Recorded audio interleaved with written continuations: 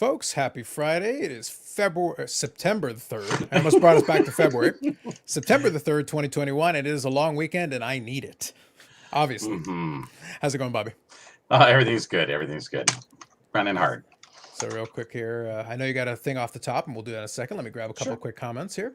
So good evening, Dave. Hey, Dave, let me know. Are you watching from the palatial estate? Dave was on vacation, checking out near the I lake. did see him in the car. It was Yeah, quite exciting. Yeah, so he's out there. So you still there? You're on your way back, or have you already made it back? So good evening, Jeff.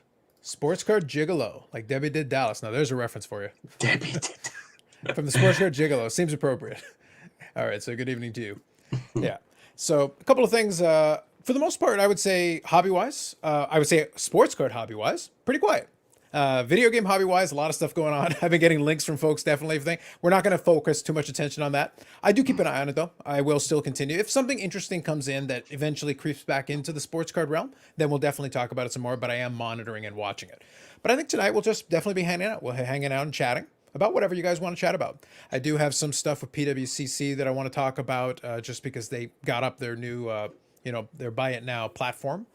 So they've got that going on. But a couple of mistakes I think they've made. But it is interesting. I have played around with the platform a little bit, and I'll take you guys through it. But otherwise, we'll talk about whatever you guys want to talk about. We'll just be relaxing here as we cruise into a long weekend. Perfect. Good evening, Jeff. Absolutely. And along the way, guys, if you want to chat about anything or have any questions about anything at all, go ahead and put it in the chat there. And as we catch it, we can address it as we go. So, Bobby, you had something off the top you wanted to say? Oh yeah. Speaking of February, no, sorry. Book report or the website and the app. Yep. It will be delayed. We had a little talk the other day, and we just said, listen, I really want it to be right and coming out right, and it'll take that extra time. Even if I finish and send him everything, it's still going to take him, and his guy has been off that he's employed to load all the stuff. He's been off, and he's only coming back next week. So it's going to have to be delayed. So I won't be setting up at the expo, but I will be going, of course. And that's about it. So when it comes out, it'll be ready to come out, and it'll be top tier. I'm not coming in half mass on this one. I'm just going full tilt. So we'll just have to wait a little longer, guys. But I'm always here. You can always Instagram me or contact me on Facebook if you have any questions about anything. Until that time, I guess we'll have to just wait. So looking at sometime in January or February release. I won't wait till the next show. I have to release it before that because we'll be more than ready at that point. But we did need that extra few months, and I think it'll serve its purpose well. Now, you're still going to have a booth then at the show? No. Okay. There's no sense paying $800 for a booth. That's kind of what I figured. That's why I asked the question. Yeah. To hang around and say, hey guys, it's not ready. Yeah. Yeah, I didn't think it wouldn't make much sense at that point to get a booth and just be like, yeah, almost soon ish. Even the last few shows, when our kind of group of friends that we disbanded, we're still great friends. But we just disbanded with the booth. Grant still has one. I was at Leland's for the last couple of years. Now with Josh passing away, I don't know if Leland's is really coming back up to Toronto. We'll have to wait and see. But at that time, I'll just hang around with everybody anyways. I'm sure I have a few places to sit down. No, that's fair. So you'll be wandering the halls. Sounds good. Yeah. Sounds good. How about some SGC pumping? Dare we? Dare we? I don't know, man. I could do it. It's going to be tough. It's going to be tough. I could do it. Yeah, exactly. This is the only one graded in the world. Yeah, that's one of those cards.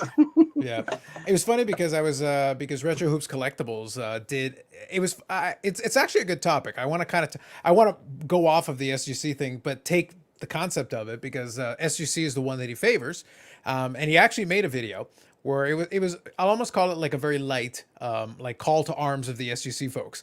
And the part that makes me laugh about it is that it's got a very low level degree of like harm to it because it's so transparent. But it's effectively asking for market manipulation on SGC. It's basically saying like, so guys, it's ridiculous that there's no justifiable reason for PSA to sell for the premium that SGC does, which, by the way, is fair. I think that's reasonable. I get it. You can make that pitch and make that case that fundamentally there is nothing better about a PSA graded card than an SGC one. That's fair. That's cool. Unless it's preference of holder. That's it. Yeah, for sure. Now, here's the thing, though.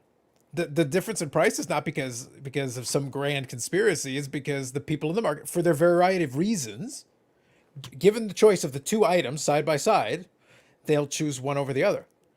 And the SGC one may sit on the showcase, and an astute collector will come by and get it. However, they will not pay the premium; they will pay a discount, because they'll be like, well, the market is at a discount, therefore I'm going to pay that discount. But basically, he's saying it's like, no, as sellers, we got to hold the line. And I go, so your plan is not to sell it? because by the way, the buyer, line? There's no line. Yeah, the buyer gets to hold the line too. He goes, I'm not going to pay you that. So our business is concluded. You can keep it. Enjoy your plastic. Like that's basically how that's going to work. Yeah. I did enjoy though that he presented it as this thing. It's like, even if you convince a bunch of sellers to do that, what about the sellers beside you who are selling the same card who are like, I'll take 30% off. Yeah, sure. Here you go. I want to complete the sale. Thank you. So it's like, I like the attempt, but there's an SGC pumping attempt ? I don't know if it's pumping. It's kind of, well, it's an attempt. Like I was like, look, if you're this desperate to get the price up, may I suggest a very, very simple technique? Intentionally overpay for SGC. Go find an SGC 9.5 and go figure out what the 10 sells for and pay double for the SGC. That'll teach them. Yeah, I think if we take the word pumping out of there, and we're pretty good. Yeah, but it's like, attempt is probably the best we can get in there. It's attempt to let people know you just got to charge a little less. That's all. Yeah, all a pump is. Here's funny. I think people construed the pumping as being successful. No, pumping is trying to pitch somebody on paying more for whatever ridiculous reason you come up with. And if the market doesn't agree with you, an attempt to be like, well, you guys aren't seeing it. It's like, no, we see it. We've made a decision. Our answer is no. Simple. Like, our answer has been no, and it continues to be no. But thank you for offering. Yeah, it's just what the market dictates. We can't control that. And if they don't see that, I can't see anybody not seeing that. You know, he doesn't see the way it. It is. He doesn't see it. Eventually. Yeah, eventually. Good evening, Yannick. Well, he'll be seeing it for a long time because it won't be going anywhere. Yeah, exactly. Like a lot of the arguments he makes about SGC, he's like, well, you get your cars back faster. That's because less people send them. That's a reflection of the market as well. Sure. The resale is a big part of that. If the resales were equivalent, SGC would be overwhelmed right now. And the funny part about all of that is the grade is no different. I know that one grade's better than the other, and it's just the market perception of who's better and who was there first. That always helps. There's a few other factors too: the look, the feel, the pop report, all the other stuff that they have going on. SGC does have a pop report, but you know the tracking and all the other stuff that they do. So you know, what can you do? It's an interesting thing because the only point that I usually make is that let's pretend for a moment your hypothetical thing happens. And let's pretend they take a couple of percentages of market share from PSA, and BGS has struggled because they've had their backlog and difficulties as well. Let's pretend they took a bunch of BGS's market share to the point that, okay, great. So a bunch of the stuff that would have gone to BGS, we'll throw it at SGC. And let's say they hit their cap. And all of a sudden, now they've got a backlog. Now, do you still like it as much? Because now you're not getting your stuff back in a couple of weeks. No. Because if they become popular, you will not get it back so fast anymore. Well, sure. They're going to slow down just from that point alone. Correct. Right? So and if they want to react to it, let's say they react to it the same way they did last time, and they jack up the price. So now the price is higher, and you've got a backlog. Are you still happy? Because these were the things you were complaining about a second ago. And you have no choice at that point. Correct. So what do you do? HGA, KSA, HGA Mint. They let a few guys go at HGA there. Exactly. Well, they might need to rehire them back if the big SGC plan ever comes to fruition. Well, we'll see. So let's hear some cricket and soccer card talk. I'll wait for segment 2. I'll let you know when segment 2 starts. Yeah, no half spatio release. Absolutely. So there you go. Dave just responded on that. Left the Aqua Ranch late yesterday afternoon due to rain being forecast. Okay, that's fair. Baking camp in the rain is not fun at all. I agree with that. Dave's a big weatherman. He knows. Well, listen, if I need the weather, I'm going to trust Dave on that. Mm-hmm. Well, Dave, you let me know if you're back in the homestead and you want to come on and chat. Today's going to be purely just to hang out and chill. We're just going to be talking about whatever. So if you want to pop on for a bit and chat, feel free. I can always shoot you guys the link. There's no issue there. Show May, I missed you guys. First live in a week. Miss me? 4 out of 10.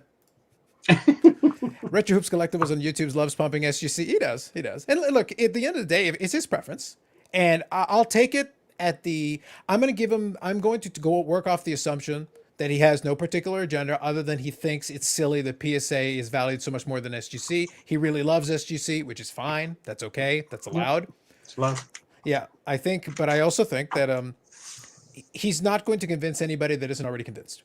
And the people that are already convinced are already sending their cards to SGC. And the people that aren't. Well, there has been a slight shift, I'm sure, Oh, yeah. with all the things that are going on. I'm sure SGC has got a lot more business since PSA cut off, and Oh, for 100%. and this elongated wait for your cards coming back and the backlog not being fixed until next year sometime. That's going to hedge the SGC and maybe Beckett, I don't know, whatever. HGA maybe too, a little bit better down the marketplace. And if they do steal a few shares, that's good for them. No problem. The thing is, there's yes, they can spare it. Yeah, you can have that happen, and you still don't get the result you're looking for, though. They can steal that market share, and if you put it up on eBay and you still have to sell it for 30% discount, you could still be okay. By the way, that could still be profitable for you. You still very well do well depending on the item you sent over, but then you can sit there and be like, oh, but it should be worth exactly the same as PSA. Well, until you find a buyer that agrees with you, the answer is no. Well, I'm just thinking for personal collection opposed to personal resale. Collection. Then it doesn't matter. Send it to HGA then. That's the business that they got most of. I don't think, unless it's a rarity too. Yeah, for sure. Or even still, you can get into the pre-war stuff. Yeah, the vintage still does well on SGC. Vintage is equivalent because if you get a nice Wagner did okay. Yeah, if you get a nice vintage card, you're fine. SGC is more than solid. So why is that? Because that was where they really cut their teeth. That was where they originally made their inroads. They didn't tackle modern early on. No. If they had been like, we'll take everybody at the very beginning, but when Peter did his thing, he explained it. Even only pre-pandemic, they had a skeleton crew, relatively speaking. So they were still a small-time operator. After almost 20 years of operation, they were still working with a skeleton crew where they were able to get overwhelmed immediately. Mm-hmm. Then they went on a hiring spree, which is fine. That's great. But what does that tell you? 20 years of equity that you could have had, and you weren't able to build it up. Some people are more interested in sustenance rather than things getting too big and out of hand and corporate. Yeah. I get it. And, there's nothing wrong. It's sort of like a guy who starts his own roofing business or something. Mm-hmm. He starts out with a truck and himself, and then he gets a couple other guys, and then he realizes there's a lot more business out there. Does he go invest in more trucks, and are people showing up on time? And it's the other aggravations. So, keep it small, keep it simple, stay in your lane, be happy. Yeah, I think it's fair. So here we go. Sports Card Gigolo says SGC will be held higher than all these new pop upgraders. Yeah. SGC at least has been around. Like they have a longer standing reputation to be able to reach back to and say like, no, we were around. It's held higher, yes. They're like a half step above KSA, like a half step.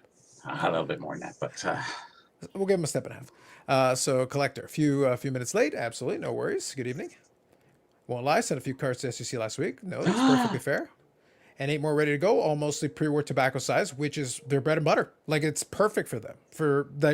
Very logical. Absolutely. Why not? And good evening, Eric. Absolutely. So, yeah.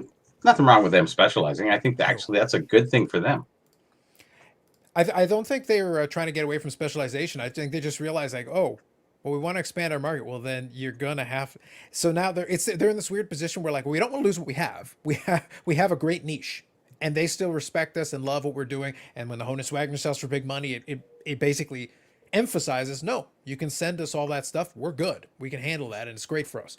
But if you want to expand business, which they actually do, they're like, okay, so what happens if we run out of T206s to grade? It's like, or T206s that people are willing to send in and even pay that much, or various tobacco cards. So it's like, you're going to eventually, they make modern cards every single year. That's the reason why so basically they're printing more potential money for you to come in the front door. You gotta get Zion in there somehow. That's a little bit more of an expertise maybe that they don't have so much of, and to hire in that and start that might be a little bit difficult for them to acquire over the next 2 or 3 years. So do you deal with the hardship of trying to build that business, or just keep staying in your lane and expanding whatever areas that you are best in?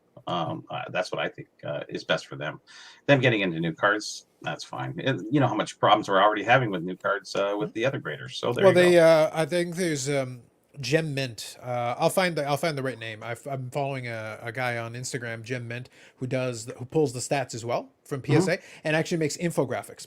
And I believe for the month of August, I believe modern and ultra modern, so the two categories, I think comprise about 60, almost 70% of the total stuff that came back. Oh, really? That Yeah. they returned. Yeah, because the modern and ultra. Now, Well, we knew that was going to happen yeah, anyway. for Yeah. sure. But think about that though. If you're the business and your Mhm. job is to get units in and get units out, if 50, 60, 70% of your stuff is modern and ultra modern, that's where your business is. Yes, you're still grading vintage. Yes, you're grading Pokemon cards, you're doing all that stuff too. Yeah. But your big chunk of your business is coming from this segment. And every year that goes by, they print more cards. Well, those cards are potentially fodder for people to send it to you. So they're constantly making you more work to do, which, as that business, that's what you want. True. Yep. They're not printing up any more T206s, no matter what anybody says. They are. There's reprints everywhere. Yep. So there you go. 6 of the 12 are Don Bradman cricket cards. Well, there is your cricket talk. That's See? it. There you And go. that is and that begins segment 2 on cricket cards. And that ends segment 2 on cricket cards. We're in. We're out. It's like, hey, I did what I could. I exhausted my cricket knowledge. Did you want to add anything? No. That's it for today, then. I don't even understand the game completely. I honestly have tried to watch it a couple times. I do not get it. I do not get 1 ounce of it. Hit the ball anywhere. Run fast, run slow. I don't know. Yep. All right. So what I'm going to do here is, as we're chatting away here a little bit, I'll pull up the PWCC thing. But while I'm doing that, I'll open it up. And Eric, this applies to you as well. And the folks who've been on here before, of course, will get preferential treatment.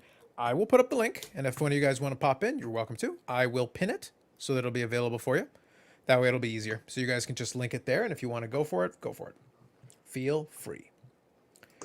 Bradman is the Babe Ruth of cricket. GOAT! And he's Bradman. So why don't more companies copy SGC Black Tax subs? They present nicer than anything out there, especially vintage. They've probably looked at it and said that at the end of the day, it's not. You know who actually copies it? KSA. Yeah. They got the black insert. They got the black insert. Yeah, they do. Yeah. It looks cheesy. Cut. For them, they don't really do a very good job with it. I think the reason they don't copy it is they just don't see. They just don't see that it really hasn't hurt PSA's business. They're literally backlogged millions of cards. It hasn't hurt BGS's business. They're backlogged too. It hasn't hurt even the bad label that I still don't like. It hasn't hurt CSG's business. Their like bulk rate was at like 200 days. I don't know if it's gone up or down. I haven't looked at it in a bit, but if you're able to get the things in, why would you then try to replicate what your competitor's doing? SGC basically needs that. That's their one thing. Hey, look at our Black Tuck slabs. Somebody else could replicate it, but do they need to? At the moment, they don't. I don't think so. I really don't. Yeah. So it's one of those things where like it's great for SGC. It's a great gimmick. It's a great advertising piece. But for like literally, if PSA said, "Okay, make a black slab," then what for? We're already backed up. We have no reason to do it. That changes too much. That's a big change for people. So yeah, it's also not necessary. Like they really don't need it. It's like HEA do. Their label is done in the color coordinated. If you request that, you have to request it. So you have multiple choices of different types of color coordination that you can do. So that's good, and then it's just a matter of choosing which one, because I think when you're submitting, you get to say, "Oh, give me team," or "Give me this," or if you really want to completely customize one, I think you can request that as well. Yeah, I actually saw the HGA owner. I can't remember his name offhand right now, but he was on an interview, and I really enjoyed listening to him. He was a very nice, honest guy. I don't know if it was the Southern draw, or I couldn't tell, but you kind of liked him. He was a nice guy. He seemed very honest and very friendly. Is he going to make it? We don't know. Well, he interviews well. Like in every interview I've heard from him, he basically he says the right things. Let's put it that way. He says the right things, and it's going to be up to whether they can convince somebody.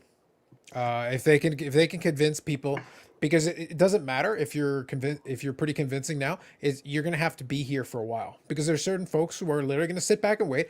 I need you to be around for 5 years or 10 years, and then we'll talk. Until then, it's just a matter of time. You basically just got to stick it out and build whatever business you can. I heard getting 10s is very, very difficult. What do they call their top flawless? Isn't it like pristine? Casino Flawless, something like that. Probably. Yeah, Yeah. yeah, something like that. It's Yeah, like, well, and it's impossible almost getting one of those. if you remember from the video they did, and they did take down the video. I think they're going to do a more professional version of the tour. Yeah. I remember But on the tour, one yeah. piece they did is they did the video enhancement. Well, when you can enhance it that much, you're going to find flaws. It's going to be really easy to find them. So is that good or bad? I guess that's the question you leave to everybody out there. To what degree do you want a 10? A 10 to be perfect, flawless? I guess that's the flawless comes in. That's a very good term, actually. Yeah. Flawless is great, but flawless. Tell me something that looks perfect. I'll tell you something that doesn't. It's just impossible with cards. Yeah, I think the other thing Virtually. though is, I think the thing is what it does for you. If you're starting from scratch, it's fine to do that, because then you're basically establishing that our 10 it should be treated as legitimate. We're basically saying like our standard is very strict on the 10. We're going to hold the line on the 10. If you get a 10, you earn this because this card hit all the check boxes we're looking for. So if you do get one, in theory, that should be worth a premium. Oh yes, and that's fair, and I think that's reasonable. But when it happens, but now we have tolerances that are undetermined at this point. So how do we determine what it was a true 10? What's black label? What's pristine? What's a flawless? What's SGC's? CGS SGC's is pristine. CGS. Sorry. Oh, CSG. Theirs is a. I want to say it's pristine, because they use similar. You verbiage. took the same name? No a way. lot of them use, because it's a 10 is a 10. Because BGS has black label. They got their 10 and they got their black tuxedo, label. black label, perfect. Yeah. PSA is a 10. Yeah, it's legitimate. Well, they're all legitimate, really. Anyways, Yeah. You have HGA as flawless, and you have Beckett that's pristine, and then SGC. Oh, interesting. I just thought they would pick another word, like their word, sort of. I think at that point you'd have to make up a word. I think the thesaurus is running out of things for you to throw at them. No, there's a lot of ways, Yeah, but if you try to get overly cute with it, they're like, "What does that even mean?" Double pinnacle. I have no idea. Yeah, it's like I don't know if you want to go that far. All right, so real quick here, I like that. See, I don't know why you guys are asking us to do the lacrosse thing. You're doing the lacrosse talk in the chat. I can see it. I'll quickly scan through it here. Bradman's career batting average of 99.94 has been said as the greatest achievement by any sportsman in a major sport, possibly in the part of the world that cares about cricket. Good evening, Korean Cardboard. I agree. He's the cricket goat. Cricket is new format. Yep, absolutely. His rookie card is the 1928 cigarettes cards. And Aussie Card Dad. Good evening. Bradman is the undisputed goat of any sport. Don't tell that to Jeremy. He will not accept this Gretzky blasphemy. He is so much better statistically than anyone else who has played the game. Again, he will not accept this Gretzky blasphemy. I don't care, really. Is that like is that his real first name or last name, or is it? I don't know. Like Bradman. Look, they said I kind of want him to be a one-name person. I want to be like Cher, Madonna, Bradman. I'm Bradman. No, I would love if the cards just say Bradman. Yes, I would be willing to. At that point, I'm interested. Now you have my attention. But if he has a first or a last name, I'm out. Yep, it's got to be Cher or Madonna. One name. Bradman. Prince. Bradman. Or Sign, whatever it was. Mm-hmm. Yeah, the artist formerly known as Prince. That didn't make any sense. No, it didn't. He was a weird you have dude. To say more. He was a weird dude. I don't know what to tell you. I know he was. But he was entertaining. Like, we'll give him that. He was entertaining. He was interesting. So here we go. Been chasing a few months now. He is undervalued. Stop pumping Bradman. What does undervalued even mean in this hobby? It can be used in it means I want to make more No. money. It means I already bought the ones I want and I want them to be worth more. Yeah. That's all undervalued means. It's a funny thing because, he's undervalued. Yeah. Oh, yeah. Oh, yeah. See, now Aussie Card Debt has filled in the blanks and now he's lame again. Sir Donald Bradman. Boring. Yawn. They're all sirs over there. Right? Trash. Is he from England or from India or? I would think Donald Bradman would probably be from England. That'd be just a guess. I genuinely can't say. Most cards are D Bradman. See, D Bradman could still be kind of funny. DG Bradman, but probably one with just Bradman out there. I would hope so. Drop the G, yeah. Here, Ty's got this right. Bradman's great and all, but he's no Daps man. And you gotta have it with a Z, Ty, with a Z. Yes, Brad's man. 2 P's and a Z. Yes. 2 P's and a Z. Bradman. See, this is where we're at. That's what happens when the weekend hobby's late. We're stuck talking about Bradman. That's okay. It's fine. Or it could be talking about lacrosse. I barely know. I know marginally more about lacrosse. I have seen a couple of lacrosse games, at Well, there's least. a lot of the cards that in the turn of the century, the 1910s, Mhm. C56-7, I think it's a Oh yeah. C80 and a C76 or whatever they are for the lacrosse. And a lot of the New Zealand and a lot of the other players played lacrosse too, so they have Mhm. the cards, and a lot of guys have a decent dollar for them. Mhm. Absolutely. Here we go.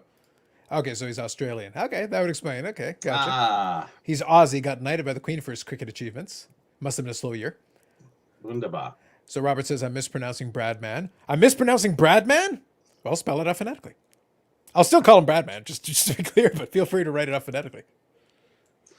Hi, I'm bad man. It is cricket. You want to give that one a go? Bradham? I guess, yeah. I guess he's Australian, so he's got it. I, I'm, Bradham.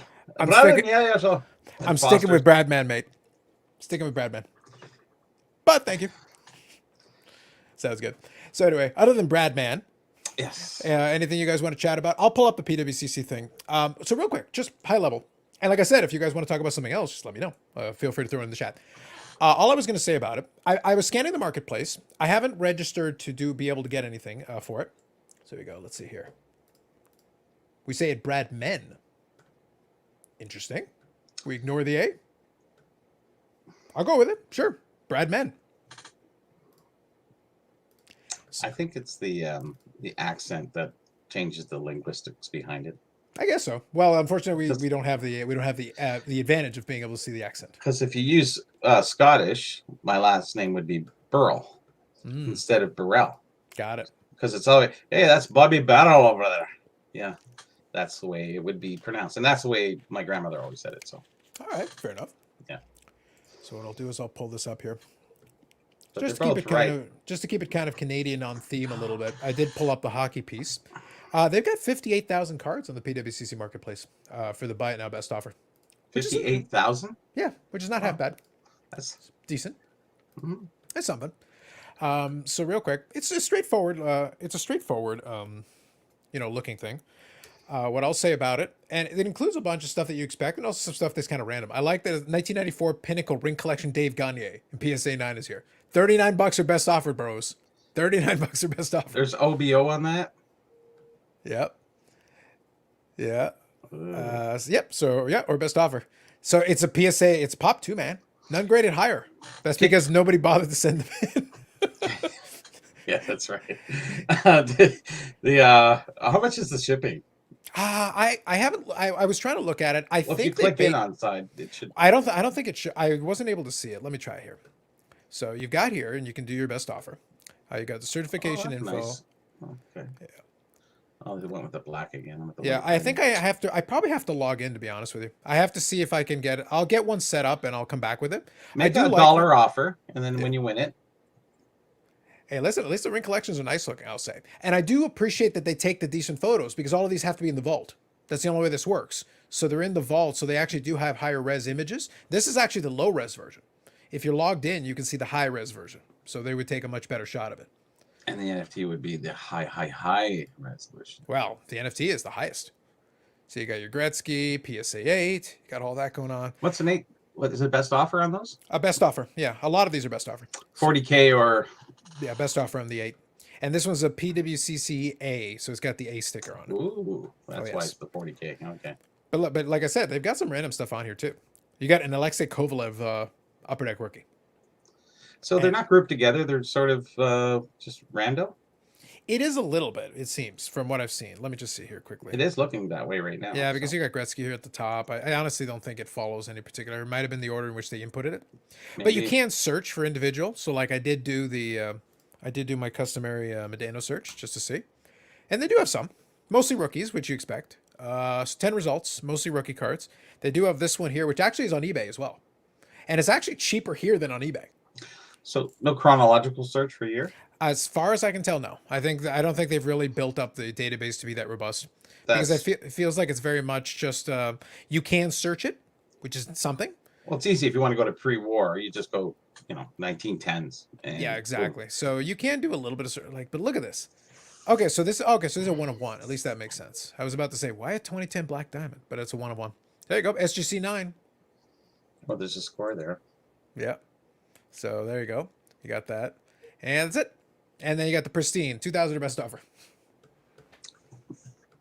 Yeah. So I don't know about that one. So let's see here. Yeah.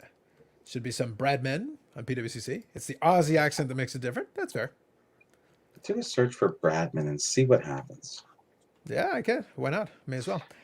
So from Bad SGC has a gold label. Wait here, let me just read this. From Bad SGC has a gold label for C10 and a Gem Mint 10, and the 9.5 is Mint Plus. Oh, I think he's filling in on what the 10s are in the respective companies. Gotcha. Okay. Thanks, Aussie Card Dad. But let's see. All right, let's see if our buddy Bradman is there. Let's take a look because I think it was all N-M, I think it was. Wow, is that the spelling? No. Just the way that whoever spelled it that way. Yep, don't see it there. Sorry, mates. I have to see if eBay has it, but not there. So let me just say real quick. So this is where I think PWCC dropped the ball. Yeah, it's rudimentary. I know that. And that's fine. To be honest, I'm not very forgiving about that. The fact that it even has some lower price cards are actually pretty cool. the fact that they're up is actually surprising. Yeah, like I'm cool with that.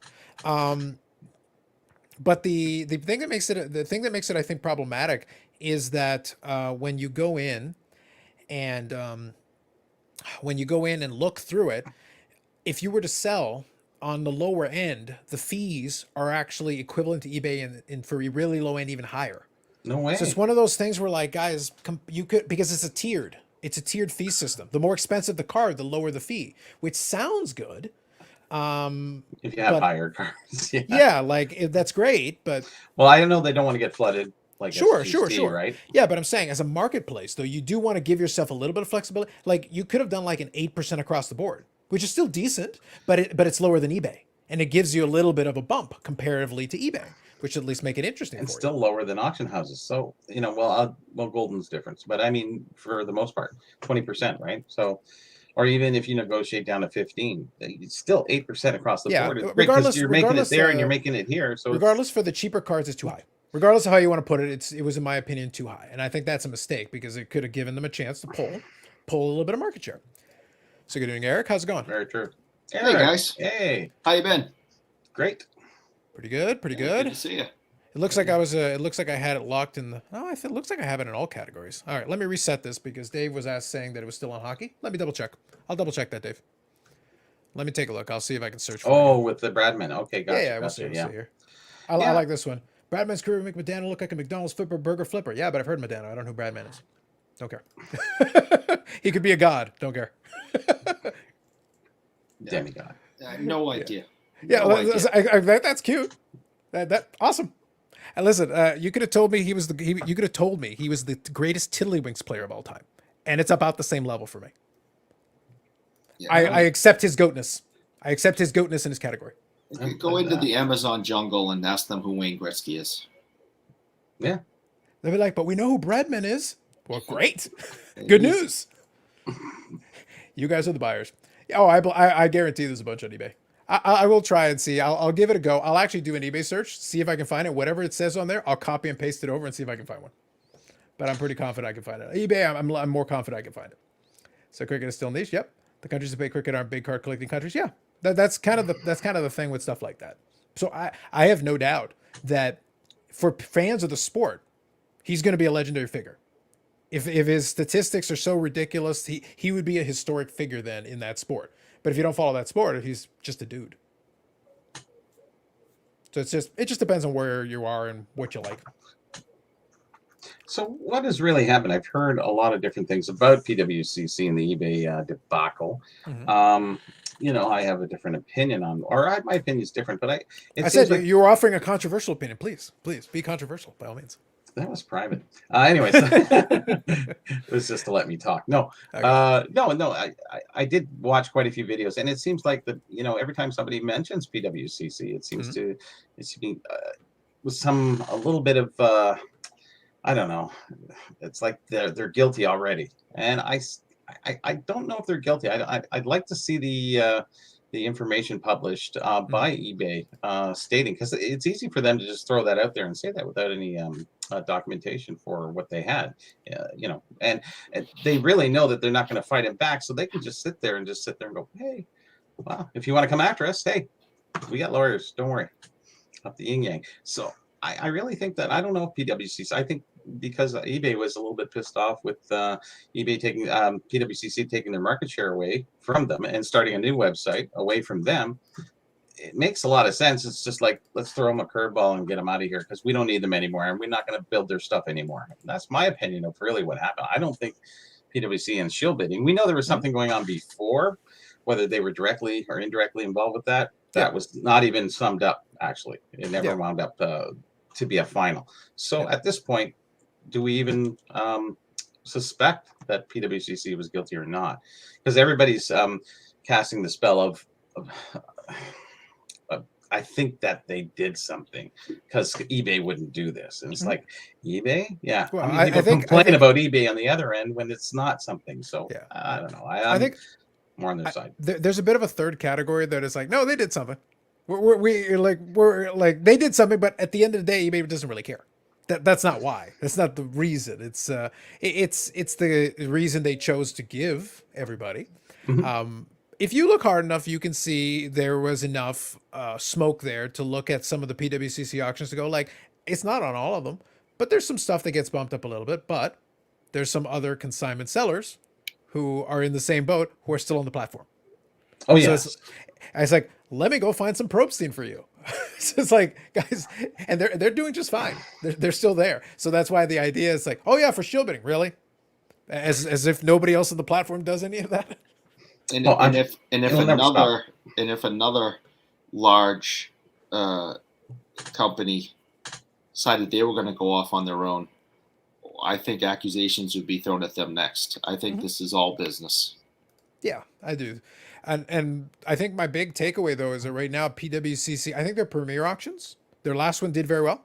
The next one is the one that I'm very interested in. Yes. The next one is, so this one, now what's going to help is that they had a bunch of record sales in that premier auction. Yeah. They did extremely well. Like, I think the Brady did almost 2.9 million. Like, huge sale. So that earned PwCC some serious money, too. So, like, great. From that perspective, that's going to help them and keep some momentum going.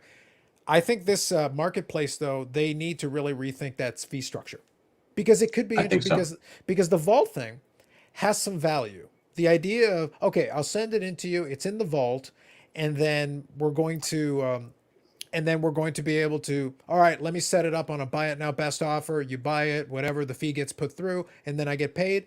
That sounds great. I don't have to ship it out. Awesome. If they want insurance or whatever, you guys deal with that. The payment, you guys deal with that.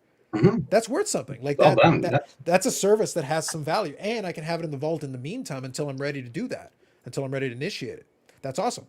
So it's not like people wouldn't be interested if you make it attractive, but you can't charge me the same amount as eBay charges me when they get more eyeballs, because I can do that on eBay now. I can do that from my phone. I take a picture of the damn thing, make the description, press the button, and I can do it from my app. It's too easy. And I can do the buy it now best offer from that.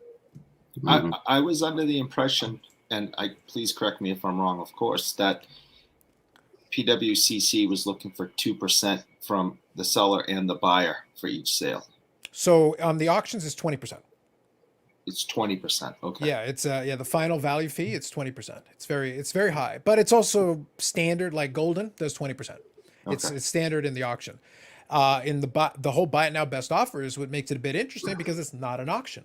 It's kind of a standing, basically they create the page for you with potentially a very nice high resolution image, which could show off your card in the best light, which that's great. We complain about eBay scans. Well, imagine a beautiful high res scan that could really show off your card and it could make it pop. That has some value and could make it easier to sell too. That's great. What's the percentage that they're taking from the buyer and seller for the buy it now? Is that the 2.5? So for the fixed marketplace, I know from the seller in the fixed marketplace, the buyer doesn't have to pay anything in the fixed marketplace. It's in the seller side. Fair enough. Yes. Yeah. Yeah. Which makes more sense. Like in an auction, I get the buyer's premium, but if it's not an auction, there's no sense in that's right premium. So I will see if I can find it for you guys. But let me grab a couple of these comments here. And you're saying eBay is how many percentage? What? I want to say it's like 13. Well, they switched it a little bit as soon as they went to managed payments. I want to say it's like 13%. I think it's like 13% ish, somewhere in that vicinity. Yeah, it kind of bumps it up a couple percentage points because if I sell something in US, they're going to give it to me back in Canadian, so they're going to convert it. And I buy something in US, they're going to convert it again. So I'm Correct. losing 3 points, I Oh, yeah. think. So it's really, it went up, and they said it would be cheaper, but it's not.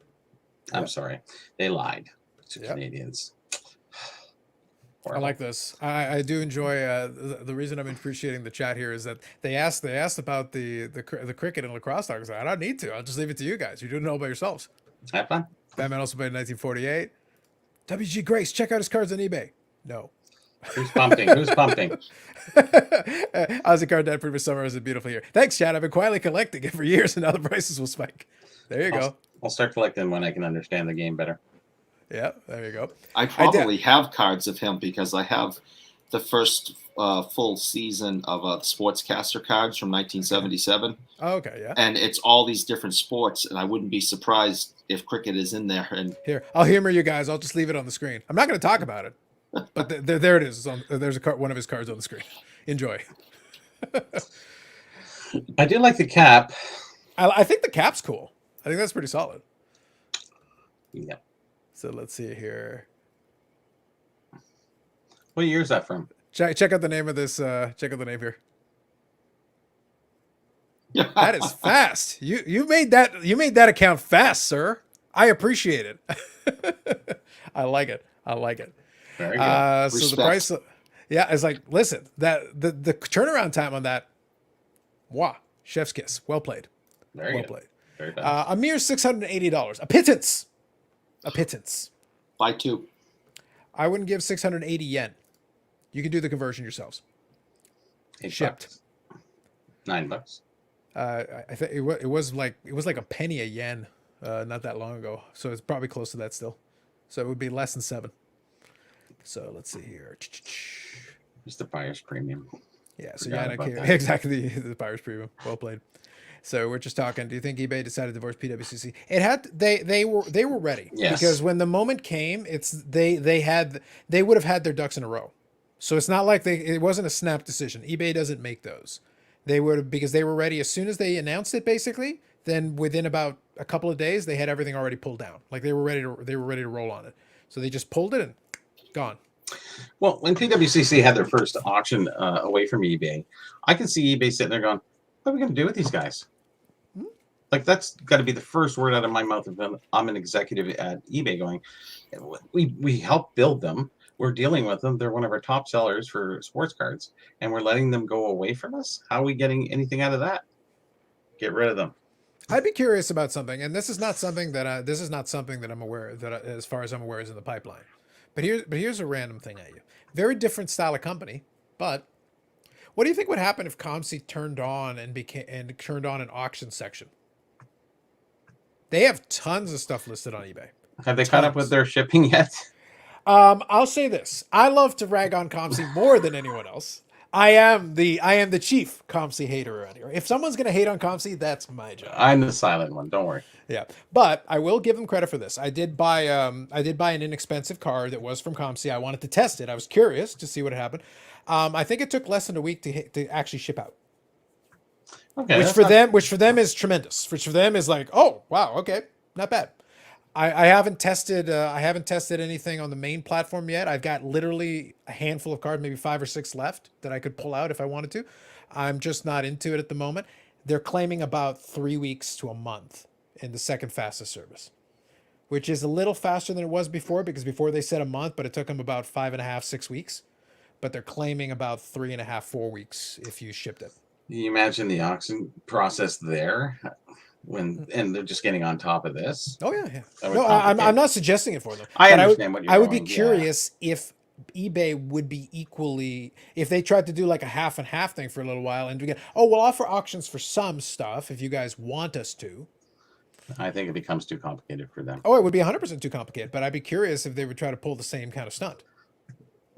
Because if they did, yes, yeah, like yes. I'm throwing out the mere hypothetical Because they considering the are a amount of separate entity, of course. considering how many individual listings COMC has on eBay for all kinds of stuff, high end, low end, medium end. If eBay would be willing to pull the plug on them, It'd be a death blow. yeah, for sure. absolutely, Yeah. it'd be huge. Yeah. Because COMC can exist on its own; it doesn't need the auctions because it already operates under its own umbrella. Like it's already cheaper to buy it on COMC. If the thing is available on a buy it now, you go to COMC, it's actually cheaper. So if you go directly into the platform, it makes more sense, right? Yeah. So it's just an interesting hypothetical I threw out there because it's something I thought about. Is like, would you pull PWCC at least?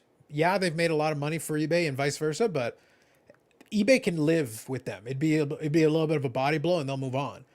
But somebody that puts a ton of listings out there, all of a sudden you'd lose a lot of volume in that category in terms of number of listings.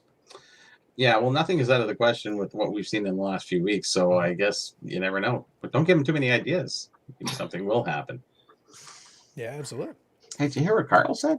Yeah. I think we should. Hey, Listen, if I'm going to be an influencer, I may as well influence towards chaos. Yes. It's like y'all don't realize this is exactly. I want you all to fight for my amusement. I'm here for it. Exactly. I always like to give Theo Surfer here. Literally, this has nothing to do with the conversation. I like, though, that he explains that he bought a Mitchell Gamer and he scored 41 points. Great grab. Referring to his own grab. Yeah. I applaud you. For your self-centeredness. Thank you. Well played. The cap is called a bag of green. That's where they wear them in test matches. It would be called that. I do appreciate the knowledge pass. I do appreciate it. We learned something new. I did not know. SGC turnaround time. I think the turnaround time's still good. Like from what I've seen, it's still holding. Like I said, when it comes to Peter from COMC, I'll take his words with a grain of salt. He usually doesn't lie about stuff. Like he hasn't built a reputation of lying about stuff. He says they are getting closer to getting to capacity for them. So, but it hasn't overwhelmed them yet. So far their turnaround seems to be holding. They're probably at the line if that holds true, which is good. If you send the stuff in, you probably can still expect to get it within a reasonable time still. Yeah, he's always laughing in interviews saying, yeah, we're still behind, but hey, we're getting on top of it. Yeah. Well, right now they're back. If they had any backlog, it's relatively minor compared to the other players. So for the moment, they're still okay. We already know if they legitimately get backlog, we know the price will get bumped up. Like I can pretty much guarantee it. Well, let's. I'll put this one here. It's like Ty, settle down. I didn't say they got their stuff together. I said we have seen improvement. They are merely slow now. Let's see if they can get to tolerable. They've still done a really good job. If you buy a card off of eBay, you will get it quickly. But if you buy it off their site, somehow that slows everything down. That seems to be the issue. Because they don't have feedback on their site. That might be it. Well, that's part of it. And the other thing is that, and he did, I will say that Tim Getch did cover that on one of the interviews where he basically said the eBay ones are treated as the highest tier. Yeah. Because they got an agreement with eBay. They're supposed to get it out the door. So how's basically, it jumped, and even still, they were struggling with the negatives. But it basically is supposed to jump to the top of the queue. Like whatever that is, jump to the top of the queue as quickly as you can. I've never had a problem with COMC off of eBay.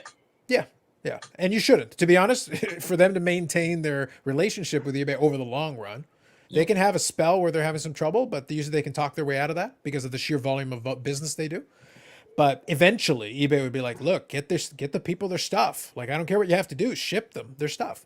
Yeah, I've never had a problem with COMC whatsoever. Yeah. Probably because I never bought something from COMC. So there you go. Oh, look at you! Your record's 100%. It's pristine. Their record's 100%. Oh. The guy from PWCC on a Slap Talk today said that, oh, yes, that's right. I did get a link from this. I think, I want to say Yannick sent it to me. I haven't got a chance to watch it today. Here we go. Said they're doing extended auctions. So when someone bids on the auction, it gets additional time added. Yeah, so that's what they do for the premier auction. It basically allows you, but the amount of extended time shrinks. So it accelerates it because Golden does the same. Soft close, I think they call it. Yeah, basically, if you bid in the first section, you are eligible to continue bidding in that extended section. And it continues until a certain amount of time passes, but the amount of time gets smaller and smaller and smaller, basically making like, make up your mind. You want to put another bid or not? Yes or no? Yeah, and I think that's more fair rather than, we used to stay up for, classic auctions. Yeah. 6 o'clock in the morning, you wake up and the auction's still going. And then it finally closed around 6:30. So It's like, how you stay up for that. You just keep. I understand how they're trying to do things, so you'll bid more to go to sleep. Okay, I'm just going to put 10,000 on it, and I'm going to bed. I guess. But I like that. I like how it closes down nicely and say, okay, let's close this. Or they wouldn't close the whole auction until there was the last bid on the complete any auction. And it's like, wow, that was years ago. Yeah, I think Insanity. though that that's a good feature that they kind of brought into the idea. And if other people want to borrow it, I welcome that.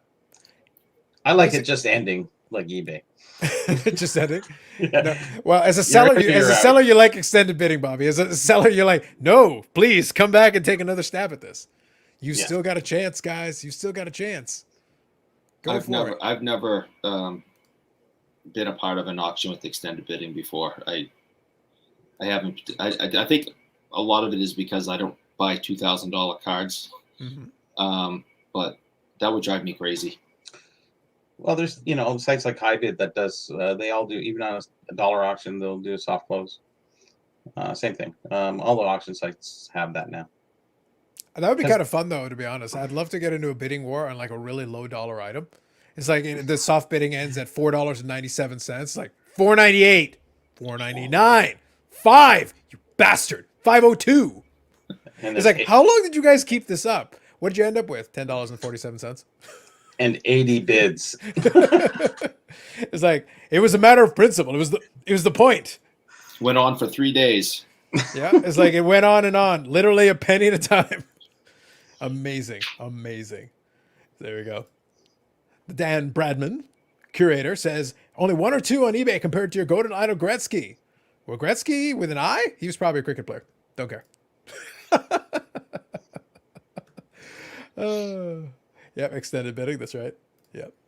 So there you go. Sounds like PwC is doing what other auction houses are doing. Yes, absolutely. I would say, though, the accelerated extended bidding is something that the other auction houses do not do. So no, that is something. An auction is an auction. Like an auction, you're not going to reinvent the wheel on an auction. Speeding up the extended bidding, though, helps push the action quicker. It does end it a little bit more reasonably because Golden has like a flat amount of time, and you can keep extending it. And it can drag out for a while people deliberate and they make decisions and whatever. Making it a little bit quicker, it basically like, make a choice. You want to make another bid? Go ahead. You can keep going forward. Well, I think they're starting something new, that they're specializing in sports cards. So their auction is basically sports cards, where most of the other auction houses are sports cards, games, game use, whatever, all that other stuff combined. So this focus, if you really want your focus to be on cards, and it's there, up away from eBay, I think they've made their, like SGC, they're in their own lane, doing their own thing. If they do it right, they could be very, very successful. They probably already are, but I mean, or will be. I think they're going forward. They might be a choice of most people for high-end cards. I agree. At least, like I said, it gives them an option, but I do think they screwed up. The opportunity was there, especially for the fixed price marketplace. Yeah. Give them an option because it is fixed price. It's a little bit more straightforward. And I did find the fees here, so I can actually put them on the screen for a second. They'll probably get that fixed up after they watch your show. So no, they're going to have to, because look at this.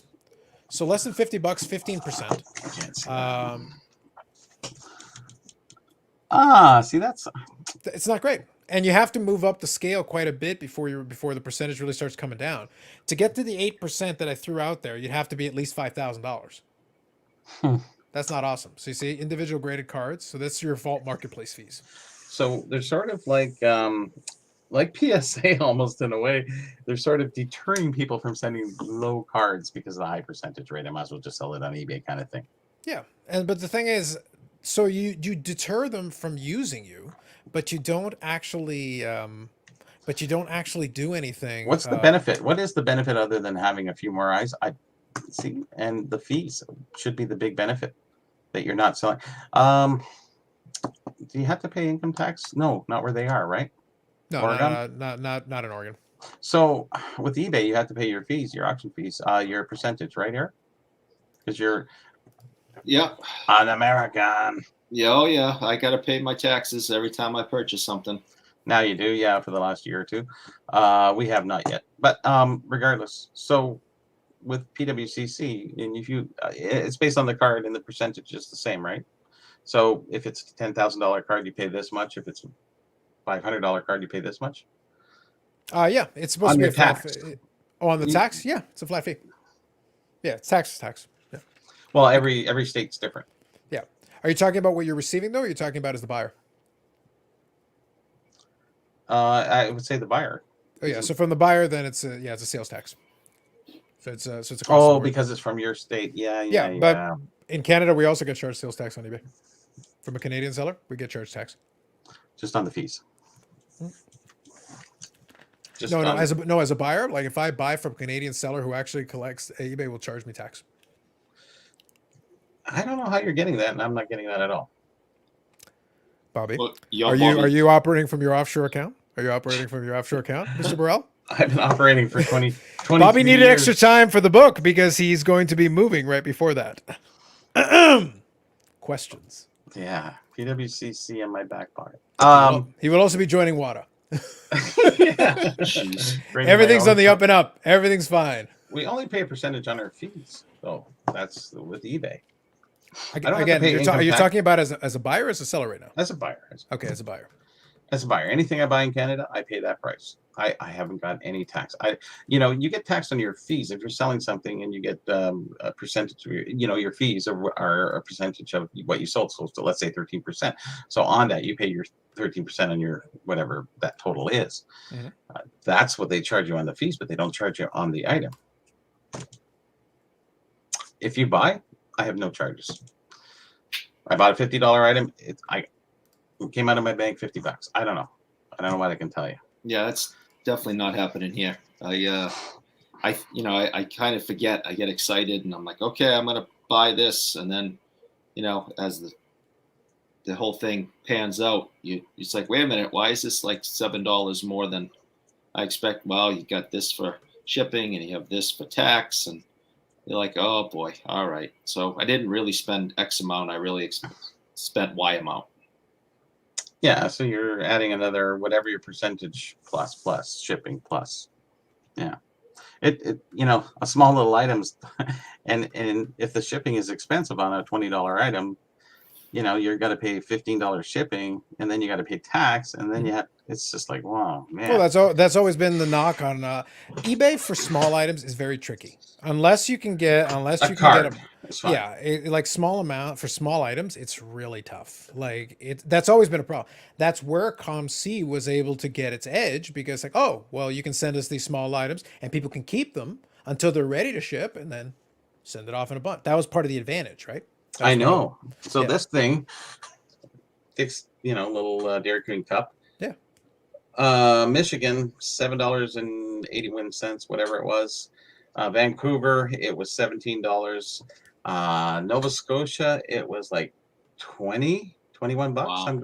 I'm going, what's going on? Mhm. Michigan, I know it's 4 hours away, but even still, I shipped down to, I think it was Florida. I think it was $8.50, because they have small package routes, but across Canada, I don't know.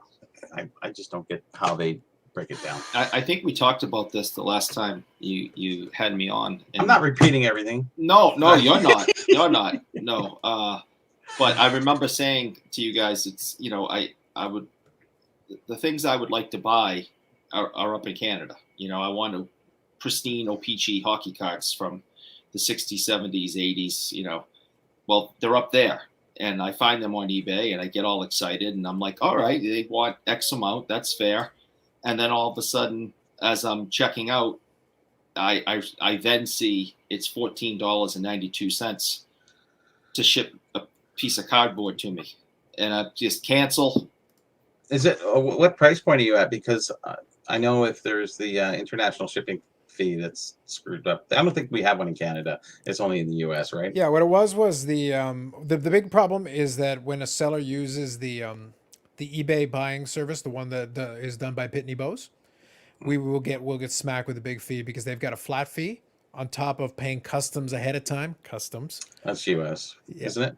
No, well, yeah, if US coming this way, but the thing is, the seller has a choice. They could just ship it to you directly, and then you deal with if there is customs to be dealt with, you can deal with that directly, or they can do it with there.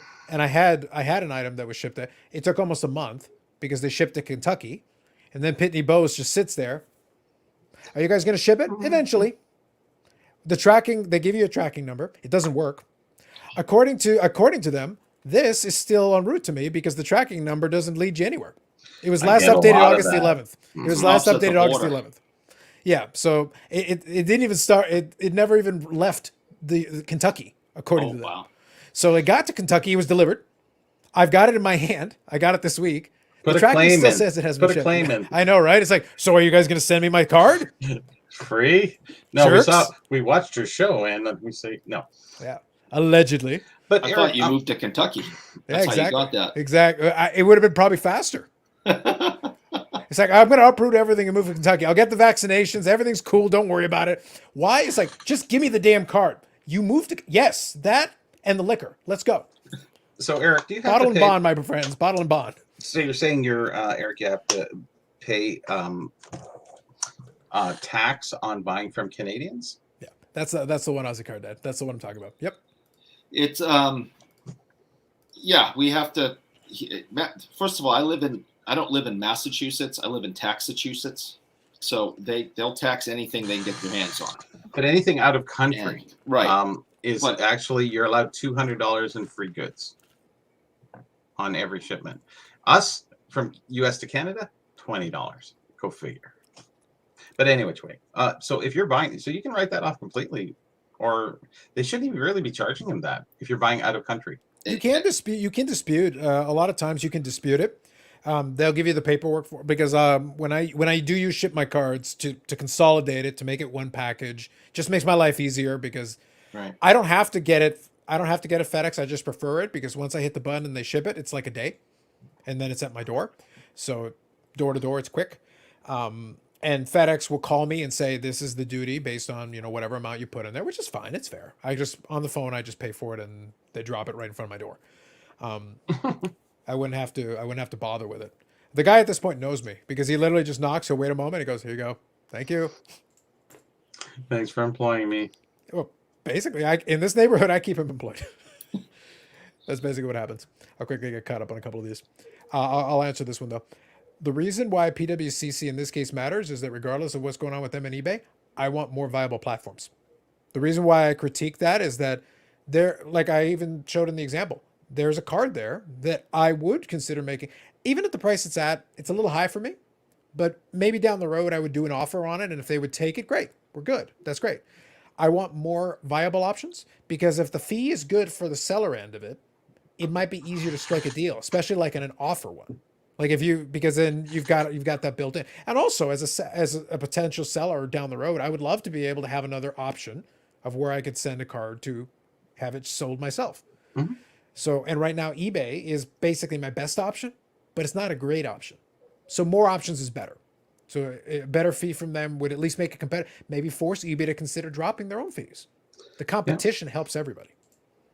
Yeah, it depends what you listen to. Everybody forms an opinion, and that's fine. You can have your opinion. If you think I'm pipping them, that's fine.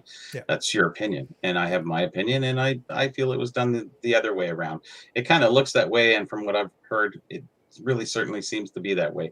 Is PwC innocent? No. We know that from a couple of years ago, but I haven't heard anything of late, and then it was just chop, bam. So that makes you think differently. Well, also in comparison to pimping, listen, we've gotten 5 times as much pimping on cricket cards in the chat as anything about PWCC. Like, please, tenfold, please. Like 100-fold. Yeah, and until eBay actually makes they won't unless PWCC comes after them. Then they don't have to say anything, and that's the worst part about it is because they can just use that as a tool, and that's sad. So people can call them scammers and people can not trust them anymore because eBay said so. Mm-hmm. But I want the proof. You can't just, it's a competing company. It's like liable. Coke, it's like Coke said Pepsi did something wrong. Mm-hmm. Prove it, Coke. Yeah. Oh, no, we're not going to prove it. Yeah. We're just telling you that Pepsi did something wrong. Yeah.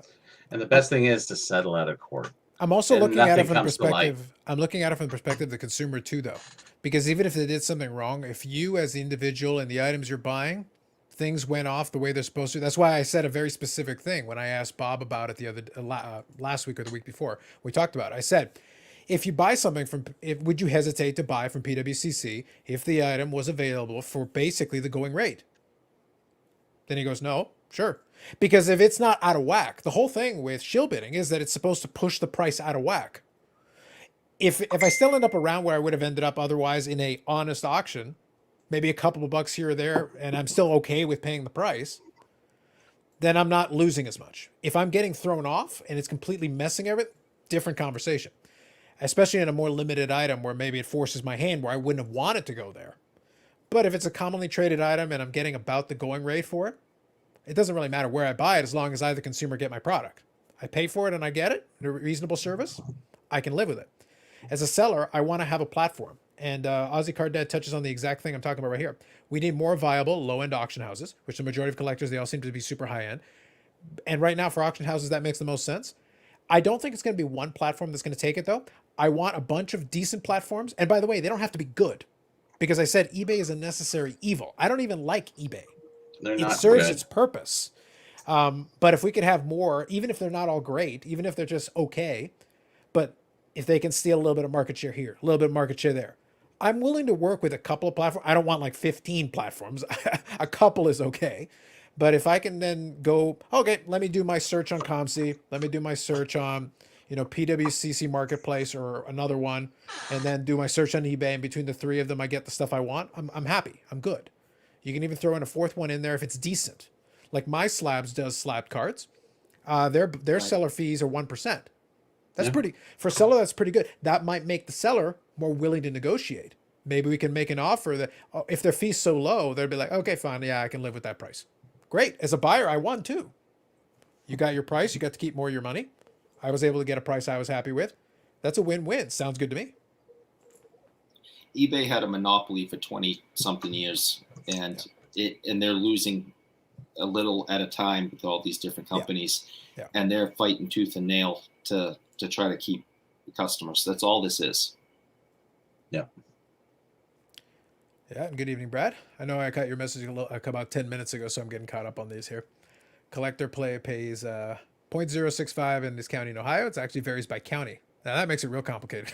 Oh, Jesus. If it's by county, good luck with that. Okay, it ships anywhere from $7.95 Canada Jack. That's reasonable for some items. For really low end items, it's still tough, but it's reasonable. I should remove the tax-free for American buyers and not had any issue with eBay with the buyer doing so. Yep. Gotti family of sports cards. Yeah, that's probably about right. I'll give him this one. I like this. I actually did a audiobook on boxing. I'm still not interested, but it's one of those things. At least, Primo Carnera, Jack Dempsey, and Tommy Burns. Pretty good. And there's some nice cards of those people if you're into the boxing genre. I used to be more into boxing. At this point, with the way they're set up with all their federations and stuff, not really interested. The good boxing fight is dead for the heavyweight division. It's just the lower weight classes where you're going to get some. Mind you, at this point, I'd rather just watch UFC. It's a little more interesting for me. And Primo Carnera was a wrestler too. Yes, that's right. Yeah. So he world champion boxer and a wrestler. He was a big Gunther, man. That guy was huge. But what I would say is if you're interested, though, in like classic sports, old school boxing like those guys, very interesting characters. Like their stories, just in general, outside of even the boxing part of it, interesting characters that got into that game and then had their run with the heavyweight championship. Because at that time, it was the heavyweight championship. Right. So whoever had it, they were the heavyweight champion. He fought Cinderella Man. He fought Max Baer. He fought like all the big boys. Yeah. But he was like 6'5", 6". Yeah, he was a big. That was a big. He was a gigantic dude, and that was kind of his deal. Slow but hard. If he got you, Yeah, because I think if memory serves me, wasn't he the one who lost to Jack Dempsey? Yeah. He lost. Yeah. Yeah, I think that was the one. Yeah, it was Dempsey. I'm pretty sure about that. Yeah, because it's one of those things where he was kind of he wasn't exactly an interim champion, but he didn't hold it as long as some of the other guys. But he had his run with it, and you know what? He was able to carry that fame off into one fight. I think he held it for. Yeah, pretty sure. Yeah, and that, like I said, that was an interesting era. From the audiobook, they did a very good job like outlining the era and giving a little flavor to it, because all those champions had their own interesting little stories of how they ended up there and they had their run with the title. Oh yeah, Cinderella Man was a great movie for that. One of the best movies I've seen. Put it all in perspective. Great acting, everything. For sure. It's a collector. Thanks. I don't want to pimp that, but it's a good movie. Well, if you say anything nice about it, you're pimping it. So yes, congratulations, number 50. Thank you very much. Appreciate you. If you could hit the like, that would be appreciated. Thank you. 6'7", 275. Yeah. So a big dude in any era. And think in that era, though. That's In that era, huge. he would be a giant. Like, easily, head and shoulders above the average person and just be like walking around. And you'd think like, oh, how could anybody beat this guy? It's like, well, somebody did. He's slow. Yeah. It's one of those things that size, he'd be a very intimidating person to step into the ring with. Oh yeah, yeah. He was actually very weird looking. I don't know, pituitary gland thing or whatever, but he was pretty mean looking. Yeah. It's also one of those things. Andre the Giantish, kind of almost intimidating kind of look. For his era especially, absolutely. Yeah. But it's one of those things also where in those eras you're talking about, like, the guys are just going to bludgeon each other. I think that's the other reason that I kind of got out of boxing a little bit is that I do enjoy it. I really don't feel like the fights they put on it because it's promoters debating with each other to set up tomato cans half the time. Yeah. And then when they finally get a super fight, it's like 98% hype. It's like, And milk toast, yeah. yeah, you're killing me.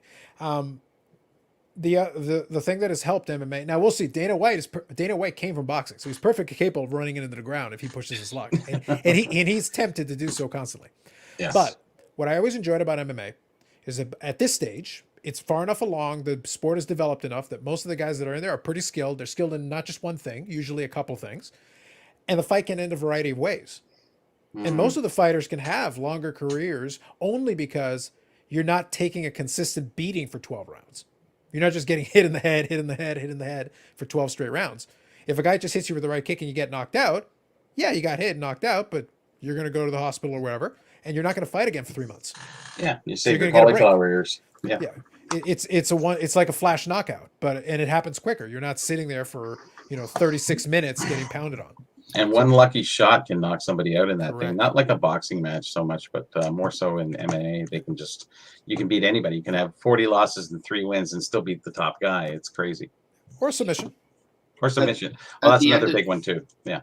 At the end of their careers, we're probably not going to see the type of I don't know if this is a real word, punch drunkenness as we saw in people like Joe Frazier. Yeah. True. But you still Cauliflower ears, though. a lot of that. You can, but for sure. now we have to deal with as time goes by, we learn more. I mean, these guys are taking such hard hits to get knocked out. They're going to have major CTE problems. Mm-hmm. Yeah. And that way, the option of those additional options to end the fight, though, mean that the guy doesn't just have to keep taking shots to the head. Right. I've seen fights end on a perfectly placed kick to the ribs. Like where the guy basically got the wind knocked out of him, he couldn't defend himself. I saw that one. Yeah, but you can do it with a perfect body shot. And I went, what happened? Because it was like, what? But they wore him down before that. And then absolutely. Just went, that's it. I can't do it. But one of the things that can happen is that a perfectly hit body shot, especially with a kick, where you can put a lot of force behind it, you basically debilitate the guy. For a moment, he's basically unable to defend himself. And that's where the referee's job is to save the guy because he can't defend himself right now. You give him 30 seconds, he'd be fine. But right now, he's just a sitting target. I think those refs are really good, the MMA guys. Most of them. A couple of them really are a little good. slow on the trigger. I've seen a couple. Sometimes Herb Dean, I'm like, dude, he's getting killed. Give him a break. And, It's like, stop watching the fight and participate.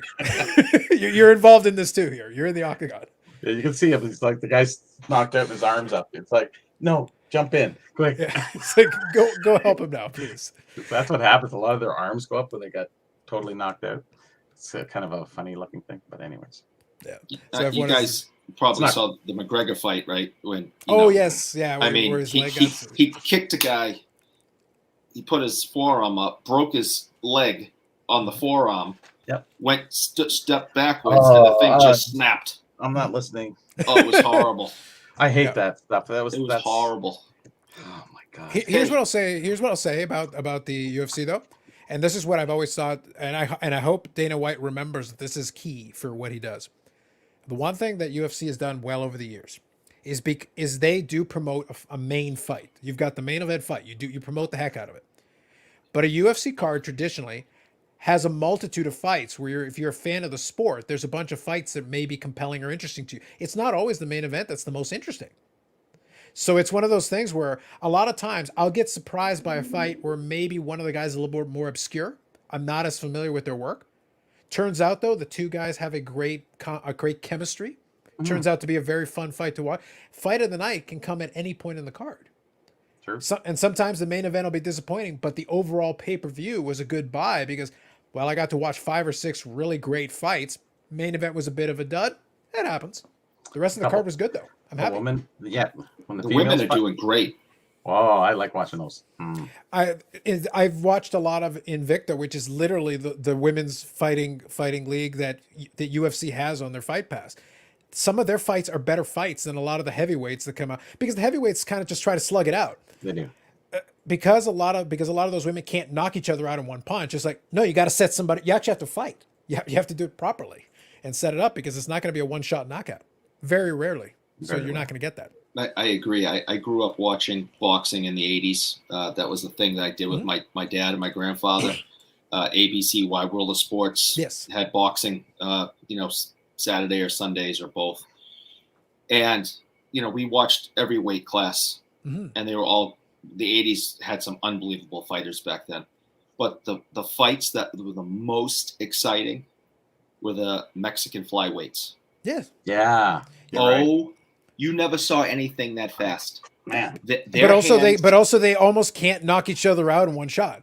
They're going to absorb They're going to absorb hits from each other because I can knock you out, but it's going to take 457 punches, and we're going to start from round 1 at light speed. Yes, absolutely. They were so fast. Yes, unbelievable. And it's we had Tyson obviously. Sure. And he'd go in there 91 seconds, hit you once, and you die. Sure. But those Mexican flyweights were some of the most unbelievable fights I've ever seen in my life. They were unbelievable. The fastest I've ever seen, I think, fighter was Sugar Ray Leonard. I think he was so fast, faster than most people ever were. You talk about Muhammad Ali. Yeah, he was fast, but Sugar Ray was so fast, and that's what made him a great champion. He was just come at you from different angles. And at ABC Wild World of Sports, my friend is the guy in the motorcycle who goes boom, boom, boom, and he's doing the fast bike around. That's my buddy. I'm glad he's still alive. Oh, he's crazy, man. He does that. Yeah, he's still. I think he's still alive. Yeah. You don't know the ski jumper though, do you? No, I don't know yet. Oh. I don't know about that one. That was tough. Those are old intros where they'd have. The Wild World of Sports one. Yeah. Because they used that as the intro for years in that one. But they changed it over the years. Oh yeah, you do have to update it over time because you can't just milk the same footage. But I think Eric made a very interesting point that I was thinking about it a couple of years back, but I hadn't really thought about it in a while because, like I said, I kind of got out of boxing after a while. It was just like, yeah, okay, fine, I'll catch it once in a blue moon. I think it hurt them a lot when they got off having reasonable fights on TV semi-regularly because you missed out, because having showcase fights on there, and don't just throw anybody out there, but but when you had some fights, some decent fights, sometimes on television, championship caliber fights, eliminators, title eliminators and stuff, that promoted the sport too, because that's basically what happened with UFC that got them this big launch that has gotten them where they are right now. Ultimate Fighter. Yeah. If you had it, you could watch the fights on TV. It went back to the old school. It's the simplest marketing you can have. We're going to put real fights on every week on this show. We're going to have the reality show element of it, training and all that. But then at the end of the show, you're going to get a fight. I love those. I love watching those. Those are great. But it's the simplest marketing you're getting. Well, that put them on the map because people are like, oh man, this is kind of fun to watch. Yeah, okay. Oh, cool. They have a league and they have pay-per-views and all this stuff. It's like, oh, okay, I'll check some of that out. Mm-hmm. And they grew and built from there. Kimbo came through there and quite a few. You're a big fan of the Kimbo slice, are you? It was good. The Kimbo era is very short. He came very short, obviously, yeah. But he came in and you thought he was this guy who was going to terrorize, and he just didn't. Well, he was a hard puncher. What he was he was a great. If he hit you, yes. Yeah, he was a street fighter, dude. Yeah. He just was never a mixed martial artist, but like if he hits you and he connects, like he could do tons of damage. The problem was he wasn't connecting very often. He wasn't. He was sort of like a Mr. T kind of guy. He was also a little bit older when he got started on that. He super interesting character, but nice, very passive, kind of easygoing guy. But yeah, if you guys watched his YouTube footage of like him fighting in people's basements. Yeah, I saw some. I've seen some of that. Yeah. Amazing. Tough, crazy. This, yeah, I mean, this is the real deal. Like, just the toughest guy in town. You don't mess with him. You stay out of his way.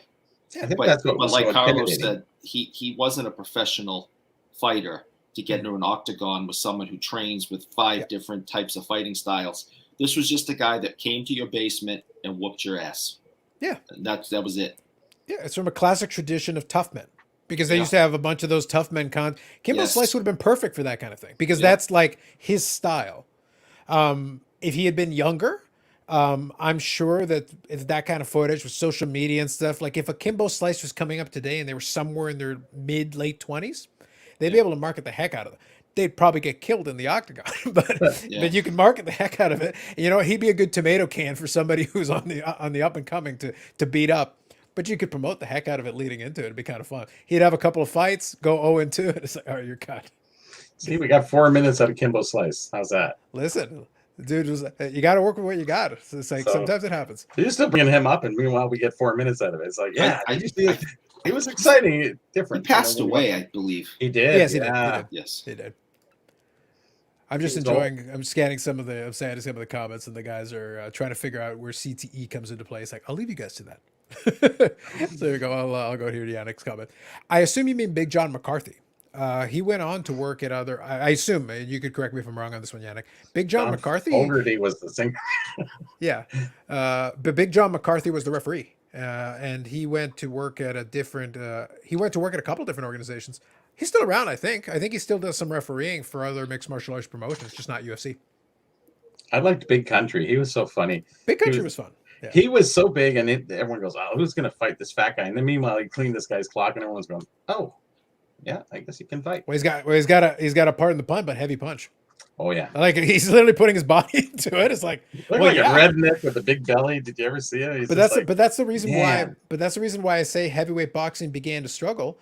Because imagine you take these big guys. If you take a guy who's 250 pounds, and he hits you clean with a shot, most people go down. Yeah, It's not that you're not tough. It's like 250 pounds putting, especially if they know how to throw a punch properly and really get their leverage behind. It's like that's basically a knockout shot. The only thing you can do is avoid it. Do you remember Butterbean? Yeah. yeah, he was the best. Actually, that's still entertaining to watch today. I don't want him hitting me. Yeah, exactly. Like Butterbean can throw a punch. Like he wasn't going to compete for any like real titles, but his thing was. Now here's the thing. In another era, here's your super fight, Bobby. Butterbean and Kimbo. That'd be good. There's your super fight. You get those two in a ring. It's like you guys are perfect for each other. You are exactly what we need right now. He was interesting to watch too. But yeah, he was fun. Look, in an era where freaking Jake Paul and his freaking brother get pay-per-views on that garbage. Look, I'm putting Butterbean and Kimbo at the top of the marquee. You guys can be in the undercard. We'll be fine. Absolutely. Yeah. Much Big rather Country watch that. fights out the difference, right? He gets the winner. It's an eliminator. They get Big Country. All right, real quick, I'll just scan. Seeing Kimbo's first UFC fight was in Montreal. I think that's right. Yeah, that's true. We got 5 minutes out of them. So. Yeah. Boxing was always considered more working class and accessible. Now it's all paid TV. Yeah, but that's what Fair I mean enough. though. When you took it off TV, you can have your big matches. I would do title eliminators and stuff though on TV, like fights that have some kind of a consequence to them. Once in a while, you don't have to do it every single week. But imagine if you had on a regular network, once a month, you had some kind of a decent fight with actual ranked opponents. Was it Tyson that kind of took it off the market because he was the such a champion? Yeah. It's well, that was part of it, and also there's just so much money to be made. Yeah. Yeah, Well- there was just like it was so much money. Back in the 80s when pay-per-view first started, it actually was called, I think it was called something else. Anyway, Yeah. they had a different name for it back in the 80s, but it was the same thing. Were you talking about when it's HBO? No, something else. Yeah, Because HBO became the venue for a lot of those big fights for a while. In Canada, we were lucky in that a couple of weeks or a month later, we would sometimes get the HBO cards later on free TV. We had Super Channel. We did, but I'm saying like TSN would actually air some of the HBO ones like a month or a month and a half later. So if you Sure. still wanted to see the fight, you could get it on RTV. Yeah, You I could don't actually watch recall it. that happening here. I wish it did, but Yeah.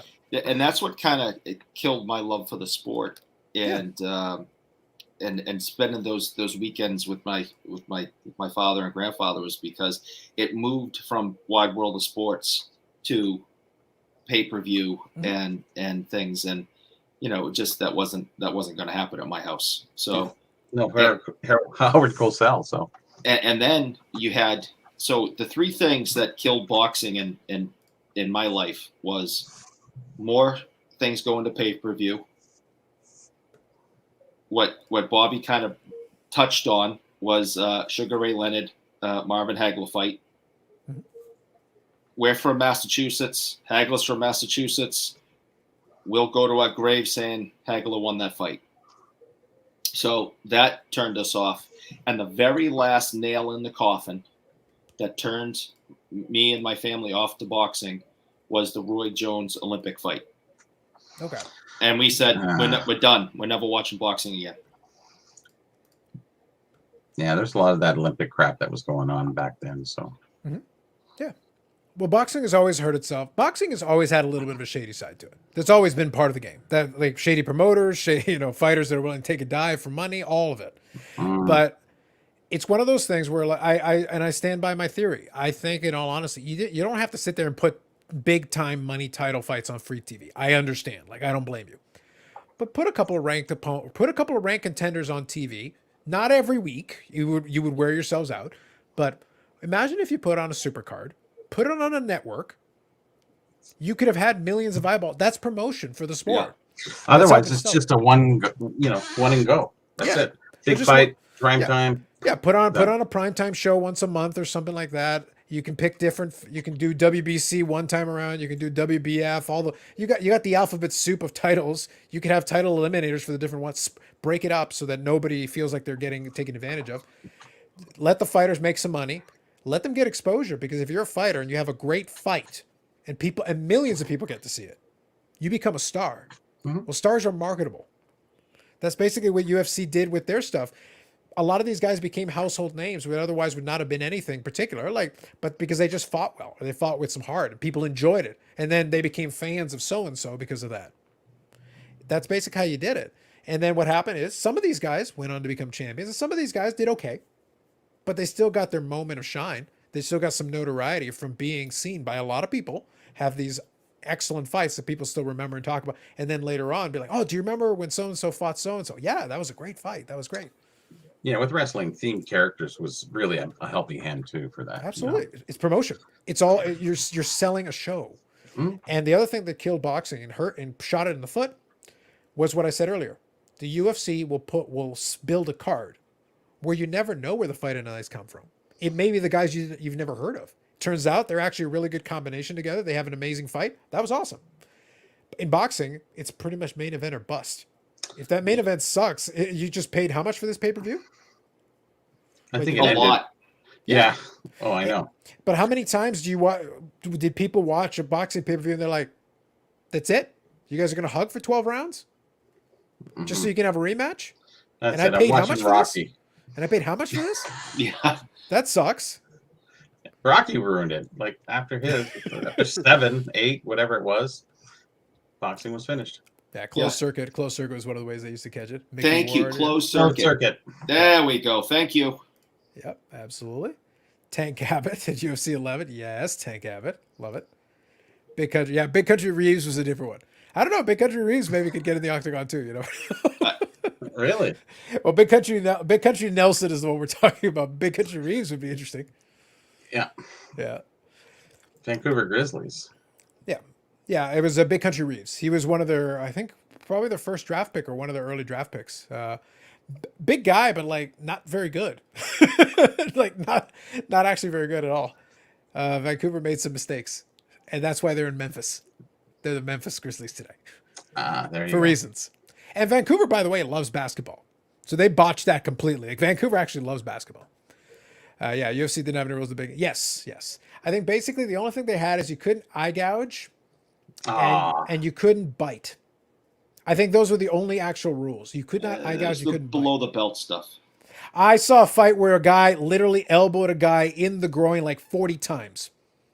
Okay, he wins. Yeah, and he won, and he won, and it was like, yep. I was just sitting there like, wow, you sir clearly wanted to win very badly, and for the other gentlemen, my condolences. Yeah. Best of luck to you in your future endeavors. nobody jumped in after 10.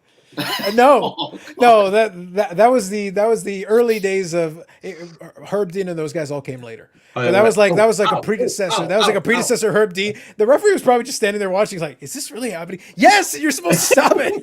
This is literally your job. You have one job. He's sitting there going 1, 2, 3, 4, 5, It's like, 10. how many 20. can he get? It's like, Before he passes out. I bet on that guy, so I win. yeah, right. Yeah. Yeah. Yeah, one set two NBA teams, absolutely. The thing that was fun, though, about the early UFCs, again, lack of rules notwithstanding, was that you did get some of those early stars, though. The Ken Shamrocks came out of that. Dan the Beast Severn came out of that. Hoist Gracie came out of it. And it's fun. It's been fun for me because we're down the road. We'll get a chance to get a better sense of it. I've had fun watching the legacy of like Ronda Rousey as time has gone on because now that division has developed and it's gotten a lot better. But I've had my fun with it because I kind of point to them. It's like, guys, Ronda Rousey in a lot of ways was like the Hoist Gracie of the women's division because she was good at what she did, that specific set of skills she had. Outside of that, you're in trouble. you're in a lot of trouble. But when she was able to, and because she was dominant in what she was, what happened though is that motivated a bunch of other women to be like, okay, so we got to up our game. We got to add this to our skill set, this to our skill set. So then when the time came, it's like, actually, I've got a whole bag of tricks and you've got judo and these submissions. This is what you can do well. As soon as you try to stand up and box, that isn't going to work. So that's what happened. The first time, Holly Holm kicked her in the head, knocked her out. Gone. Yeah. It was, it's a one-time thing. You know, mistakes happen, flash knockouts happen. But then the second time it was Amanda Nunes and she destroyed her. Yeah, Nunez was. Well, yeah, Nunez was on another level. So it was. Now, good for her. And then she never should come back to the octagon again for any reason. Stay away. Stay away. No Brock Lesnar garbage back and forth, and forth. No. Yeah. And even at this, and Brock was a freak athlete. You can, he was an NCAA wrestling champion. He had that background. So at least you understood how, I could see that translating to this style of fight. Plus he's a gigantic dude. So it's like, you can definitely hit with some power and you've got the wrestling background. So Hoist Gracie basically gave the blueprint. It's like, guys, Brazilian Jiu-Jitsu, that's a good base. Or be a wrestler. Dan the Beast Severn, great wrestler. When Ken Shamrock came in, he came in from, I want to say like Pancreas. There was another fighting style that he brought in that was a little bit different, but similar. Grappling, like a grappling base, is a really good place to start. And then you build off of it. And if you can strike, there you go. Now you're in business. Strikers, though, get killed if they can't do another thing. Yes. Wrestlers who can't strike, that's why Dan B. Severn lost that first fight with Royce Gracie, is that actually he was in control for a lot of it. He just didn't have a way to finish the fight. Hoist does, though. Yeah, he wears you out and just. He's got a ton. He's got a ton of submissions in his arsenal, and he can wait you out because it was an unlimited clock. So it like played into his favor. Like, we're just going to keep the clock running until you get exhausted. Which I found boring, because I've been watching it from the beginning. And the Gracies, I just sat there and I just went, okay, like 8 minutes of watching people on the floor in a submission. It's just too long. Yeah. Well, that's why they changed the rules. When Zuffa came in, they did a couple of things that were really smart. 5-minute rounds, 3 rounds for a normal fight, 5 rounds for a main event or for a championship fight. No more than 25 minutes. You can't sit there passively or you're going to lose. You're going to lose. Like, eventually the round will end and it's like, you didn't do anything. You're not going to get rewarded for that. You have to move the action. And the referee can stand you up if you're just sitting there, just biding your time. It's funny. I just watched a whole bunch of fights last night. I was entertaining myself watching a few. Nice. Some great stuff. Women. Oh, some crazy dudes. Oh, just amazing stuff. I enjoy a good fight regardless of who's in it. Like, if you give me a good fight, I'm happy. Like, and sometimes I don't know who the people are, but if their styles I didn't know who they were either. If their styles work, I'm good. I'm happy there. Harold Howard, greatest Canadian UFC fighter. I think GSP might have something to say about that one. So let's see. Is this your cue to disqualify the boxer? Yes. Big Country Roos is a big boy. Nickname is very appropriate. 7 foot and well over 300 pounds. Yeah, that's right. Absolutely. If any of you collect vintage, I collect a little bit. Do you know why PSA no longer grades the 47 bond bread? Interesting. Interesting. I hadn't. I hadn't caught that they had gone away from it. No. I'll have to look into that. I know they did do the bond bread for a while. Maybe they were having a problem with counterfeits. Because usually if PSA shies away from it, it's that they feel like they have some. That's what happened with the star cards.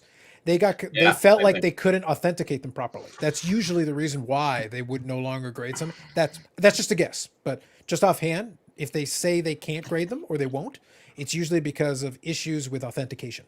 I think that some card stocks are easier to reproduce than others, and like for like a regular card, any card, I don't know, PGA Tops, whatever. As soon as you get it in your hand, you know that feel. But bond bread is a thinner stock. It's it's very tough. So, and a good printer, be hard to tell. But that's a food issue. That's kind of surprising. Yeah. But my guess would be that it would be that for whatever reason, maybe not enough identifiable features, or maybe they're a resident expert, because usually they've got references. Yes, that's the problem. And if they don't have somebody who's comfortable identifying, this is where as they've ramped up their level of staff, I guarantee you, not a lot of that staff has been very well trained on a lot of the nuances. You need to build that staffing. You need to actually have people. You need to have an expert come in and train them on the nuances, give them examples, show them examples, really get them into it, because that's how you build and develop, because then you can have multiple people grade these things. If you don't have it, your one expert goes away. All of a sudden you can't grade it anymore. Yeah, you can only teach them so muget. Mm-hmm. And once they're there for a few years, they can get it. But you have to keep getting those things like bond bread in, and they don't get a lot of them. So, don't get a lot of turkey reds and don't get a lot of whatever in, right? Mm-hmm. Yeah. I think I could help them pretty easily. If it's a 1947 bread card and it is in mint condition, it's probably fake. Yeah, usually yes, absolutely. That usually is a good. It's a good call for 40s and earlier vintage. Yeah, usually a good call. So good evening, Rick. Vintage oddball cards. I like the question here. Boxing night. It's like I wish wrestling, boxing. Yeah. Listen, I legitimately wish. Jokes aside, I legitimately wish that I could enjoy boxing the way I did at one point, because it was a lot of fun to watch some of those HBO cards, even though it was a little bit earlier. At that time it was easier in the 90s and things to avoid spoilers. Like, it wasn't very difficult. Yeah. So to me, I would get to watch the fight fresh. So I would just get to enjoy it for what it was. Go for it. I was fun for me because I get to enjoy the fight fresh. So it was enjoyable to me as a fan being able to watch and just enjoy the sport on my TV. Yeah, now you're going home on the bus and somebody's watching it on their phone or something. You get spoiled for something that happened an hour ago. Like, it's good luck. Yeah, it's like you can't wait weeks. You have to put yourself in a. Oh. So, yeah, Nunez beat the hell around Rousey. That's very true. And he used to wear the gi, as in Hoist Gracie. Absolutely. Justin, good evening. Got his 85 O-Peachy and a PSA 9 in the mail. Good for you. Yes. Nice card. Mike Tyson with the pigeons. True. Yeah, bond bread, reprints, and counterfeit. Absolutely. Actually, I wanted to touch on this. Rick saying mostly in jest, but it's funny because if I was ever going to offer any #invest in boxing, like I can't recommend it too much because, like I said, boxing is a bit of a dying sport. However, if you are interested, ironically, if you read the name, like Rick's name, something vintage and a little bit more oddball, the better. As a collector, it would look for some of those obscure-ish. Like they mentioned, we had that one comment that talked about a lot of the old heavyweight champions. I'd go look at some of those old heavyweight champions, especially the Jack Tunneys. Who was that did that? Was that Ryan Nolan? Ryan Nolan? You're talking about breakout cards? Yeah. Yeah, the young guy. Yeah, he does a lot of the boxing ones. He definitely talks about it a fair bit. But basically, go look at the lineage of the heavyweight championship. Go look at some of those early champions that have interesting backstories and stuff. And go look. They've got some cool cards out there. So there's not much in boxing. There isn't, but some early Sullivan cards or some early other things. If you're a fan, though, if you're a fan of like the history of the sport, there's definitely some cool cards out there. You have to look a little bit. They're a little bit more obscure, but you got to go. But it would fall in that oddball category. Yeah. So it's second here while he's sorting. But yeah, there's some opportunities there if you're a fan. If that's what you're into, absolutely. Why not? Yeah. I like vintage oddball. I like the different stuff. Vintage oddball would be Butterbean. Listen, if That's for sure. Butterbean's got a rookie card, we're in. Does he? Does he? Lord knows, I have no idea. Somebody look that up. Okay, so here we go. You got Joe Louis. Nice. Yeah, Joe Louis beat Braddock in the. Is he still muted? No, we can hear you. Go ahead. No, Oh. yeah, I just. Oh, sorry. Yep, that's Joe Louis. Yeah. Yeah, those are fun cards because they give you a little background on the back of them too. Yeah, that's what Braddock said. He said Joe Louis was one of the best fighters he ever fought against. Yeah. Remember, stock was thin and easy. Yeah. Yeah, absolutely. So Joe Louis and I think Jack Johnson is the one he's going with there. Absolutely. Oh yeah. Pele. No. No, I have that too, but this is boxing night. Yeah, Sugar Ray Robinson, absolutely.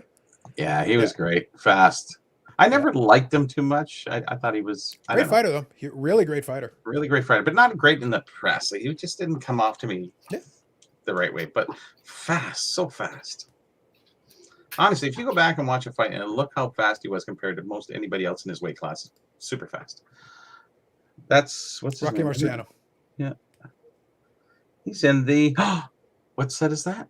The 7-Eleven. Oh, hey, I actually published the article on Sports Collectors Daily. You did. I did. Unfortunately, on iPhones, it seems to. I don't know if you guys can check that out. It's coming up as Rich Mueller as the author On the iPhone? Just on the iPhone? Because I saw in the article name. Your name is in the article. Yeah, but on some iPhones that I send the article to, people say, "Oh, Just an iPhone." It's not iPhone. It could be an Android too. Okay, gotcha. So it's on the phone, but on the computer. How dare you bring cricket into this? Who is it? It's Bradman? Greg Chappell. No, we are not deigned by the goat of goats. He's no Ziggy Puffy. Oh, that's the ratty black hat. Okay, yeah. No, that's different. Not nearly as interesting. Yeah. Okay, so real quick here. So you're saying if you go to the mobile, because you're on the regular page, your name's there. Yeah, the regular page. But if you go mobile, yeah. Okay, I'll check it out. I'll take a look. But there it is. If in case any of you guys are curious, those 7-Eleven cards Bobby talked about in the past, he did send them into SGC, and then as part of the pumping campaign, he's got the article about them being a mystery. Sure. It's like, and so will you have them up for sale on Heritage or Golden? It's Golden. It's coming up in October. Perfect. There you go. Done. It actually said so in the article. No, that's fine. I read that. But that contrasts to the story we were talking about. It's like, yeah, it's in there. Like I scanned through it and I saw it in there. It's like if you disclose it's in there, you've done your portion of the business. That's it. That's all you got to do.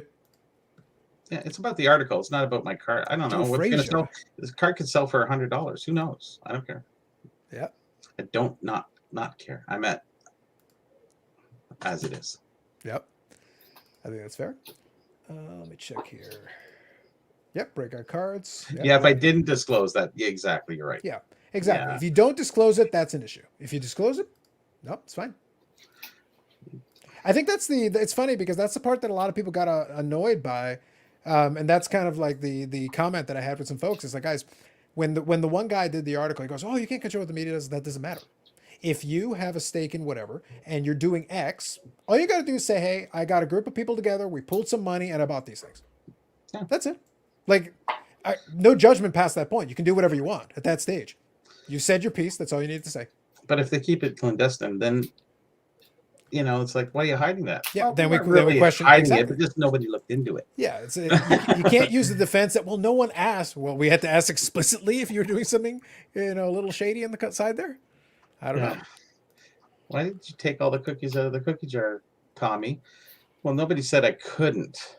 Okay, it works the same way, right? Nice, exactly. We had a period here in the AFL matches where there would be live scores from other games in the corner of the screen. Just driving me nuts. Yeah, I can imagine that. I will say TSN's gotten better at including AFL games, and I'm a big fan of those. Okay, so that's we got an old one.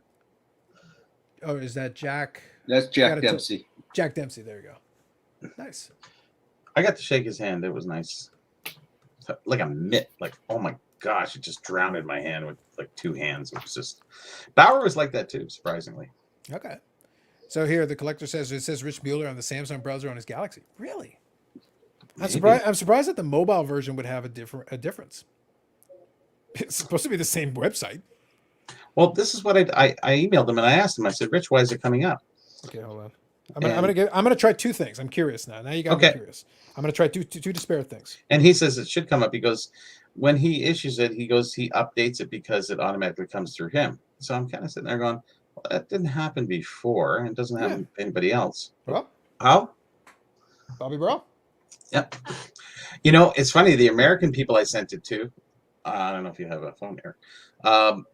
It seems like it comes up Rich Mueller. Under Canadian, the two Canadian guys I sent it to, they came up with my name. And I went, yeah, when I said I was going to try two things, is I was curious just in case, because that was through the mobile browser. I thought I'd try that first. Okay. And if for whatever reason I saw what we were talking about, I was going to try switching it to desktop mode to see if it would make a difference. But in that case, the mobile browser got it on the first try. So I don't know. That's kind of weird. Yeah, it is kind of weird. So who online there got Rich Mueller? Oh, it says Rich Mueller. See, that's. Are you out of the? Yeah, the collector. Yeah, is he out of the U.S.?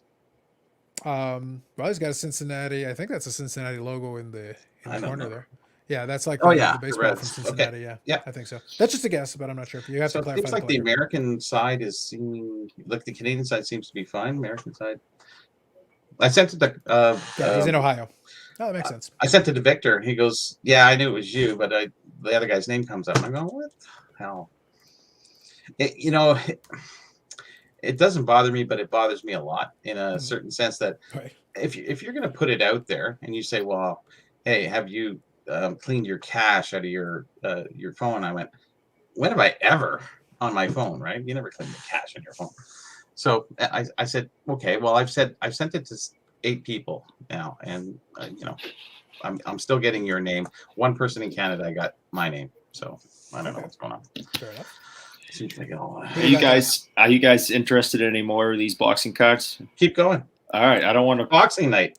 All right, waiting. You know what? We've had our theme tonight. All right, this is Jake LaMotta, Raging Bull. Bull. Just put it in the middle of the screen there. Put it in the middle for a second. Yep. Just make it a little bigger. There you go.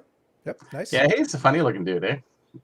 Yep. He's got a boxing nose, 100%. Oh yeah, for sure. Quickly, I'll include Aussie card dads. I like this one. Greg Chappell was a former Aussie cricket captain in the 70s, arguably the best batsman since Bradman. Oh. Thought it'd be Clemente or someone. Yeah. Does anybody know who John L. Sullivan is? Yeah, the first heavyweight champion. Yeah. I just mentioned him a little while ago. I would say, though, also, I'd have to look at what sets, but if you wanted to go down the boxing rabbit hole, I'd look for a John L. Sullivan. Yeah, that would definitely qualify. It would have to be like really early because he was in the 1800s. So it would be like Goodwin champions. The turn of the century there. Yeah, it'd be like Goodwin, maybe an old Judge card or something. Like it'd have to be something in that era, something in that vicinity. I think there's a few English cards with them on. Oh yeah, sure, for sure. Rocky. No. There's George when he had hair. And, this is pre-grill. Ironically, he's fatter post-grill. It's always kind of interesting. It's like, wasn't it supposed to be a lean machine? You were a lot leaner before you had the grill, George. What do you weigh, Eric, in that one? Let's see if it says 260, 250 for sure. Yeah, he was a pretty big dude for his time because he was an intimidating puncher. Well, I'm not reading all this, but it says 217, 6'4", 217. Yeah. 217. You got to think, Bobby, in that era, Muhammad was like 210, 215, and he was that was the heavyweight champion. So like George Foreman was like muscle, like he was a strong dude, but the guys weren't 240 or. It's when you get into. I didn't know he was that tall, so yeah. It's when you get into like the Klitschko era and all that, where these guys are like 6'6", 6'7". It's like you have to be 240. You don't have a choice, just on bones, just on bones. Sure. I forgot he was that tall. Yeah. It's one of those things where like you had a bunch of those guys that were like super heavy punchers, but none of them were like in that 240, 250, other than obviously our freakish friend. Yeah, because he was completely in a different category at that time. Yeah, he was. He probably would make more sense as a heavyweight champion today than he would have in his era. Or UFC. Oh, probably, yeah. I don't know if being that tall would be helpful in UFC, though. It'd be kind of awkward. Anybody want a peanut? Yeah, but the kick range would probably be huge. You could probably keep Oh. people off of you. You could keep them at distance if you wanted to. Well, I think that was that one UFC guy who was winning all the tall, skinny black guy. Forget his name now. Oh, and he was kicking everybody. He was winning UFC. What do you remember his name? Winning UFC. So this what I era would know. this have been in? Early? Tall, skinny black guy. He was kicking everybody. Oh, John Jones? John Bones Jones? He was like 6'6" or something like that. Just Well, skinny he leg. wasn't quite that tall, but he had very long legs, so he definitely Okay. was using it for range. Yeah. Yeah, it was amazing. You couldn't get close to him because it was just so hard. Yeah. Yeah, because John Jones I think it was him. John Jones stylistically, and he was excellent. Now, mind you, he keep getting hit for steroids. It's like, stop using performance enhancement. He still looks skinny, which is what made it funny. I go, Yeah. what are you getting out of this? Rage. I guess. But, Yeah, Oh, someone knows something about roid rage. No. yeah, but he's one of those guys who would be one of the top guys. He would be one of the top guys if he had just kept it clean, because he had the skills. The skills It's like were a hockey. Floyd Patterson. Nice. Nice. And you can see those are the days where you got the cameraman right there, Look at literally him. getting the shots. Holy jeez, eh? Yeah, like they're right there, just hanging out. They got to take their photos. And if you notice who Floyd Patterson is fighting, Yeah, is that Muhammad? that is Muhammad Ali. Yeah. Yep. Part of what gives Muhammad Ali his credibility is that he did fight a lot of the names of his era. He didn't really duck anybody. Today, a guy could be the champion and like, who did you fight again? You got a series of tomato cans leading up to it, heavyweight, the championship fight, and then a series of tomato cans after. I Good got a job, couple guys. boxing posters I just bought. There we go. Funny. Sullivan had a 1901 Ogden's tobacco cards. Ogden, okay. Yeah. Now that would have been post career because I think he reigned until the late 1800s. So this would have been just post. But definitely. Lean, mean, grilling machine. Absolutely. Ali was barely 200 pounds at his peak. That is true. His fighting weight was pretty much right around 200. Okay. The world heavyweight title. Yep. So it's Frazier and Ali signing a contract to fight each other. Yep. Wow. It's like that right there is a picture of two men signing on to bludgeon each other, to scramble each other's brains permanently. Unfortunately, that is correct. Yep. I'll be right back. Absolutely. But yeah, because those two really went to war and basically killed each other. Carlos, we were talking earlier about ABC Wide World of Sports and its opening. Yeah. Right? Mm-hmm. Just look familiar. Okay, nice. Yeah, he was one of the dudes in a couple of the intro things, wasn't he? Yep. Okay. Who was he? Does it say on there?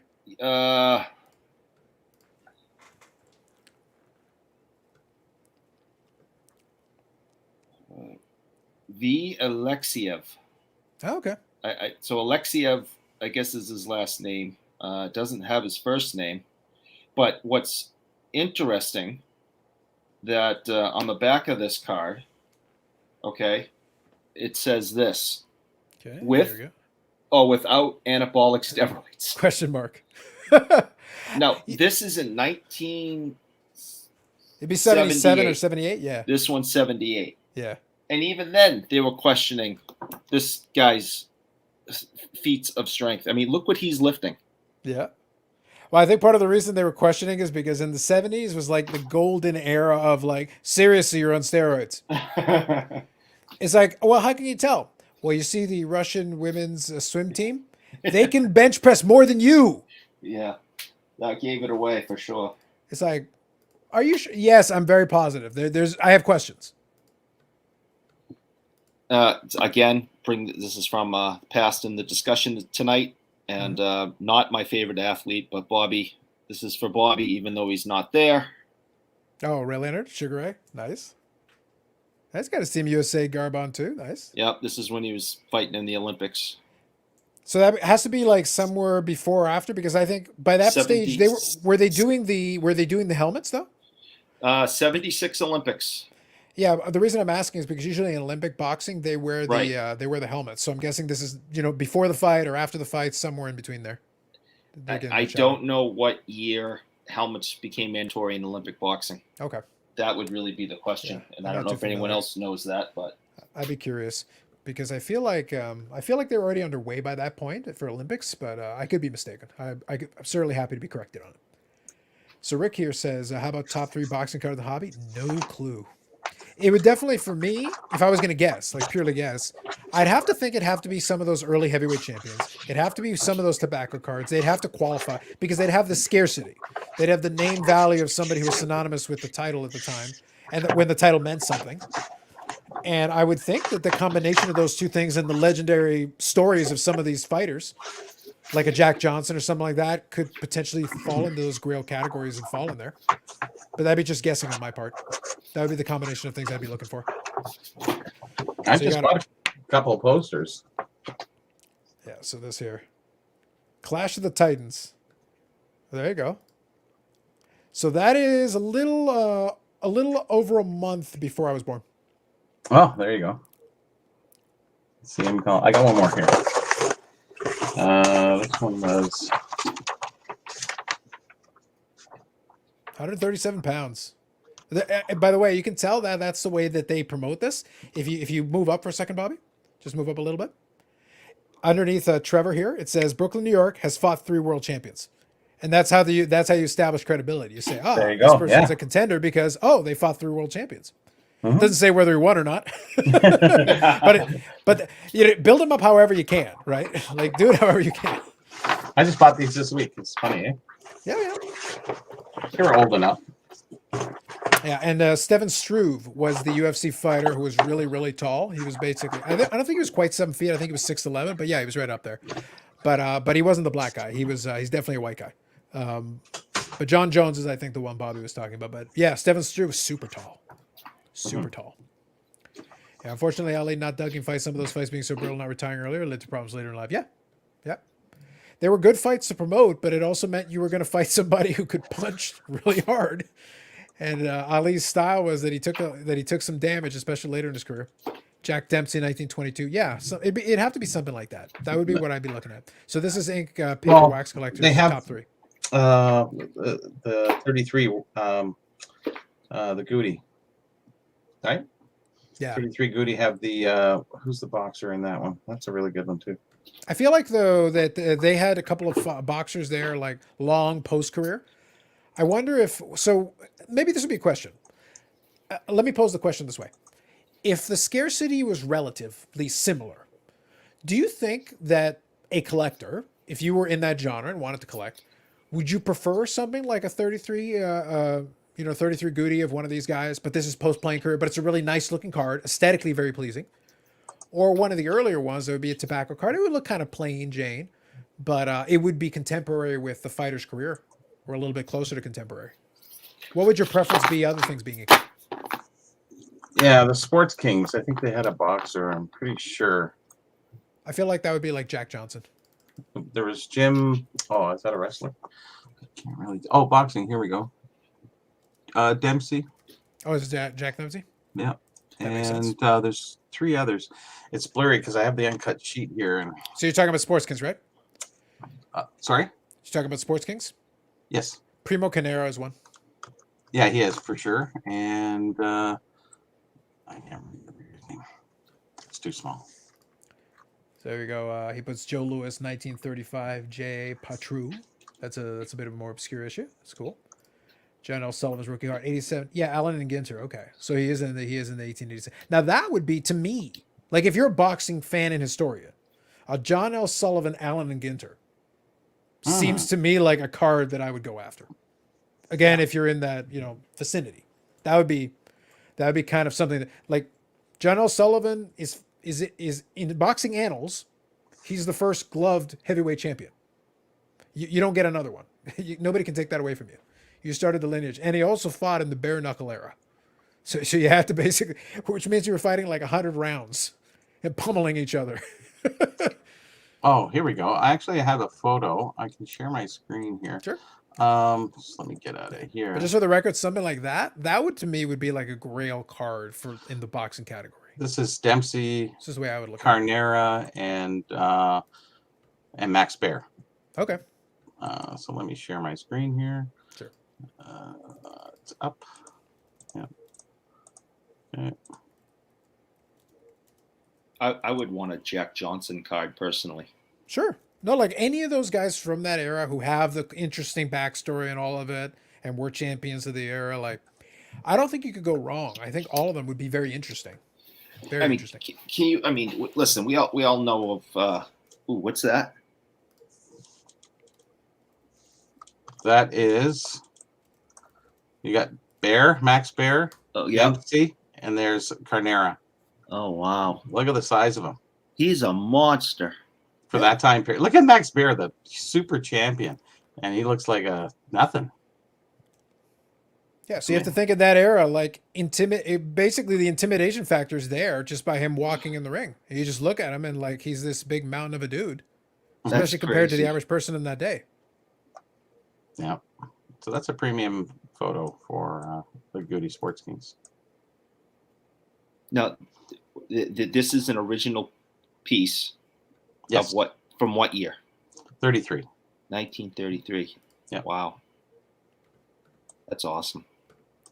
Yeah, it's got their names on the bottom there too. Now this is from the same series, wasn't it? Is that Ruth that Yes. we showed some time ago? Yeah. I thought so. So there you go. It was a mail away. Yep. Boston, Mass. Hey. Eric. There you go, Eric. Mm-hmm. Right down the street. That's just my Sports King file anyway. So Yep, there you go. so you can mail away for a Jack Dempsey up there Oh, there you go. Nice. from the wrapper. That makes sense. Red Grange, Johnny Weissmiller, Howie Morenz. These are very tough. We've never even seen a Morenz. And most of them we haven't seen. We've seen of the Ruth. Yep. And right here, Ink Paper Wax Collector Ink updates us a little bit as well. Max Baer, Gene Tunney, Carnera, and Dempsey. Gene Tunney, yeah. Yeah. Gene Tunney was another one who was in that championship lineage Oh, yeah. at that time. So, like, again, any of those guys from that early era, the more modern guys, like, basically, Tyson is like the last, in the book they did, in the audiobook I was listening to, Tyson, they considered him the last real era of, like, the heavyweight champion being kind of considered in that. There have been champions since, obviously, but he was considered like the last guy who was like almost in that throwback because of the way he was perceived as heavyweight champion during his run. Brief as it was, when he was at his apex, he was the dude. And then dude. Yeah, but after that, like, yeah, heavyweight champion. There's like four of them. Yeah. You get a heavyweight championship. You get a heavyweight championship. Yeah, You've it's like got Oprah. one too. Yeah. Yeah. So it's like not nearly. So basically, post that early Tyson era, that was the end of the run of like the heavyweight championship being like that. It's been some great movies. You got the Mark Wahlberg, well, out of Boston, a Southie, and Yep. all those other movies that kind of came out that just didn't turn boxing around. So this is the Alan Ginter from John L. Sullivan. That's a Sullivan, yeah. Yeah. So this is from an old heritage auction here, 2009, from many years ago. But like you can see that's the classic Alan Ginter design with the portrait, with the painting and everything. But like that, and obviously it's a high condition example, so very cool looking. That is beautiful. But like if you're in that genre and you want to collect some of the most significant, to me, John L. Sullivan would fall in there somewhere. Must be the SGC holder. Makes it look so nice. Oh, it's got to be. We got to pump Well, that SGC. listen. I'll be the first one to laugh at all that nonsense, but on this case, I think that's true. Yeah. That one it does, yes. Yeah, with a light border, the black gives great contrast. It makes it clean. It shows it off very well.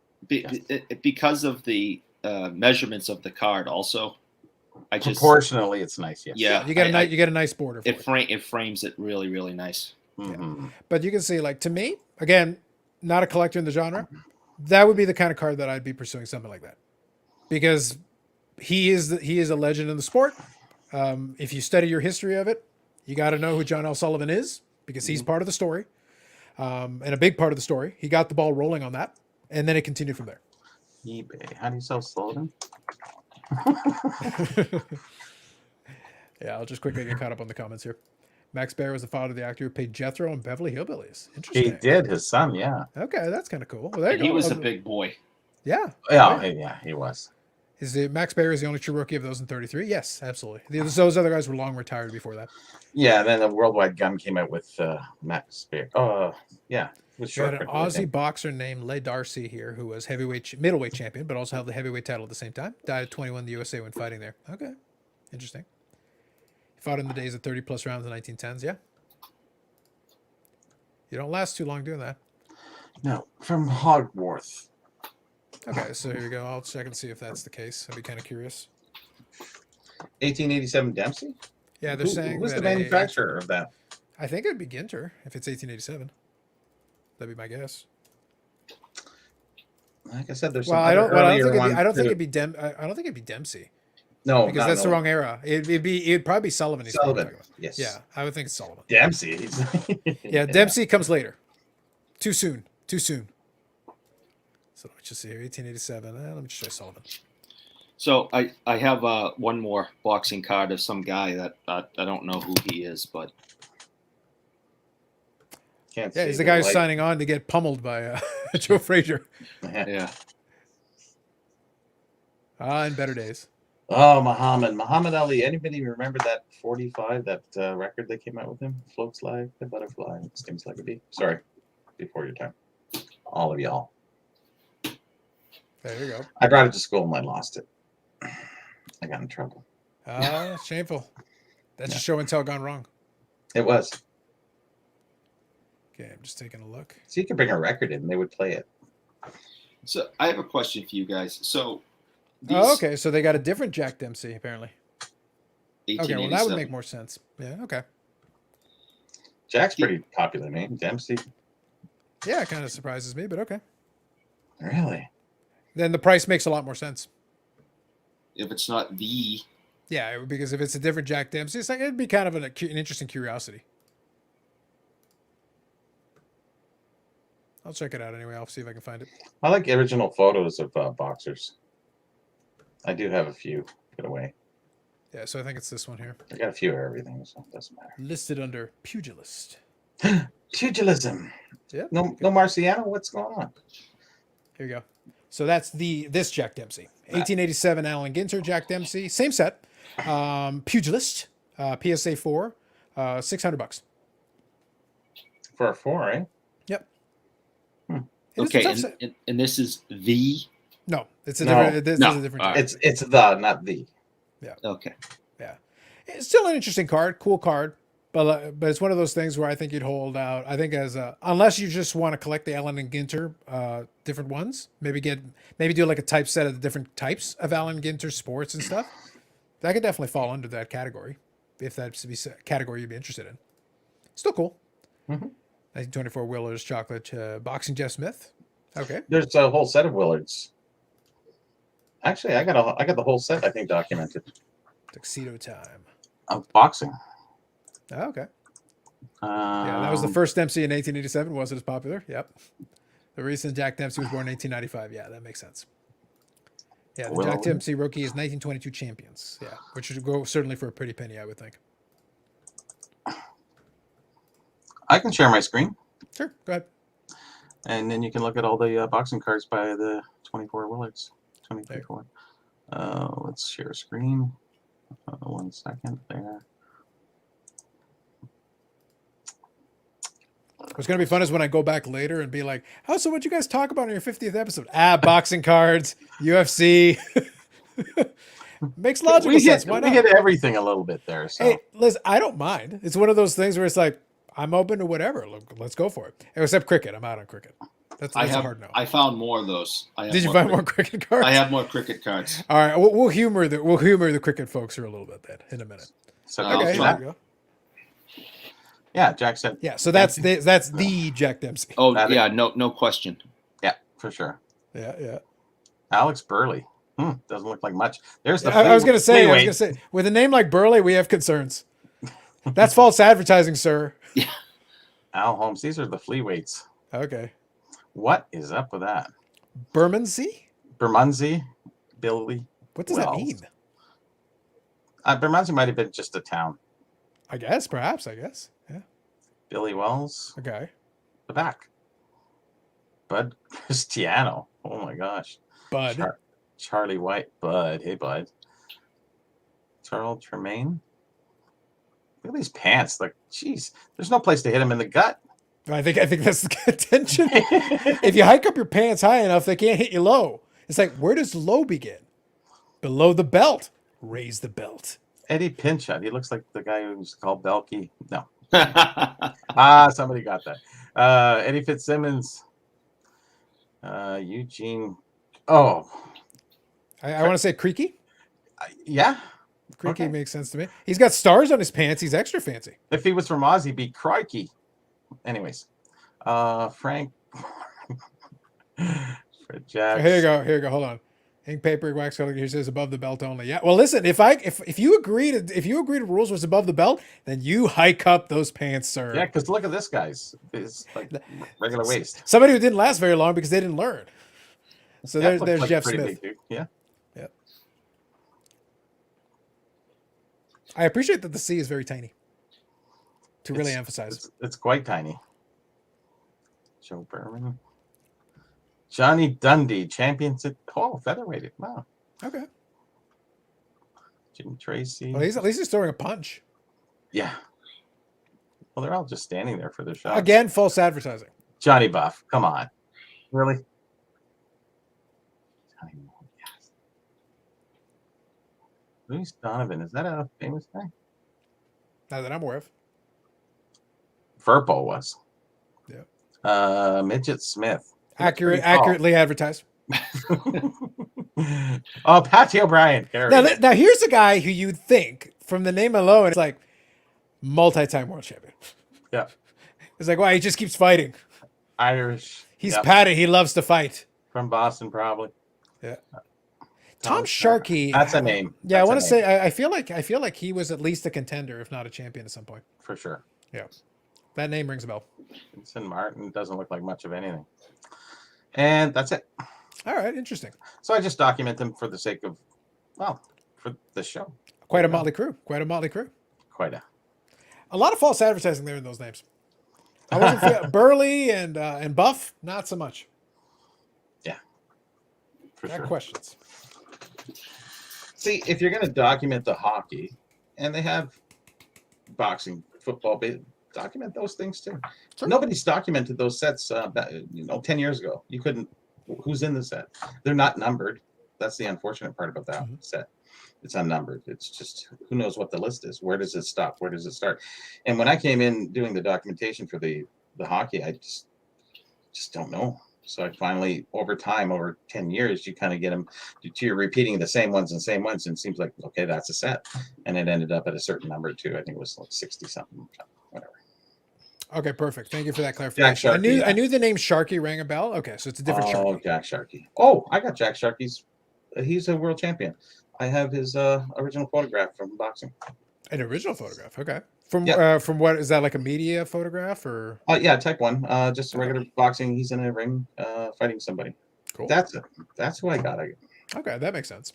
That's why I knew the name, but that's not that early time. This is actually a little bit later. Well, But he was a world champion, I think, once or twice. yeah, it's one of those things where, unfortunately, I listened to the one audiobook, so at least some of the names ring a bell a little bit, which is cool. But I think if you want to get really the feel for the era, you want to get a couple, at least get a couple under your belt, because then you can understand. Because it's an interesting era. Like, there's a lot of interesting stuff going on there with the way they set up the fights, who fought who at that time, and who was the champion, and how they proceeded through.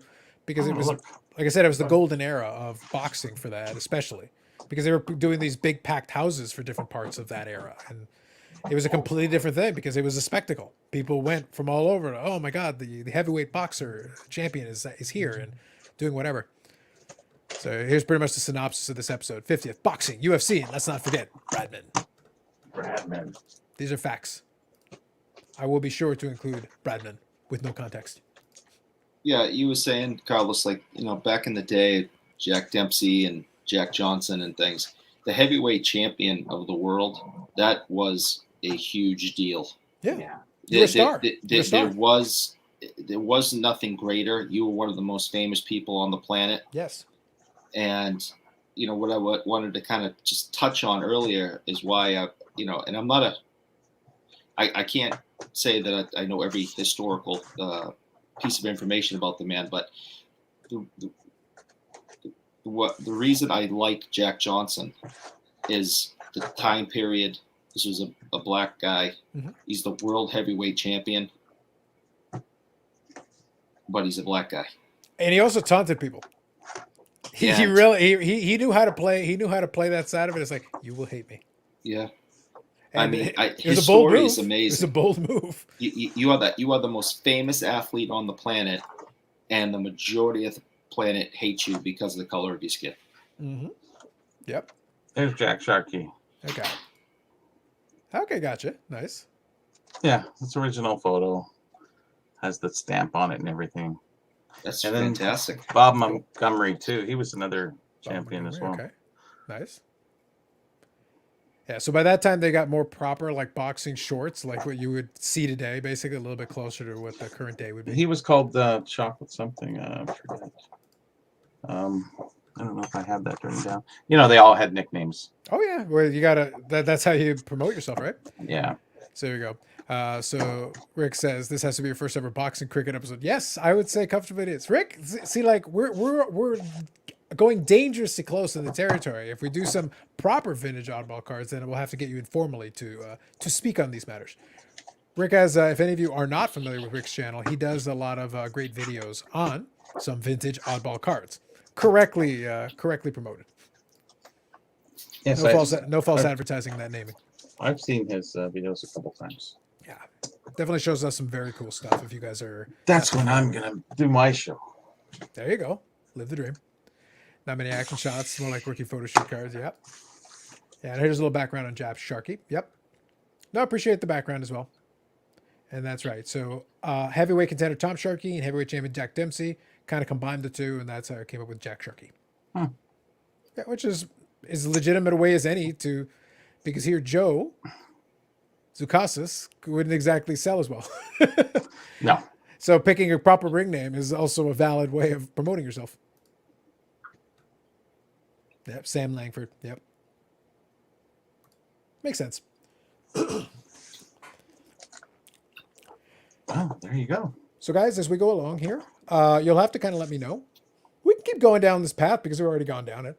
Or if there's something else. We're in that rabbit hole, yes. Yeah, we're already here. We're here. So if you want to play into it a little bit, is there, for those of you guys that did follow boxing a little bit, do you still follow it? Is it still something you're interested in, or did you kind of drop off on that as well? That'd be kind of a question I would pose. Or is it a new interest? Or it could be, yeah, could be a new interest, yeah. Because there are some famous guys, some great cards. You know, Eric's sharing some great stuff, even though it's from 1977. They're still kind of cool. They have the bio on the back. Yeah. Well, the advantage of doing it later is that you have their career in totality. You can speak to it. You know, all right, we got a chance to see their career as a whole. This is what it is. Here you go. Here's a little background on this person.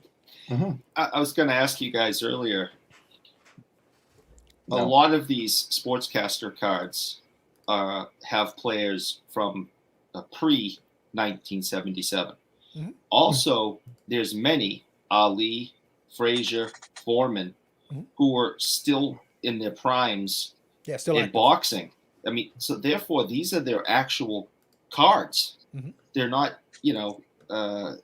Gretzky rookie. Yeah, well, I was going to say that's literally the one I was going to name. Is that Sorry. the Gretzky one? Larry- the Gretzky Larry- one is one that has Larry always Bird. been very. Yeah. Larry Bird too. Yeah, the Gretzky and the Bird are two that like bring very interesting questions into it because it's like, nope, timing wise, it's right. Yeah, it just So- depends on the distribution, and it doesn't Mhm. fit into the criteria. Sorry. That's So you guys remember that company Classic, right, from the 90s? They made cards, but they could just print off as many as they wanted, and so there's Ali cards in that Ken Classic. Golden would never do that. So, I mean, I think He's Classic was Golden, right? I'm not 100% sure, I think that's right. I'll double check. but I don't want to slander him Yeah. on that Yeah, necessarily if I don't have the right one. I know he but- did Scoreboard. I know he did Scoreboard was him for sure. yes. Scoreboard was him. I'll double check on that, but I think Classic as well. I think that's right. So, I mean, his Ali, for example, 1977, he was fighting. Prime This time. is an actual Ali card. Mhm. Yeah. And I just think that I don't know. I guess I'm frustrated because I like the product so much that these aren't considered more. Where's they're it not from? put in a higher esteem.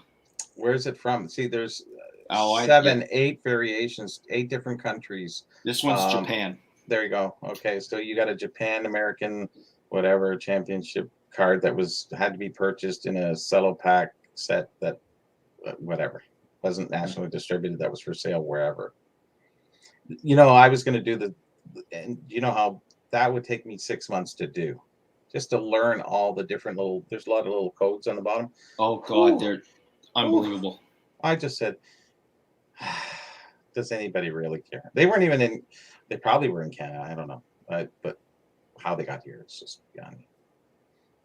And then the Gretzky finish one, I think, is what, like thousands. I have the How finish one. I actually just picked it up this year. I paid next to nothing for it. Well, that's when Howe finished anyway. So Yeah, it was him. It's him and the Arrows. yeah, that's his last team, right? No, Hartford. Oh, Hartford. Yeah, Arrows was his first team. Yeah, the Arrows. Arrows, WHA. Yeah, the Houston Arrows. Yep. There you go. Nice. I have everything planned for the show, it seems. Oh, it's all part of the planning. Jeez, you think? Or I just have too much stuff. Yeah, right. Mhm. Yeah, right. Do you think? I'm looking around going, yeah, I can relate. Because I can one up you. Hold on. Uh-oh. Hold Oh, on. he's gonna one up you. Uh oh. You can't up me on the Jack Sharkey. Come I on. was gonna say he's the Burrell. What the heck? You could not predict that I'd have original Type 1 photo of Jack Sharkey.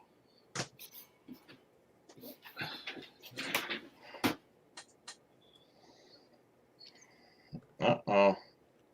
Are you sitting comfortably? Now we'll begin. Okay. There we go. Yep, you got to drop it down a little bit and move it to your left. There you go. How's that? Drop it down a bit. Yep, shut a little bit more. Okay. Perfect. Yep, All nailed right. it. Yep, Up. you're good. You're good. Yep, very nice.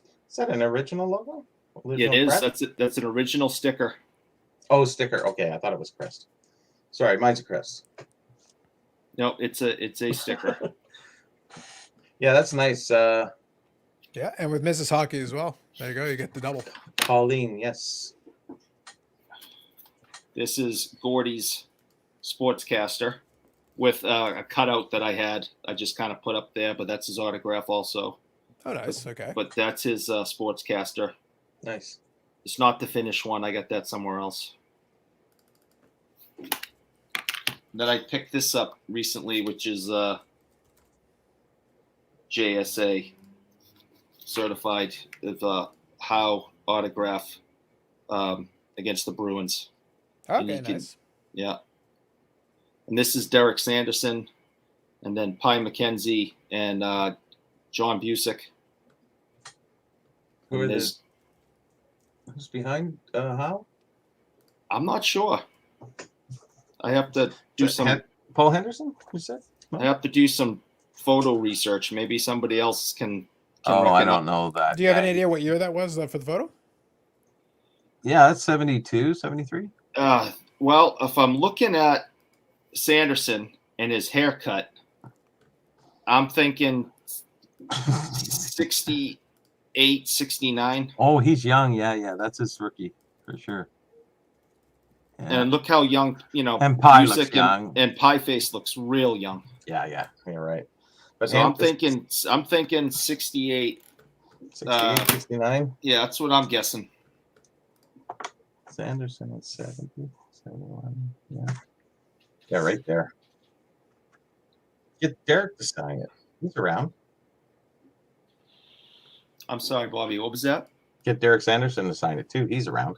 He was just signing last month in Dedham, which is about 45 minutes away from my house. I couldn't make it that day, but I don't. I have a lot of his stuff signed. I've had an opportunity to meet him several times, spend some extra time with him because I knew, who was running the show and that kind of stuff.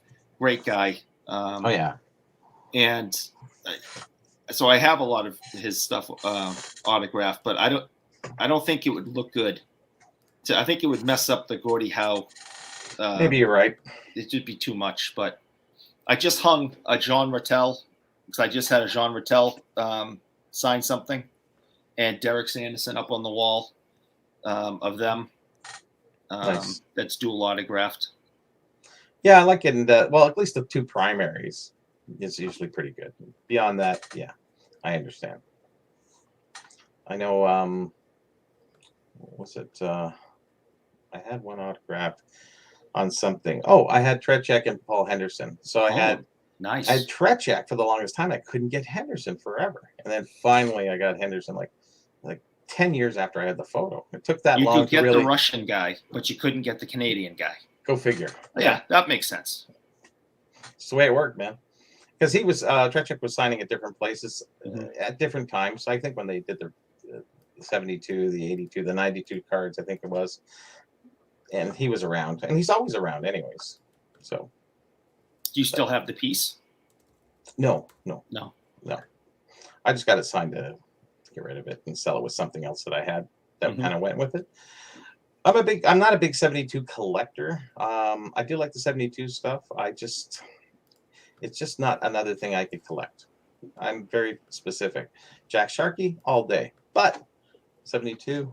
It's just there's so much involved with 72, and it's so expensive. It's just another path I don't want to go down. So Your 72 is our 80. yeah, kinda. I didn't mean anything derogatory on that. Of course not. Carlos smiles like, come on. I'm not trying to be smart. No. So, the Partridge Patty Mod Squad one, we'll probably save that for 100. Wait. Hey, I like that stuff. We'll Most people save don't it. even know the Mod Squad is, for crying out loud. Unless it was wax packs. Other than that, they wouldn't know. So Yeah. Bruce Jenner / Caitlyn Jenner in the Sportscaster set. I That's true. have them all. Yeah. them. There's there's multiple cards.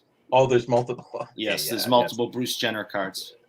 Yeah, there's multiple. Yeah, I can't remember. So what is it? How big is the checklist again? I know it's pretty sizable. I just don't remember. Well, it went from 77 to 79, and 79, people kind of got out of favor with them. It's like because there's so many, and so not a lot of people collected the 79s. That's why they're so rare. Where the 77s are plentiful. Yeah, that's why I have like the whole set.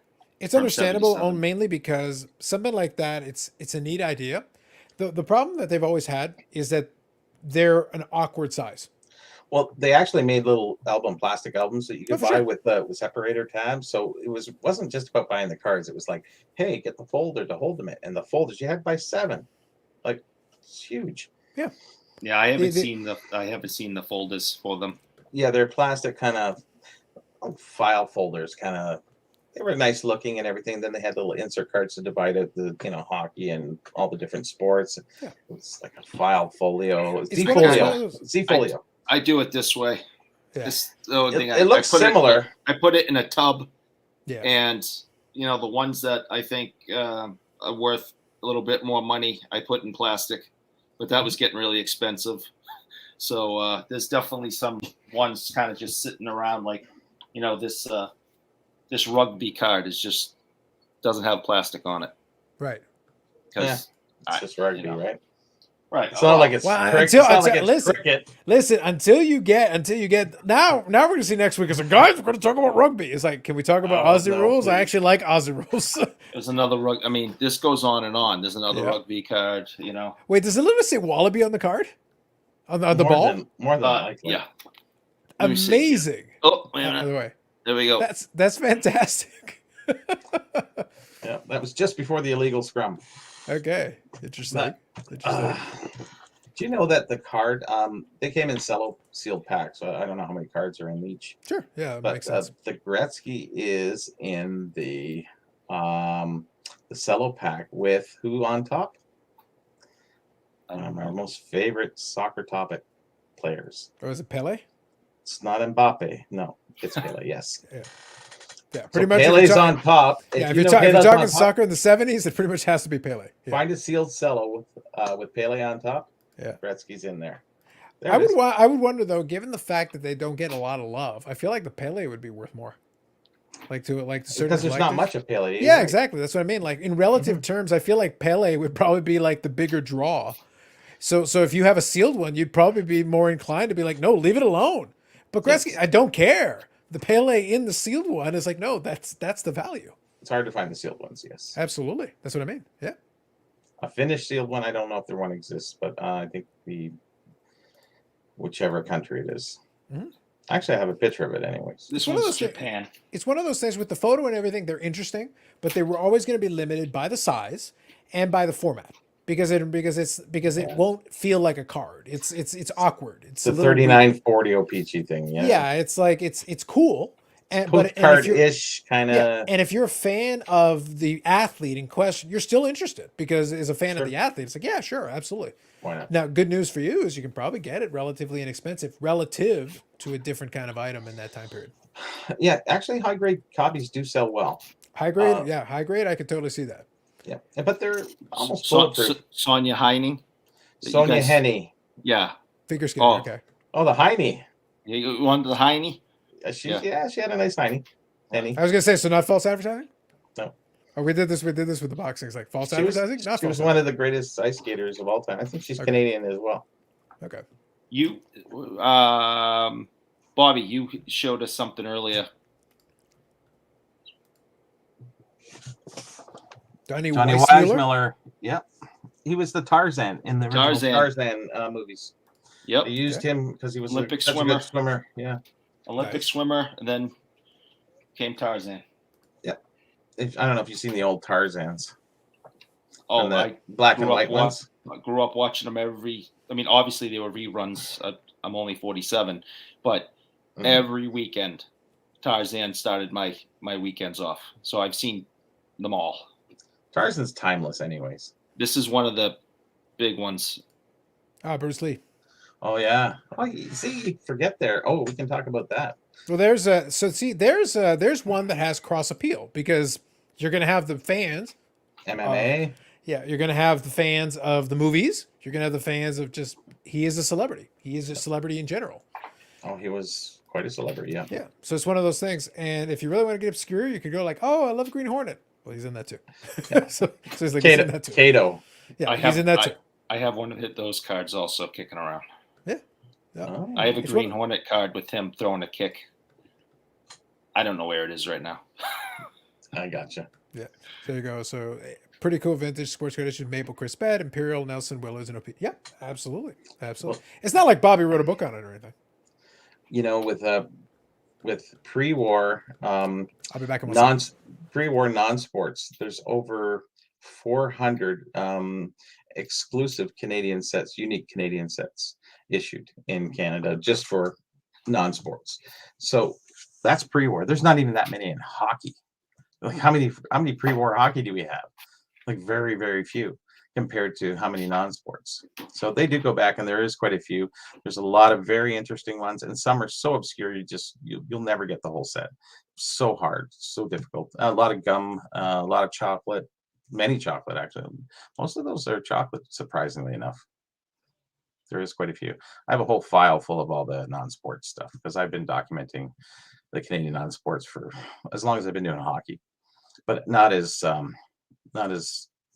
diligently, I would say. It's more of a kind of a hobby to a degree. I don't have to collect the cards, but I like documenting the information because if this company brought in like Willards, okay, so then I got the boxing cards. What else did Willards do?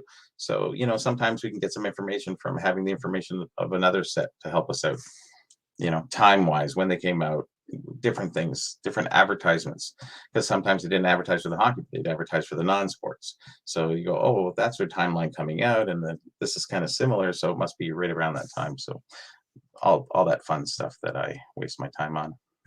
It's fun. It's not a waste. You know what I mean? It's just for a lot of people, it's just like Bobby's talking like Charlie Brown teacher. Wah, wah, wah, wah, wah. But not everybody's into that. I get it, because all the vintage collectors are different kind of sort of breed. But we have the new people, which are sort of a little different. I won't use the word Carlos. Don't worry. I wasn't going to use venture hobbyists. I was going to say, might as well patent pending. All right. So I like this. I like this. I enjoy this kind of a comment. How's the card? I'd be happy to jump off sometime, deep dive into AFL cards. It's like the link is in the thing. Knock yourself out. Yeah. Yeah. It's like this week happens to be a week, like up to you as a card guy. But I should point out that this happens to be a week where like news in the hobby was a bit sparse.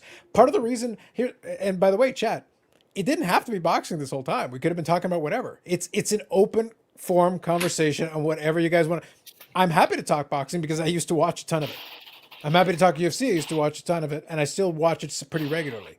like it can go in whatever direction you want to go. We're pretty versatile. The good advantage of a lot of this is that we're open to whatever. It's like, sure. I even indulged cricket for a little bit. We talked about Bradman. Football mostly- just started mostly- too, so yeah, everybody's. yeah, And so it's like- basketball and hockey hasn't yeah, it's started. like whatever. Baseball's kind of halfway Yeah. through the season. We actually showed cricket cards. Yeah, it's like Where else are Sure. you going to get that information, huh? it's like trust me, believe me when I say I had no intention of doing anything of the sort.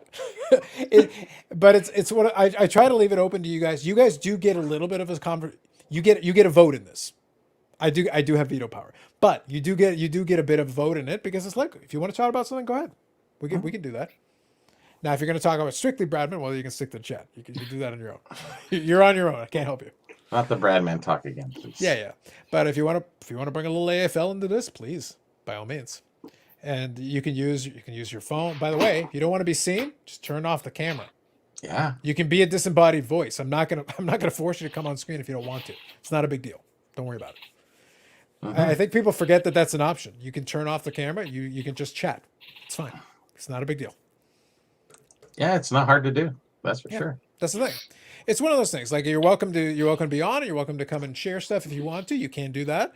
But I'm not going to impose it upon anybody if they don't want to. It's fine. No big deal. But it's open. No. Yeah. But we'll talk about everything. We have a little bit of experience, and our age groups are what we collect. We also try to be open to other things. Like Bobby and I and myself, we chatted about that whole video game thing. I'm not gonna hit you guys with it, but I'm keeping an eye on it separately. If down the road it comes back around where maybe it's relevant to the sports card and collector's universe and all that again, then we'll talk about it. Otherwise, it stays off the channel until such time that I deem there's some connection that might make it interesting again. Well, it's kind of interesting. It's the same platform that kind of happened with our card market in an indirect way. Yeah, that's the reason I like to keep an eye on this. I'm still interested. It's I'm hobby interested- news, Yeah. regardless. I'm interested in hobby news in general. Like I like to. I don't want to just lock myself into this one tight little Heritage box. tied in, right? Yeah, I don't want to be locked in this one tight little box because you miss so much if you don't listen, pay attention. Still, there's some interesting stuff out there. You can learn things. It's still possible. I was part of and in and out of 48 hours of the video game stuff on Clubhouse. I mean, it went 2 days. It got very heated. The card guys versus the video game guys, and some friendships were made. Sure. And then some non-friendships were made. Sure.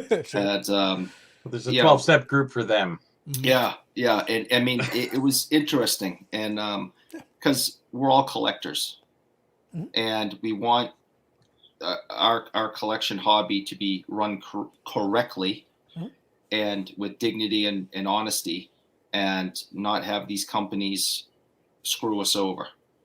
And we had a lot of people in these chat rooms that you would recognize some of the names. Is this in Clubhouse now you're talking about? Yeah, you would recognize some of the names that were involved in this 48-hour discussion on both sides. Okay. And it was I couldn't do it as long as everyone else. I was in and out. Right. I was in and out. Regale us with some of the topics. I was about to say, let me grab this one comment, and then I am genuinely curious. Now you've piqued my interest. You have gotten my attention, sir. Give me one second. 1 second. So yeah, no, that's perfectly fine. Like I said, I wasn't trying to put too much pressure on you, but again, on a week like this is actually a good week for it. But that's fine. Kids, family's family. Don't worry about it. What I'll say to you though is, if you would like to pop in and chime in, and obviously time zones are a thing. Obviously, what I'll say to you is feel free to reach out to me on Instagram, and then we can always talk about a week that makes sense. Because then I can have you ahead of time and I can send you the link and we can make that happen. That's easy. Or come to the Sunday show. Yeah. The Sunday show. It's Sure. a long weekend, right? Yeah. I was like, You never know the news that's going to listen. Unless one of y'all is planning to give me some, inside skinny on Fanatics for the next hour or so, it's like then something can change. Otherwise, we're all in long weekend mode. I don't think anything can happen. I'm gonna be watching the AEW pay-per-view on Sunday. I'll be busy. Darn. Yeah, so I'll be watching that. Promises. I don't think I'd let you on. Nothing personal. Yeah, absolutely. Yeah, the Batman talk has to be it. Yeah. Yeah, well, maybe if my ether has been going very well the last couple of weeks. So you never know, But we won't ask about your appearance fee yet. Okay, give us the skinny.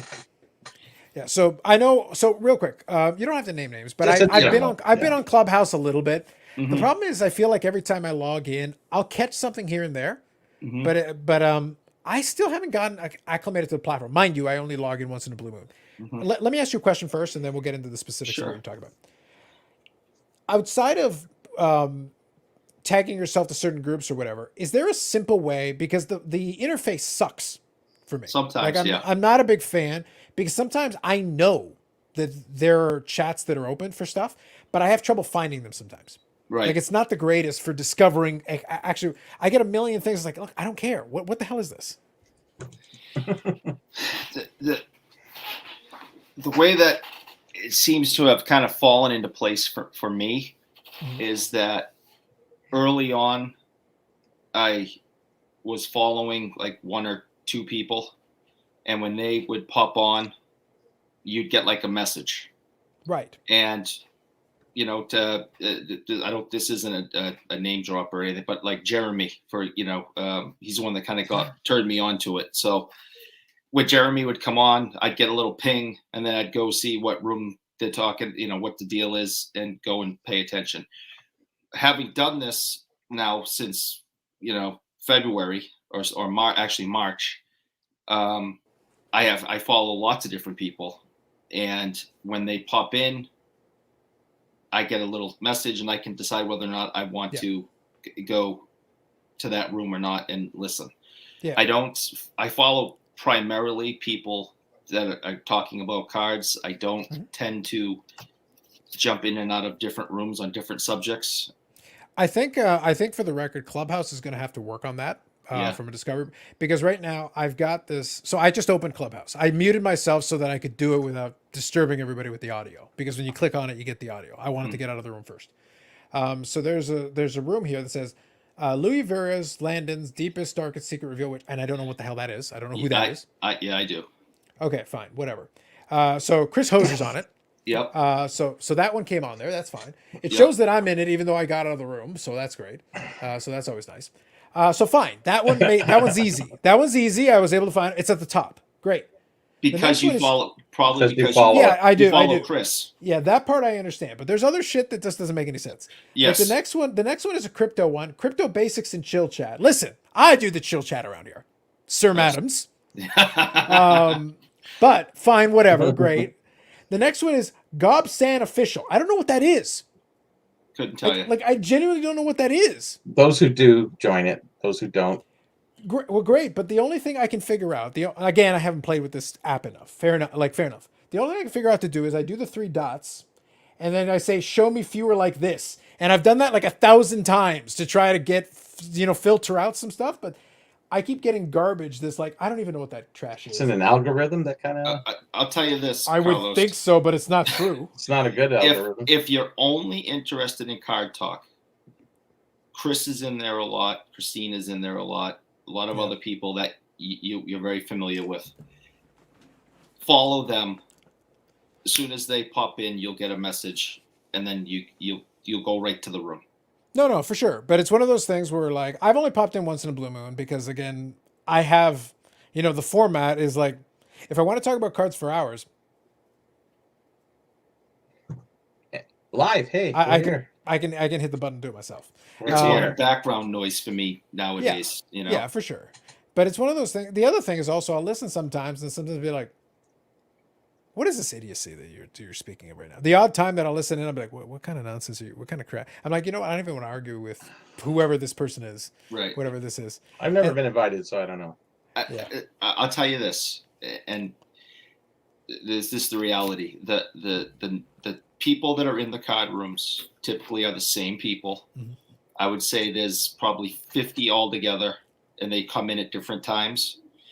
And since the beginning of the year, people have become more, friendlier, got to know each other. And that's where the silliness starts. Because now I don't have a problem with calling this person a name. Mm-hmm. Now their kid is doing. Where in the beginning, it was everyone was going to stay in the lane. Mhm. We're going to talk about cards. This is what happened today. Who got a card? What'd you get in the mail? Did you hear about PWCC? Boop, boop. But now, after 8 months of this, I'm going to ask, whoever, hey, how did that thing go? Mhm. And plus you got What thing? Listen, the thing about the thing, no names. Yes. No So- names. They're in there, so you get the ball busting and you get the silliness, and if someone who isn't in there all the time pops in and they land in some of the ridiculousness that goes on, they turn around and run right out, and then everyone Well, laughs. Eric, in fairness, I was talking about the card takes. I was talking about the card okay. takes. The card takes are the ADC I was listening to. Sometimes. The silliness. Where are you, sir? It's Yeah. like the silliness is fine. I'm okay with that part. All right, 'cause there's a lot of it now. Yeah. But some of the cards like that's not silly. That's just damn stupid, is what I heard. Okay. See, I get it now. But Yeah. For example, you said about the title of the room. Yeah. Yeah, I know exactly what that's all about, and it's Okay. just silliness. Okay, fine. And Sure. but everyone, Inside joke kind of thing, right? Sure. And if And you have a every- community like And that, you wouldn't like that, join otherwise. yeah, that's fine. I think that's completely okay. It's not a big deal. To me, at the end of I just think it's I feel like they're gonna need to fix that discovery piece a little bit. I agree. Like it's not great if you go in with the people that that you follow. I do follow some of them, and what's funny is I'll log in sometimes and I'll look at who's following me, and I'll see a bunch of names that I know, and I'm like, I'm never on here. I've never I uttered didn't one know word. you were on there. I'm going to look Yeah. for you. Yeah. Well, I'll tell you who added me. The architect added me to Yeah. Clubhouse in the first place. So is so Okay. is that. I talked. Yeah. I talked to him for hours a day. Oh no, but I know Carvin's on regularly. Like I'll Oh, scan once yeah. in a blue moon, and I'll be like, Carvin is everywhere. It's one of those things where I've tried to pin Carvin down to come on, come back again. But I feel like maybe he's overbooked because like he's got his own lives now. He's got his Instagram lives. He's got doing random this, whatnot. that, and the other. Yeah, like He he's came- everywhere. He came on at 1:00 in the morning, like just a few days ago. Yeah. I was actually up. I was doing some other stuff. Yeah. And it says Carvin is live, and I went, oh. So I clicked in, and he's opening packs with that guy from Storage Wars. Yeah. That Renee. German guy, Renee. Renee. Renee. Yes, I Renee. like that movie. Anyways, yeah. So he's out. He's opening packs. I'm going. I think maybe the problem is that I'm pitching him on the wrong platform. If I said, "Hey, Carvin, I'm going to do a live on Instagram," I'm right there. He's there. It'd Maybe, be I like, don't boom, know. done. Boom, done. No problem. Carvin's obviously extremely knowledgeable. He loves Sure, this yeah, for hobby, sure. Mhm. and he could talk all day, all night about it. Okay. And he likes talking all day and all night about it. And Uh-huh. and it's it's great to know him and to talk to him and to pick his brain sometimes. And other times it's great background noise. No, for sure. So quickly, I'll get caught up on the comments here quick. So is the card dead? Yep, no problem. Just reach out to me and we're good. I wanted to make sure I replied to this comment as well. And the hockey guy here says, finally, a face with the name. Sanderson Deor. So there you go. Now you know. I'm sorry that he had to see this face. Yeah, I think today was a good day. Like it's one of those things. I felt like I was talking to Bobby because Bobby didn't get a link from me until like super late, comparatively to normal. Because this week I've been kind of running around a little bit with the long weekend coming up. I knew that I needed to get a couple of things done, and then I was out running errands, and then literally I got back in maybe about an hour before we went live, and then I was like, okay, boom, here's your link. So did I. I ate dinner. And Yeah, I was like, run, and I was quickly eating something fast, and then I actually I brought my snack with me just when I was ready to eat it. It's like I was like, okay, I got no time. Here we go. Now I'm on. Great. Sometimes it happens, but the long weekend it's well timed. But I was also like, it's 50th episode. I even thought about like canceling it this week because I was running so much during Friday. It was because I didn't even put out the Instagram thing until like 30 minutes before. Like normally I'm way sooner than that, but I was like, okay. But I was like, it's 50, and then it ended up being cricket and boxing. I was like, sure, yeah. all right. Once you open that link, buddy, you don't know what's coming. It's Well, because that's I'm Carlos. It's not hockey or No. sport card whatever. It's I never wanted to get pigeonholed. That was the one thing. That was the one thing I never wanted to get. We did hockey a lot because, of course, where am I? I'm in hockey land. Like this, it makes sense. Hockey's main boring. It's stupid. Yeah. My main hate it. collection. Yeah. take my them main down. Take all those things down behind Exactly. you. Yeah. My main collection, it makes logical sense, like it does. But it's one of those things like, guys, I cut my teeth collecting baseball. I've done all these. I collect others. I like collecting UFC cards, not the new ones because they're too expensive. But like other stuff in the past, the tops ones, happily. I've still got my set of the UFC autographs from 2018. It's as close to done as I've gotten it so far. The next couple are going to cost me a pretty penny if I get them, but it's a cool set. I've got Amanda Nunes. I've got the Iceman Chuck Liddell. I've got a bunch of the cool ones. They're awesome. I love them. It's going to be a very expensive set because Sean O'Malley is overpriced in my opinion. He's a great fighter, but it's like, you're not a Hall of Famer yet, buddy. Why am I having to pay like $300, $400, $500 for your freaking autograph? Yeah. Jesus. Well, it's Good the Lord. same thing with the Rookies. the four major sports and the rookies, and you have not been on a professional ice rink yet your upper deck card is $300. Yeah, because it says Young Guns in the corner, and you So- might be good someday. Yeah, Yeah. I don't think so. I'm good. Yeah. I'll go I will spend say- that $300 on a Bobby Orr card. I will say what I got to see of O'Malley so far, I am impressed. I think he could be a very good fighter. I think he's an excellent fighter, and he markets himself brilliantly. I think he does a lot of things that are going to make him a star if he keeps winning. If he keeps winning with his personality and his style, he will be a star. I don't doubt that. I think he's doing the right things, but then keep winning. And so far, so good. But it's ridiculous to me that the price is so out of whack. Now, mind you, what's going to throw me off is not even that one. That one's easy because I can get that one on eBay if I'm willing to pay the freight right now. The other ones I think are short printed. I'm trying to get my hands on a GSP. I got the save search and that going on. Like And he's Canadian. It's slim pickings. It's slim pickings. Mark Hunt, GSP, and Sean O'Malley. Those are the three that are left. Sean O'Malley is the one I can have right now if I hit a buy it now.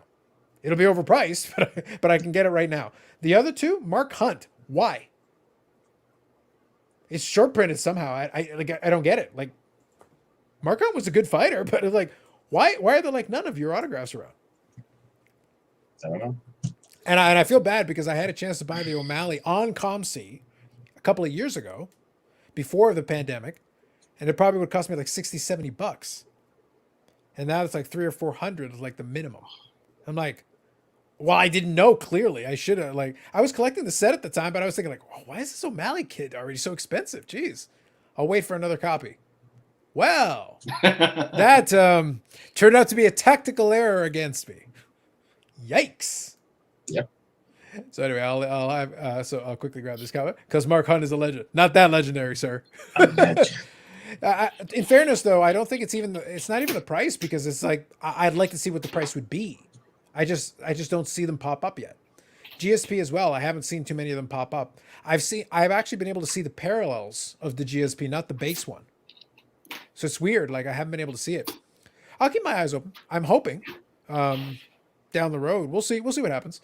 But it's only I'm down to the last three, which is cool. And it's like it's a 33 card set, and I'm down to the last three. Like I got most of them, so it'll be a cool set when it's done. But Yeah. man, it's rough right now.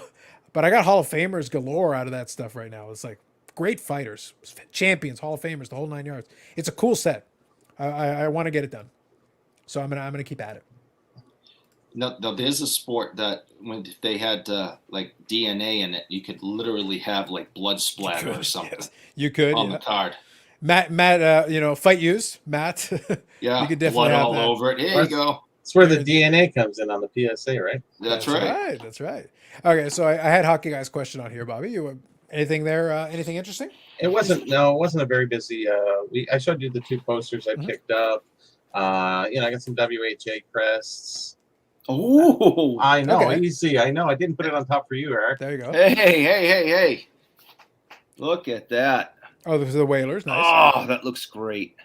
Yeah, these are from '74. Now, are those stickers or presses? These Press-ons are no, they're rayon screened crests.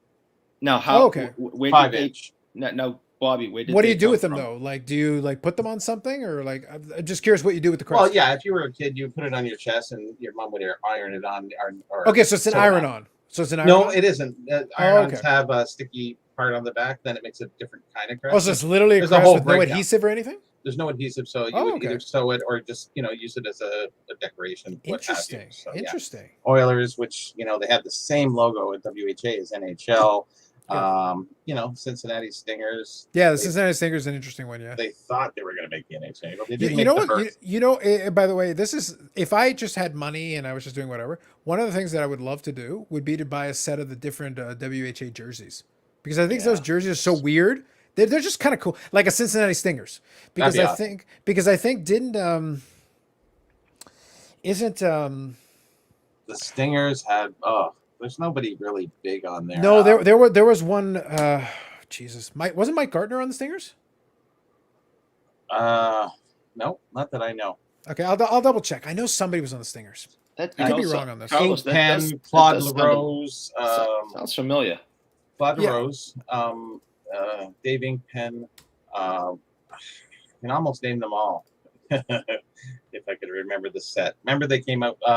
The Stingers. They did the Cons Wieners. They had on the wrappers, on the outer wrappers, they had a picture of each player from '70, the first year, and then the second year. They did 2 years. So. And then you had the Blazers, and then you had the Crusaders, the Nordiques, of course.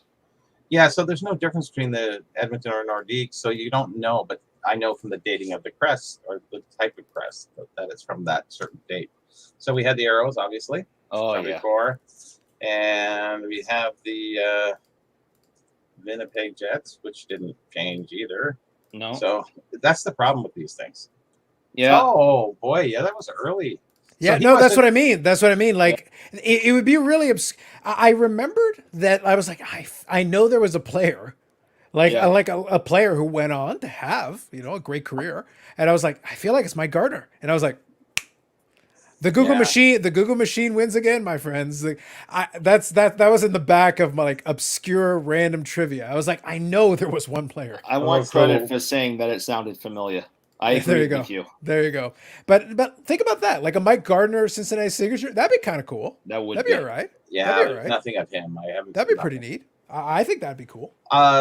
Team issue photo. Thank you very much, hockey guy. Appreciate it. That stuff like that. Yeah, interesting. What is that team? I don't know. Is this WHA? Yes. With the Well, B.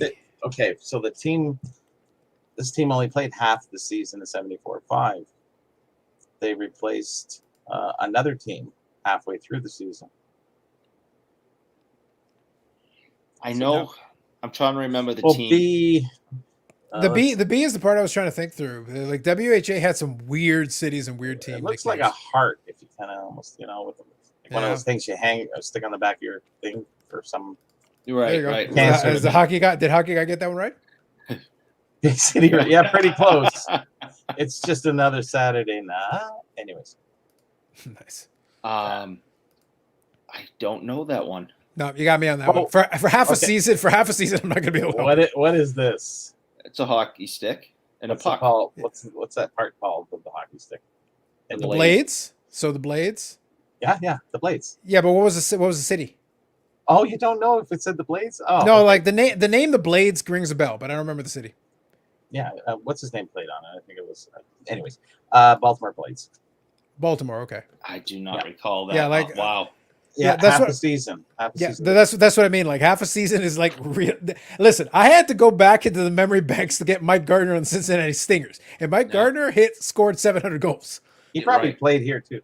He might have, So the rarity on this one is pretty. Oh, I can imagine for half a season. Yes, I can imagine that. Half a season. Quickly, Did anybody of note play on that team?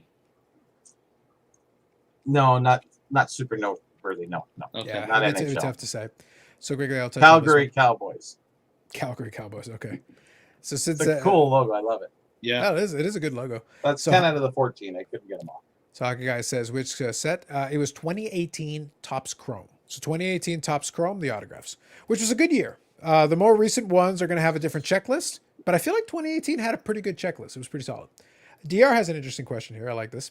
Any advice for any women's hockey cards for my daughter? I don't know much about hockey, but she loves and enjoys collecting women's sports cards.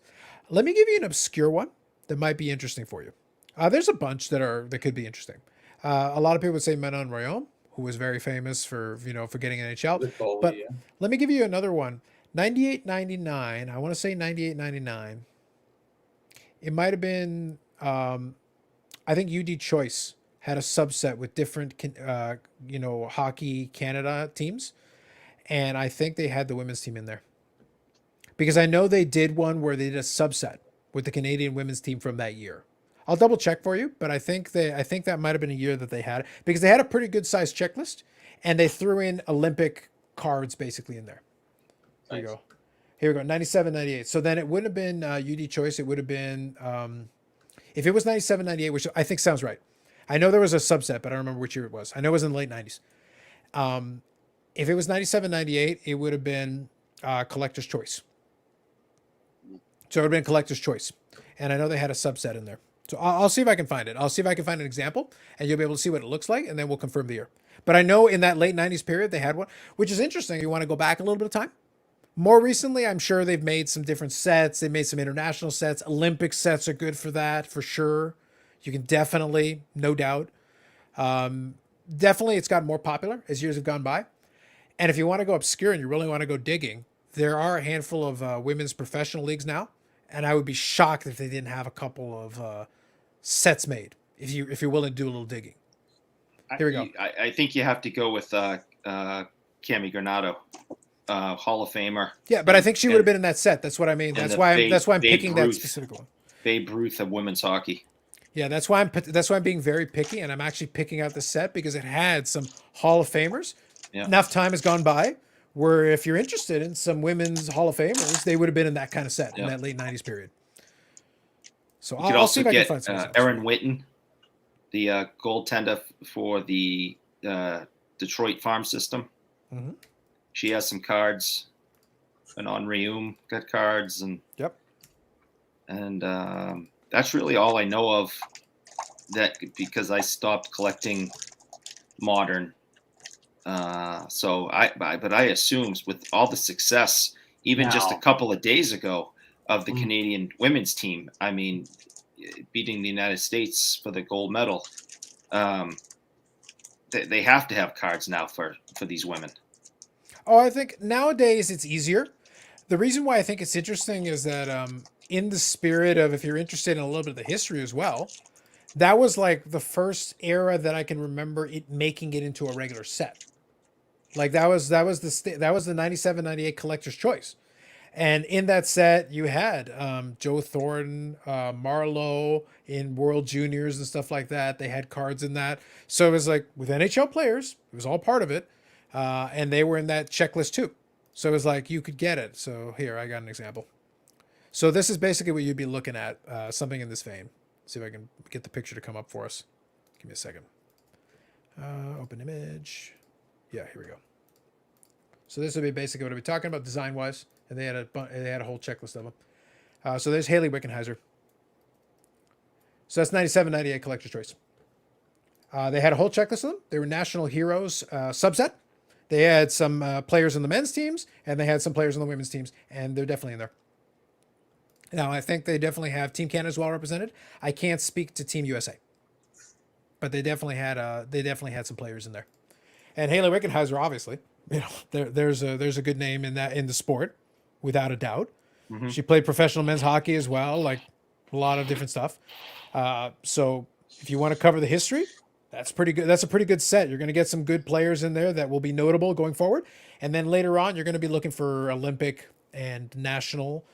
And I'd be shocked if down the road they didn't have some promotional stuff for those professional leagues, because I know they're trying to grow that, but it's gonna take time.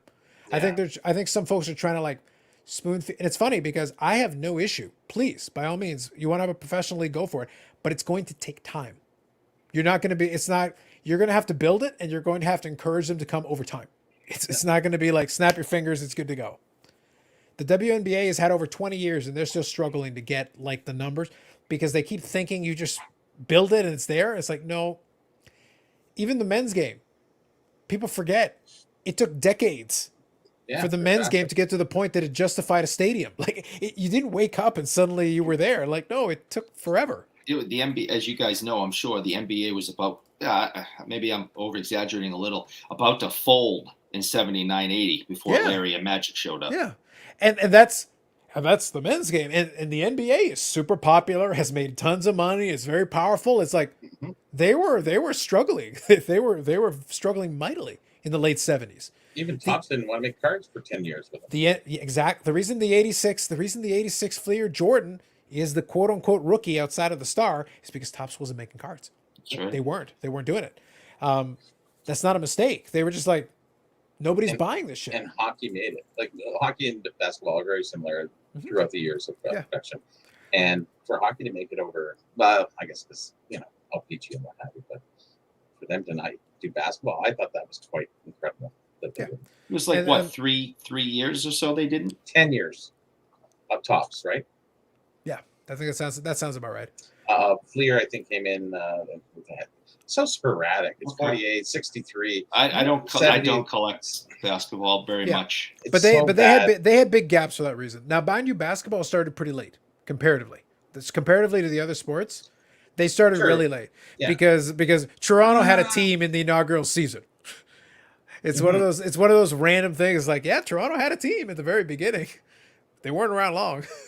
no, very highly collectible their programs and stuff. But that's what I mean. It's like because it's like they had a team. It's like actually they did. What was the name? I can't remember. I think it was the Toronto Wolves. I want to say it was like the Wolves or something. It's not the Wolves, but it's close. Hold on, I'll find it. Toronto NBA. Oh my gosh. It's not the Wolves, though. It's something. It was I think it was what, 1940. It was like 1948, right? Give or take, 48, 47? Yeah, it would be somewhere right around there. Huskies. That's it. There you go. So That's pretty close. Huskies, so funded in 46, folded in 47. Oh, there you go. So, and they played out of Maple Leaf Gardens. So it's like, but you get those little weird obscurities. Now just imagine how cool it would be, like if the NBA had already been people forget baseball was being played in the 1860s. It didn't really the World Series wasn't until 1903.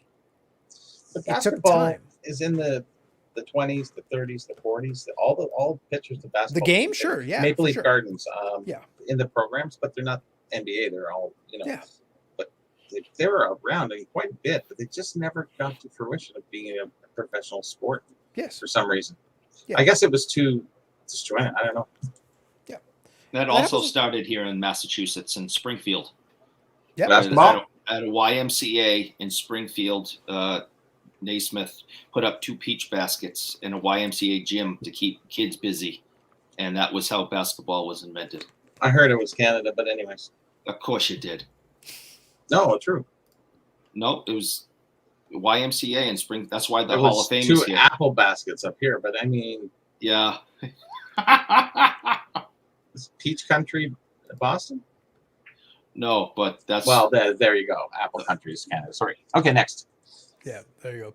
So anyway, no problem. True, no that's problem. a true story, Eric. That I heard it was invented in Canada. Well, it depends what you read, and it's like Carlos hockey. has the it was Google Minnesota machine right over there. I can get the Google machine, but Wikipedia is not the most reliable source. It certainly is. But you know what? I'll make you a deal. Outside of Wikipedia, where is the source for the Canadian version? Where does that one come from? I've read so much in my life, I can't tell you. Honestly, so we need the Bobby Burrell Wikipedia. I got you. I see basketball, but I would go to the Hall of Fame website. I get you. And see what they say. Well, the thing is, the Basketball Hall of Fame is going to go with the Naismith Museum and all. Yeah. And hockey, they say it didn't start in Canada. It started in the States. It started in where was it? Minnesota, or different other. Everybody's got their story, and they really don't know.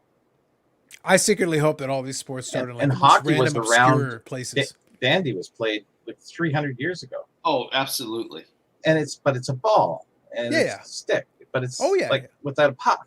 And then there's no skates, but there is skates later. But so where does anything start? So a I- lot of the sports, the origin stories of sports gets tricky though, because of what you just said.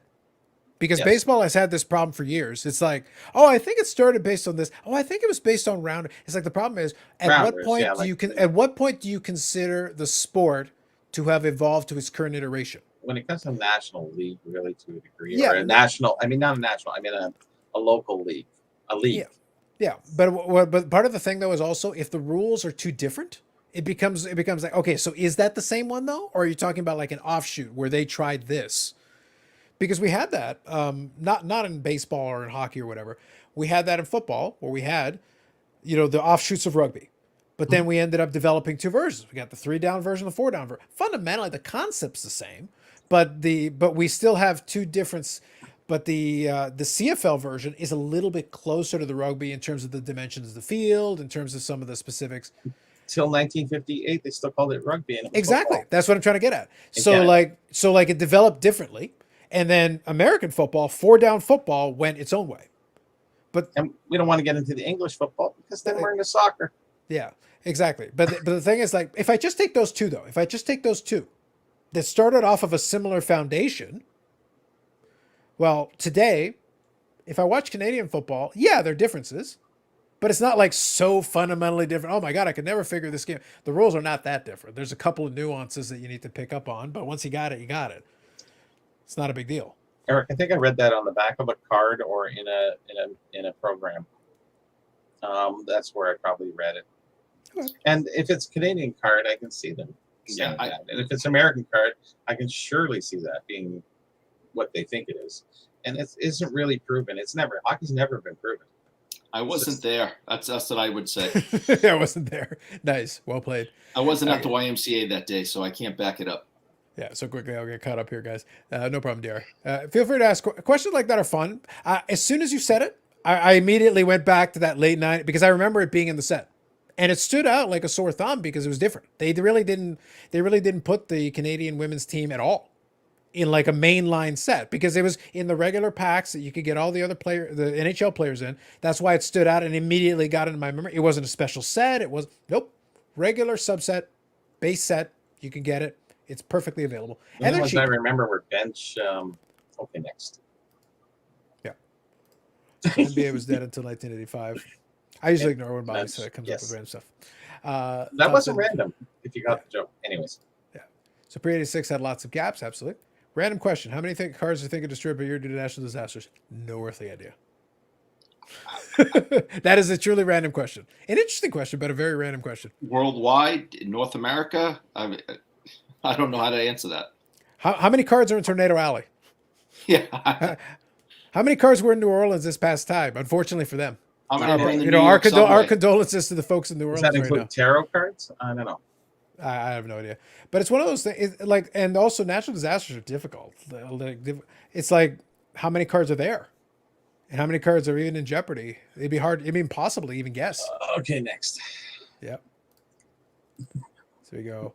First basketball set is 48 Bowman with Mike and rookie. Yep. Not much again at 59 tops. Bill Russell rookie. I want to say that's 57. I don't know. Russell. Yeah. I've Bill seen Russell. it. I could pick it out of a lineup a mile away, but Yeah, I don't know the year. But I think you're close. Because basketball's supposed to be sporadic with the years, it's so hard to remember. No, it who's who. is. It is. So first basketball set was 48 Bowman, yeah. 57, 58 was for the Bill Russell.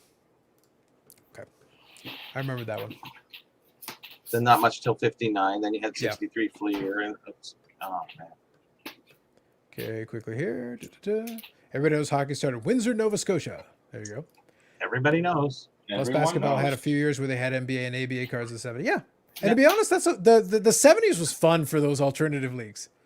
You had the ABA and you had the WHA and then in the 60s you had the AFL. It was fun.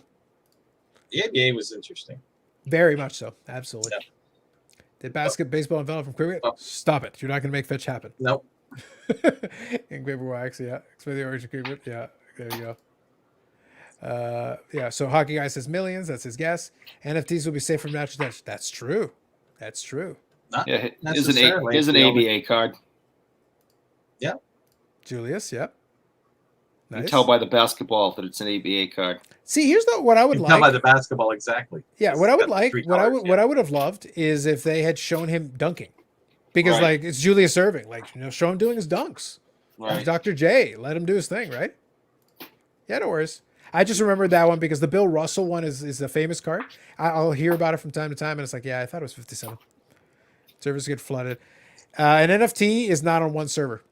my- you'd have to destroy every server. That's my only Bill Russell card. Okay, Oh, nice. very good. Not That's and an he's interesting shot, isn't it? yeah, exactly. I feel like that's at his home or something. Oh, Right. Yeah. yeah. Yeah, have to be like a candid shot at his house. Have a good night, Yannick. Take it easy. Good night. Bye, Yannick. But yeah, one important thing here. So, an NFT, you got to remember, if it's in the blockchain, it's not one server. If it was on one server, that would defeat the point. Yeah, it's almost omnipresent. Basically, you have to destroy the internet. So if you destroy the internet, then yes. Or the world. Yeah, then we've got bigger issues, bigger fish to fry. Interestingly, a lot of the current NBA rules were actually taken from the ABA. Yeah, like the three-point shot was an ABA innovation. You guys know the first player in NBA history to hit a three-pointer? Who else is it? Chris Ford, Boston Celtics. It's a Boston thing. I was going to say that's the only way you know the answer to that question.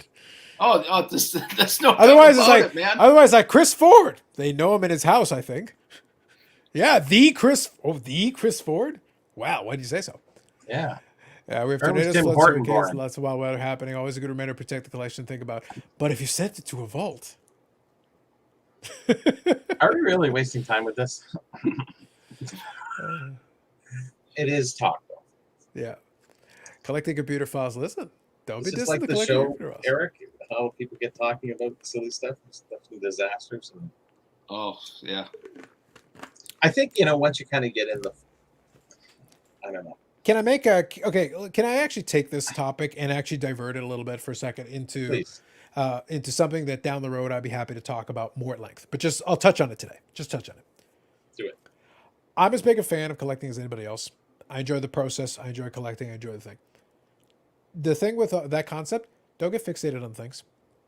The memories of the things are part of the reason you did it in the first place, if you're doing it for collecting. Yep. If all this burned down tomorrow, I'd be mildly annoyed. That's it. That's as far as it goes. Because I still remember what I did to get what XYZ, but it's stuff. Stuff is stuff. It's fine. It's okay.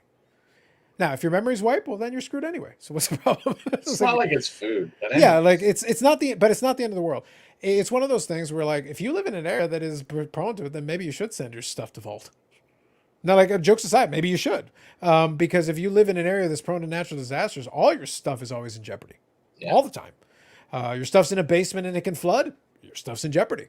Then you better have a great insurance policy. That's all you can really do. Ruined cards collected. How many people have you heard say that? Thousands. I'll be honest. I don't think even that beyond natural disasters. Do you have any idea how many collections of things have been ruined by a pipe bursting and a basement flooding? Attic. That's it. It has to be something Raccoons.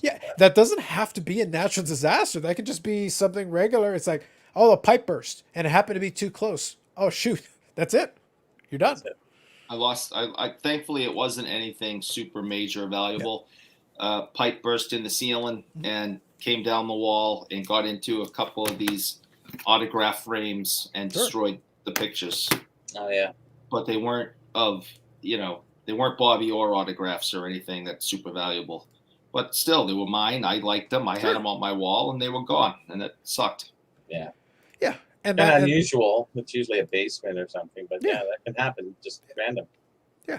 And you say basic DR here. Basement flooded the other day. Yeah. And the thing is, that happens. I think the basement's flooded in New York there. You guys saw the video of the subways, right? Yeah. Oh my good God. Yeah. Yeah. But the reason I bring up the topic and the reason why I say down the road sometimes I think people part of the reason they get so wound up on hobby stuff is that they're taking it too seriously. It's like, did you forget it was a hobby? Because if it's a hobby, it's supposed to be enjoyable. Okay, so real quick, I'm gonna do something here. If you do this, you go away. Just for the record. Bye. Doesn't get rid of his posts. Yeah. Well, I'm gonna get rid of all of it. Late night boredom. Yeah. You do not get to spam the chat. That's a rule. Especially if I've never heard of you. You just show up out of nowhere and you want to spam the chat. Yeah. You're done. That's Sorry. right. Sorry, bud. Yeah. But it's one of the, sometimes it's good to put things in perspective. Look, it's supposed to be enjoyable. It's supposed to be enjoyable. If you enjoy it and it's fun, then it's healthy. It's good. It's enjoyable. It's fun.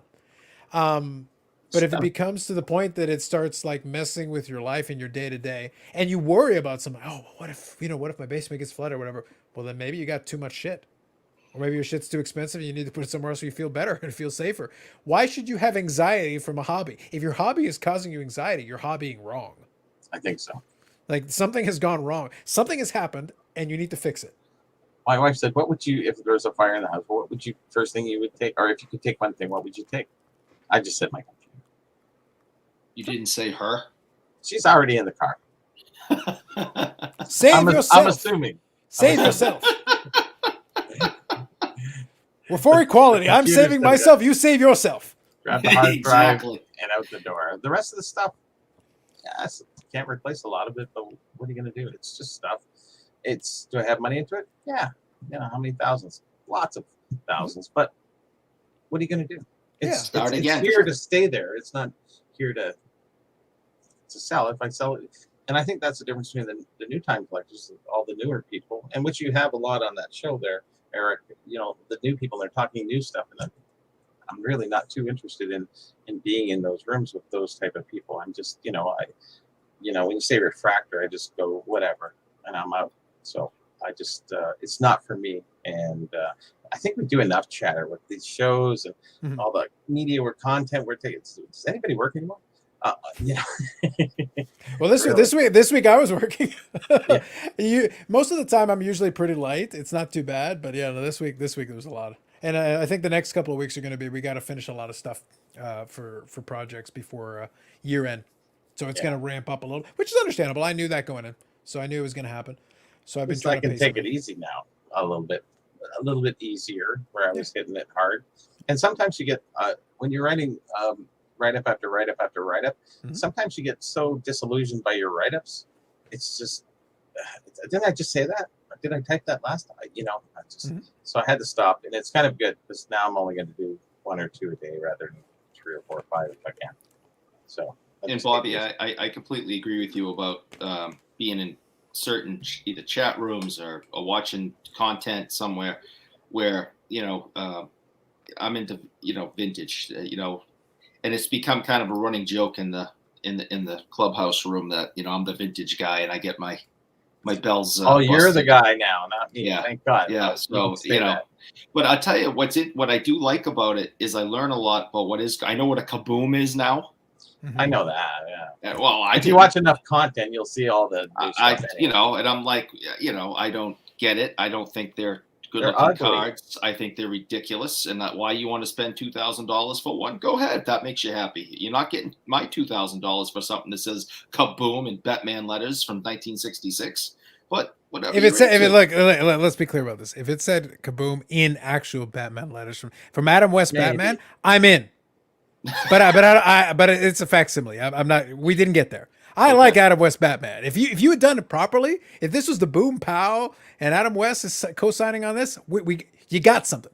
You got something. They were made in '66. That's the problem. Yeah, but the thing is, I understand your point, and the Kabooms are an interesting one where like it's not for me, but this kind of plays into. So real quick, I'll touch on 2 things here. They've always been out there. Even I still have Kabooms basketball, and it's just. So real quick. Thing. Yeah, so I hadn't heard about this. I'd be curious to look into it a little bit more. I was just kind of interesting. They were at Santiago. Was at the Wilmington show at the Shriners. Actually, I was going to ask you a question about that. Thank you for reminding me. Give me a second. How quickly get caught up here? Sure. This is exactly the point that I'm making here. It's basically that you don't want to go there. It's they're items. You put in the time, you put in the effort, but most of the equity you did is here. Yeah. Yes. The value is supposed to be in your pursuit. It's like thrill of the hunt. Yeah, that set that I'm working on. Look, I like Mark Hunt as a fighter. I wouldn't be buying a Mark Hunt autograph if it wasn't part of the set that I've decided, oh, it would be really cool to put the set together. That's the only reason I'm interested. Otherwise, no, not really. It'd be fine, but I can take it or leave it. Isn't it precious? No, Mark Hunt is never precious. Mark Hunt was a good fighter in his day, but he's not precious. I'm gonna try to get a deal on that Mark Hunt one because I'm like, nah. Every time I wanted to finish up with the Santiago. Every time I hear that, I see Jack Nicholson in that movie going Santiago. Every time, when they did that movie where you can't handle the truth. I don't know what it is. Yeah. Oh yeah, Few Good Men. Yeah, but what's going to be interesting going forward for the Kaboom thing, what's going to be interesting going forward is the problem is they're releasing it every year. So if the print runs go up, it's going to become if you do it a couple of times, it's interesting. If you do it every year and you release more of them as time goes on, you get some random players in there. It takes a little bit of the fun out of it, because even if you are a fan of the image and the genre and whatever, the more common you make it, the less interesting it is. I made the pitch the other day where I think it was on Dave and Steve's, where I basically just said the whole thing with precious metal gems is that the company went out of business. And they weren't able to make it every single year. Now they're starting to do it again. That's going to take a little bit of the sting off the precious metal gems going forward if you keep doing it every year. Yeah. The reason it's remembered fondly is because it was a very short window for the original precious metal gems. The OG precious metal gems had this limited. So for the collectors who are serious and want that one, that's different. They disconnect it from what comes after. It's not the same to them. So I understand. I get exactly what you're saying. It's sort of like when we had Tops and OPG, but then they had some sheriff coins, and then they had some other things along the side. I'm just saying it's different, and it's nice to have it because they only did it for a year or two. So those extra things are kind of more special. You're right. If they did them every year all the way up, yes. It's like what year are those sheriff coins? 66, 69, 74, 85? Nobody cares. It will lose its luster 100 times out of 100. I guarantee it. There has never been a situation in history where it has not happened, because people like the novelty. And my example that I gave was refractors. In 1993, refractors were like, oh my God, what is this? This is different. This is something that we hadn't done before. But then every year that went by, we did another refractor, another refractor, another refractor, another refractor. They're still cool looking cards. They haven't become less cool as time has gone, but they're so common. There's so many years of refractors to go back on. So which one do you like? You want the Topps Chrome or the Topps Finest one? Or Panini does their silvers or their prisms. That's similar. I think we're going to run out of names soon. Oh, for sure. They will. But the point is that the more you do it, it will lose its luster. And Hockey Guy touches on the other one as well. Jersey cards. The first year of jersey cards in hockey hold a little bit of a premium just because it was the first year. And they were different and they were unique. The first year, they didn't have any patch cards. That happened a couple of years in. Right. They took a couple of years to do it. So the first year of patch cards stand out a little bit because they were the first time. Oh, okay. So this when Upper Deck introduced patch cards. Okay. But now every set has them. And a lot of them you see in the dollar bins now. Correct. Deservedly so. Deservedly so. Patch on it, like what's $1? What? It takes the starch out of it as time goes on and you keep doing it. It's not going to get more special doing it every year. And 7 color, 20 color. I don't know. Where do you end? And to be clear, I don't blame the manufacturers because they're like, well, we got to put something out. So what do you want to do? We're out of ideas. NFTs. Put in a couple more colors. Oh, God. Exactly. There you go. It's just another way to divert money to make money to whatever. I'm not even going to go into NFTs because you can't even call it a hobby at that point. It's not. It's just whatever. NFT stands for not for touching. I can think of another 3. Anyways, it's just something that people are interested in that generates money. I don't think it really has too much of appreciation for. I don't see it surviving. We like the tangible. We like having these things. Although, if we lose them in a fire, that's fine. We can't lose one of these in a fire. But if we lose our stuff in a fire, we had it, we touched it, we possessed it. Intangible things they're just out there. And maybe that's the new era of things. But that's investment based, I think, more than it is collector based. But look what we do. We search for a card. scour the internet, scour shows, think about it, dream about it. We finally get it. The adrenaline rush is there. We bring it home. We look at it for a few minutes. We put it in a cardboard box and stick it in the back of the closet. And then we don't look at it again for another 3 months. Well, I think though you're touching on a key point. Even for the tangible, like, look, it's fleeting. If you're a collector, like, honestly, it was the thrill of the hunt. Yeah, the process of getting it was the thing, and then once you got it, it's like, okay, on to the next. Yeah, It is. It's true. It's back in the pile. Back in the pile you go. I put it on my shelf, and then I walk away. Some of the most fun stuff is just the random stuff I'll pick up because maybe it has an element of entertainment for me. Mm-hmm. Like I'll get like this week I will be able to do a pickups video, but I only have 2 cards. Because this other stuff's to ship my cards. I have to initiate the ship. I'm waiting for them to get the rest of the stuff. I want to do it in one shipment. I don't want to do a bunch of little shipments. No. It's ComSeeds. They're doing something. Yeah, but the Ship My Cards guys are. They've got now a pile of the stuff that I'm about to get sent off. But there's 1 or 2 that I'm waiting on eBay to deliver. And once they get it, I'll be able to initiate the shipment. So next week. But I did get a couple of cards in. But what's funny is my favorite thing this week. I got a 1 of 1. So it's a cool card. I put it on the Instagram. It's there. But my favorite thing actually was this. I picked up an NES box copy of Othello, which is one of the random and most stupid games. I remember, and it made me laugh because I saw it and I laughed because I had this game originally on the Nintendo and I used to play it a fair bit, and this was only like $20 or $30 shipped. So I was like, you know what, I'll take it. You got it with the box and everything. You know what, I'm in.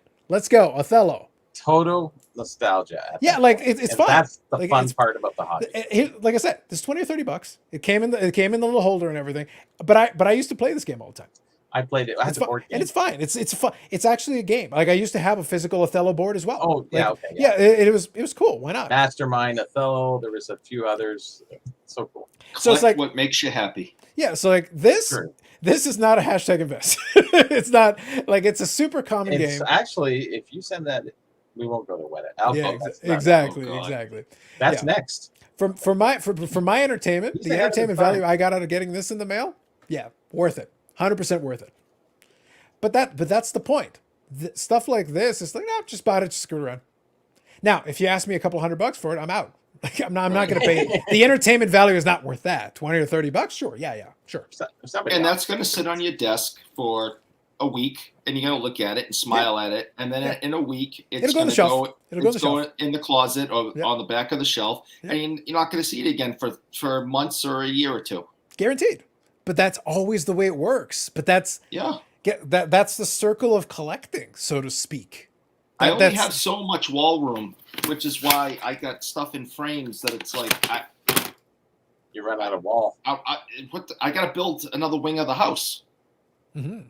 Well, that's what happens. Is sometimes with the Leaf Room, it's not all Leaf stuff, anyways. It's a good majority of them. A lot of NHL related stuff. When I fill the room and I go, okay, well, this has to go, and then I replace it with something that I'm getting nicer, or not nicer, newer. That's old.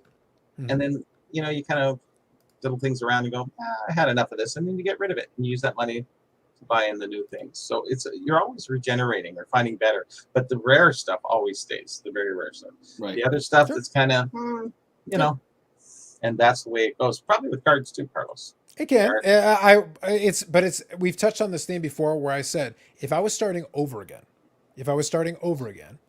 then it would be select pieces. Yes. I worked on the volume because I started 25 years ago. So now it's just adding. It wasn't volume then. Yeah. Well, it was even by that point he was 5 years in. So I went and found all the singles that I could get. The cheap cards, yeah. Yeah, but that's all that was available at that time. Oh, true enough. Yeah. Because in 95 we had inserts, but it was still relatively early day. By the late 90s, within 5 years, we started getting some serious stuff coming. And within the next 10 years, we're talking something else. But initially, it's like the checklist was a couple of 100 cards. So it was like, now it's 5,000 cards. It's very different. And after they finish playing, they always say collect a player before he finishes playing, and he shouldn't collect the stuff after he's finished playing. It's nothing, no recommendation or anything. But it makes a lot of sense. If you really, truly like that star, collect the stuff, because everybody got into those Bobby Orr cards, the signed ITG or whatever kind of card autographs. Maybe $300, $500, $700 for some of these. Now they're $150, $100. Yeah. It's just like, what happened? Because they just pumped the hell out of it. It's like you said, Carlos. Keep making it, and keep pumping it out there. That's why. Right? But that's And why then you need to wait. Kaboom! Yeah, when they release the new ones, though, especially for retired players, you can usually afford to be patient. You can afford to wait because then you're the ones buying it for like the $100. And if you're gonna buy it for the $100, buy it because you're interested. Like with the newer ones, I'm more selective. It's like if I think the card looks cool, I don't care if it's post paying days. If it's cool, if the price is reasonable. If you're asking for top dollar, yeah, it's kind of cool, but I could get a playing days one for equivalent price. Playing day PSA 10 for that $100 that you're going to pay that they just made last week. Come on, what's the difference? Yeah, I will not do that. I will not buy Bobby Orr cards, that were made in 2018. There's certain things, Planters, Peanuts, or some other things he did after the fact in that kind of playing kit. No, I get it, but it's going to depend on your player. And again, it goes back to what you're interested in. If I aesthetically like some of the cards from his playing days are boring. You're absolutely they're part of right. the checklist. Like they're part of the checklist. I'll pick them up. Yeah, they're also boring. Like they go to the back of the pile quicker. They don't even get the honeymoon period here for like a day. They go straight to the back. Compared to Kaboom, so it doesn't matter. Yeah. But it's one of those things where if it's not interesting to me, it's not interesting to me. There's a lot of the stuff that you'll pick up that's very rare. Is it interesting historically? Yes. Is it interesting in terms of a study? Yes. Would it go to the back of the box within 5 minutes? Straight back there. I don't care how rare it is. I don't give a crap. If it's not interesting to me, it's not interesting to me. It's got to fit the aesthetic. If it happens to be rare, well then double bonus. Hey, fantastic. Then we get a winner. Then we've got everything. Some things are not so interesting looking, but when their rarity is added to them, they become that ugly girl who. Awesome cricket card. Awesome cricket cards. Get on that. I have some. Yeah, exactly. Look, it's one of those things. Like the scarcity to me, the scarcity is the seasoning. It adds to it. It's not the main course. It can enhance. If you've already got something solid, it'll add something to it. I don't care if it's the most common thing is dirt. If it's more interesting to me, it can stay on the desk longer. Oh yeah, I forgot. I did pick up 2 things. 2 keychains. Rangers and what's the S? What's the other one? Better to look at it this way. Okay. So it says Minnesota. Hold on. Minnesota Saints? Fighting Saints, yeah. The Fighting Saints, yeah. Gotcha. And that's their logo. Oh, okay. So that's what the S thing looks was. similar to the Kraken, doesn't it? It does. I was wondering what that was, yeah. It's almost identical. So real quick, I'll just read these off a couple. So they are the AFL cards called Bang. By the way, I prefer Bang to Kaboom. He's saying it's similar to Kaboom cards. I think it's a better name. I think it's more. I prefer Pro Set too. Anyways, yeah. Good old Othello. Yes, name. Absolutely. What's in a name? Oh, hey, name. Listen, name. We're having some fun talking randomness. Name. There's a link in the thing. Click on the damn thing. Yeah. Get over here. We're talking randomness today. You can chat about whatever. Complete randomness. No, like we're having some fun with the randomness. You got to check. You got to get in on this. It is kind of interesting. Yeah, you got to get in around it. Yeah, absolutely. I think what's funny is video games are weird because even brand new, they were like $50 or $60. The old Nintendo ones. So, and then the current games are like $60 or $70, and you think with inflation it'd be higher. No, it's about the same. No. Yeah. But then you think, but wasn't $50 or $60 more money before? Yeah, it was. Funny enough, the video games stayed pretty consistent. In fact, they were more expensive before for the new game, which is weird in relative terms to dollars. Like, CDs. You remember when you went to get a new CD? Yeah. Like, that was like $35, $39 plus tax. You're sitting there going, yeah. Jeez, I'll wait a month or 6. Yeah. I don't know. And then today, if you want a CD, they're like, no, please take it by all means. $5 bin at Walmart. There you go. Any movie you want. Yeah. That's why I prefer to get vintage cards signed. Okay. Yeah. If that's your preference, why not? That's kind of nice. Yeah. Yeah. It's got a nice touch to it.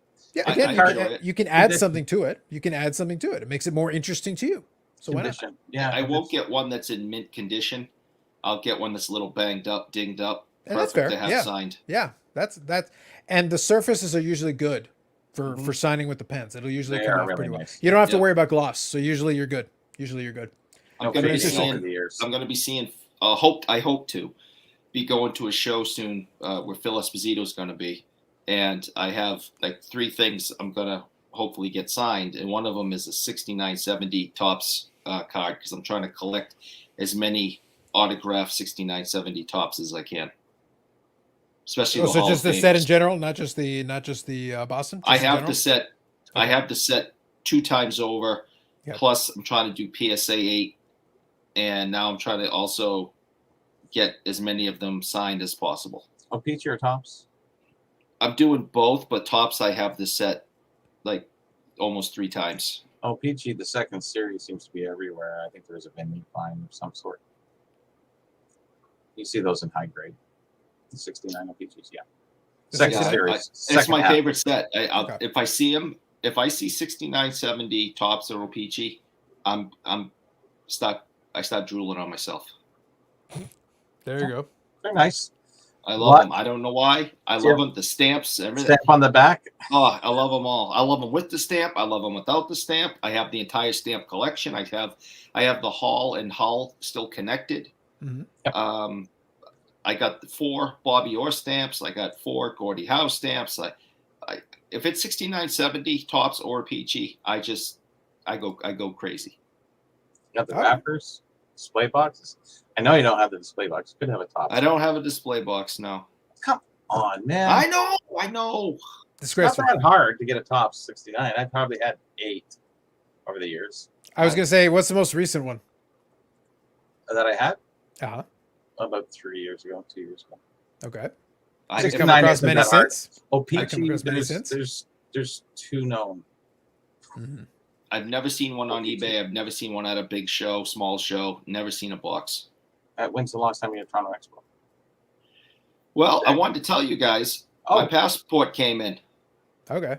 So we'll see what happens in November, whether or not they're allowing us up or whether they're even going to have the damn thing or who the hell knows. Yeah, But it's still in flux. step 1 was to get my passport. I now have it. Yeah, it's going to be interesting because I've already laid the groundwork with work because I basically told them that I wanted to take because you have to take a week off as part of your vacation thing. You have to take 5 consecutive days. Oh, really? So- They do that? Yeah. No, it's mandatory. You have to take 5 consecutive. Smart. I actually don't mind taking a day here, a couple of days there. I like making long weekends. I like spreading it out because unless you're taking a big long vacation, like it's not that. Yeah, great. Having a week off is great, but having a bunch of long weekends is kind of cool too. better. Yeah, like my preference. It's always been my preference. But I said fine if you have to. So then I said probably. So I told him I said yeah, Expo. November. Yeah, so November. It's easy. It makes my life easier. It's like yeah, that would make the most sense for me, especially since we have the projects rolling straight into October. I'm like, well, I'm gonna be busy working all the way through anyway. And my teammate is taking like a month off. So it's like, so I'll have plenty of work to keep me busy. I'll be able to justify my salary. Perfect. So it's like, great, November then. So November sounds like November. One way or another, I'll take the time off. The only thing I'm sitting back on is I'm trying to figure out if and when I want to commit to booking the hotel. I have to see. I think you best because Yeah, probably. I was talking to Steve the other day. I told him, I said, you can cancel my boot now. He goes, well, lucky enough, Bobby. He says, I didn't even put you down as having a boot because I did contact him like 5 months ago. And he goes, yeah, I forgot. He would have squeezed me in somewhere anyways. He says, I got 40 dealers waiting to come. All right. On the waiting list. Mhm. I'm going, oh, man. Are you going to, didn't you say you're going to share with somebody? I was going to, but the book's not ready. There's no sense me paying $800 just to be there to talk to people. I'm just going to show up. I'll get in as a somewhere. That's And fair. I'll be walking around the show, except for the Saturday, which is my son's wedding. So I'll be gone that day. All right. So it kind of almost works out in a certain weird way. I think the key is going to be I'll probably make the decision in the next week or so, and if I do, then I'll just book the hotel. I Have it would do ready it to now. go. Yeah, have it ready to go. And then if that works, then I'll kind of take it game as we get closer. I'll figure out the timing on that. Once we know we're good, once we're close enough that it's like, okay, great, then I can start kind of thinking through an agenda. Expos are easy at this point in terms of what I do anyway. So it's like, nah, I'm content to just walk around, chat with some folks, and play it by ear. There's nothing in particular that I need. It's like, no, I'm gonna be there. I'm gonna be there just to chat, basically, just hang out, grab a beer after. That's easy for me. Carlos, on that Saturday, do you want chicken or fish? Chicken. Okay, me too. Bobby, 2 chickens. Okay. Nice. So here we go. So Chick-fil-A or we can't say chicken sandwich on this show, you know that. I was going to say that's trademarked. So bang, zoom, pow. That will be the 66 Batman. That's That's very 66 Batman again. Adam West, great stuff. Yep. Yeah. So Baz joining in. Good evening. Trying to just making sure we get caught up here, guys. Kids are still up. Excuses. If they're old enough to time is it there? Well, they're like 3 or 4 hours behind. So here's the thing, though. If your kids are old enough that they're still up, it's like, send them out in the streets. This is the advice I give to my buddy who has like a toddler. Like this anyway. It's old enough. Just send them off to forage for themselves now.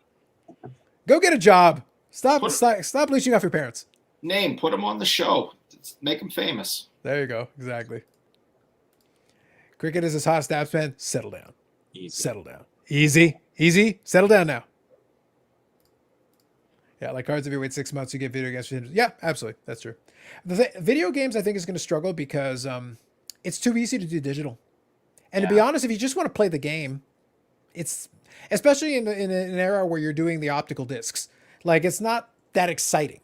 Again, this amused me because I remember playing the game originally and I had the card originally. Like I had this originally, this setup. Yeah. If that was not the case, this is such a random game. Why bother? It's not like it's a particularly like amazing, legendary game. No, it's a good game. It's a accurate representation of the actual board game. Perfect. Yeah, it's reasonably fun to play. It's nothing crazy, but you're not going to get people running over themselves until we get enough water graded copies. Well, then I'll be able to sell for millions. It'll be exciting. Hoping to make it as well from San Francisco, where I live now, originally from Winnipeg. Okay, fair enough. Sounds good. Yeah, we'll have to see. We'll kind of all have to play it by ear as we get closer. It's like the intention is to go. So right now the plan is to go. Everything looks like it's in place. I'm going to book the vacation for sure. Hotel, I'm pretty much good with. I'm going to stick with my usual plan with the hotel. I'm going to skip the first day. I'm not going to bother with that. I'm not going an extra day and paying the freight just to show up an extra day. But I'll do probably the last couple. Can't we stay at Bobby's house? He's not going to be there on Saturday. Obviously. Yeah, exactly. I'm a big fan of usually when the hotel I stay at. I like it because it's got 2 things that I enjoy in particular. Number one, the bar is a bonus. It's nice to have. No, it's the seasoning. Yeah, it's the seasoning. No, it's the fact that it's super comfortable. I actually sleep better in their beds than I do in my own. To be honest with you, I'm very comfortable when I go. I get better sleep when the reason I go to the show is an excuse to sleep in a bed where I sleep better. I gotta get my bed replaced. It's junk. It sounds it. Yeah, it's junk. And the other thing is I like that the gym is 24 hours. So I actually will go sometimes afterwards and I go work out after because I don't get up early anyway. I'm not going to be there first thing. I leave that to the Burrell. Thank you. So I'll give everybody the first couple hours. I'll waltz in at the crack of noon, as is my way. Y'all can do what you need to do. I don't acknowledge mornings. They're not a thing. Only when I'm getting paid do mornings exist. Do they open beer? Absolutely not. Oh, at the show. Well, there's a place you can sit down and drink. No. But like open beer is like really open beer. Like if you go Not to a lot walking of those around, but behind the booth sometimes. Yeah, exactly. That is more accurate. More accurate. I told you guys that the show at the New Boston Garden, they bring you drinks. Absolutely. No. Yeah, It's nice. I've never seen anything like it. In the Maple Leaf US, Gardens like that. in the US, we're talking something different. And if Bobby and I get our way and we get Vegas, you can drink on the strip, you can drink off the strip. I know, but how many times have you been to a card show and there's scantily clad women walking around bringing you drinks as you look at hockey cards? Well, if we had a card show in Vegas, that would be like standard operating procedure, sir. I'll be there. Well, it happens. It's going on in Boston nowadays. Not only that, I could probably then play poker on this table beside the dealer's table. Oh, wouldn't that be nice? And I'd be dealing with that dealer. That dealer is trying to take my money, but for different reasons. A little fee to play poker and then come back to the table. What do you want to buy? See the synergies, my friends. Cards are involved anyway. Like such a natural synergy. Like what Trading the heck? cards, deck of cards, all the same. Listen, I in a shorter period of time, I usually make more money at the poker table than I ever have at a card table at the expo. That's all I'll say. There you go. So real quick. So let me use this as a good excuse. So two things. First question is, when is the next Boston show? Second, do you want to chat a little bit about your experience at that show? Because you did attend to it. How'd you find it? Oh, so first of all, the next Boston show, I'm going to refill while you do that. is in October, I believe. They just announced it within the last week. So already? Wow. So they're doing it how often now? Like every 3 months. The Shriners? No. This is the one that's at the Boston Garden. Oh, the one at the Gardens. Yeah. Yep. So how many dealers are there? It was packed. I mean, there had to have been 100, maybe. Now at Shriners, you had way more than that. Yeah, it's been a long established show. Did you see Gabe? I looked for him, Bobby, because I wanted to say. Bobby said hi. I just never found him. I do know what he looks like. He doesn't know me. No, maybe not. No. You know, but I know who he is. I've done business with him. I've given him plenty of my money. But I never saw him. So either he wasn't behind his table, or when I walked by, or I'm not sure. But I never saw him. But I did look for him, so I wanted to say hello for you. No problem. The show had a lot of dealers with a lot of really good stuff of all sports and categories, books and magazines and cards and jerseys, and there was a lot of there was some of the big names in the industry there. The problem was it had a low, disappointing turnout.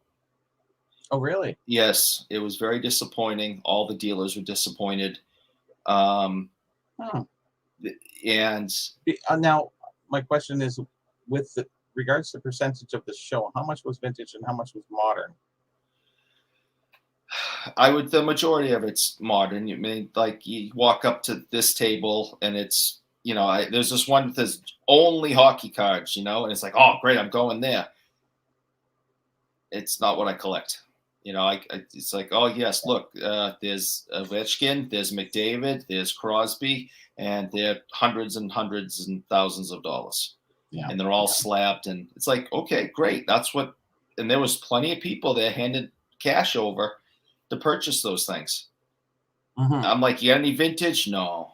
Okay. So I did find a couple of tables that had vintage hockey, and I gave them all my money. And I had a lot of fun spending time at those tables. But the majority of the tables there were, basketball, football, baseball, modern. But you would find these other tables that would be all vintage, like baseball. That, I mean, it's like you're in a museum. I mean, you know what it's like. You've seen tables like this. And they got little stickers on them, $25,000, and it's, and it, from T206s and, I mean, just old stuff, tons of mantle stuff. I saw DiMaggio stuff. Was he busy, or? I'm sorry, what? Was he as busy as the newer tables you were saying? I think most people were there looking for the more popular things today. Gotcha. I think the other side of it as well is also the price is going to play a factor. Because even if you are somewhat interested, if you're dealing in pretty high-end stuff, your clientele is very specific. Yes. People are going to want to look. Like, they'll be, oh, that's kind of cool. They have no intention of buying. Right. But it's cool to look at. It was like a museum on some of these guys' tables. Yeah. It was unbelievable. Yeah. And I don't know if, what they sold, if they sold anything. But I was telling Bobby that the turnout wasn't good. Mm-hmm. And I was listening in a little bit. I wanted to finish my snack since I was like, okay, that was my opportunity. But I was listening in on that a little bit. Yeah, the turnout wasn't that great. I think a lot of the dealers were disappointed. Saturday afternoon, the show went till 5, and I noticed like around 2:30, dealers were starting to pack up for the day because they were just what's the point?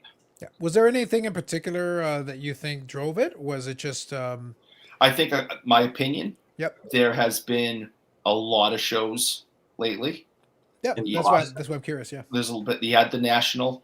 You had big shows in Dallas. Yeah. Okay, so those are like your big shows across the country. You just had Hofstra, the Northeast National, like the week before.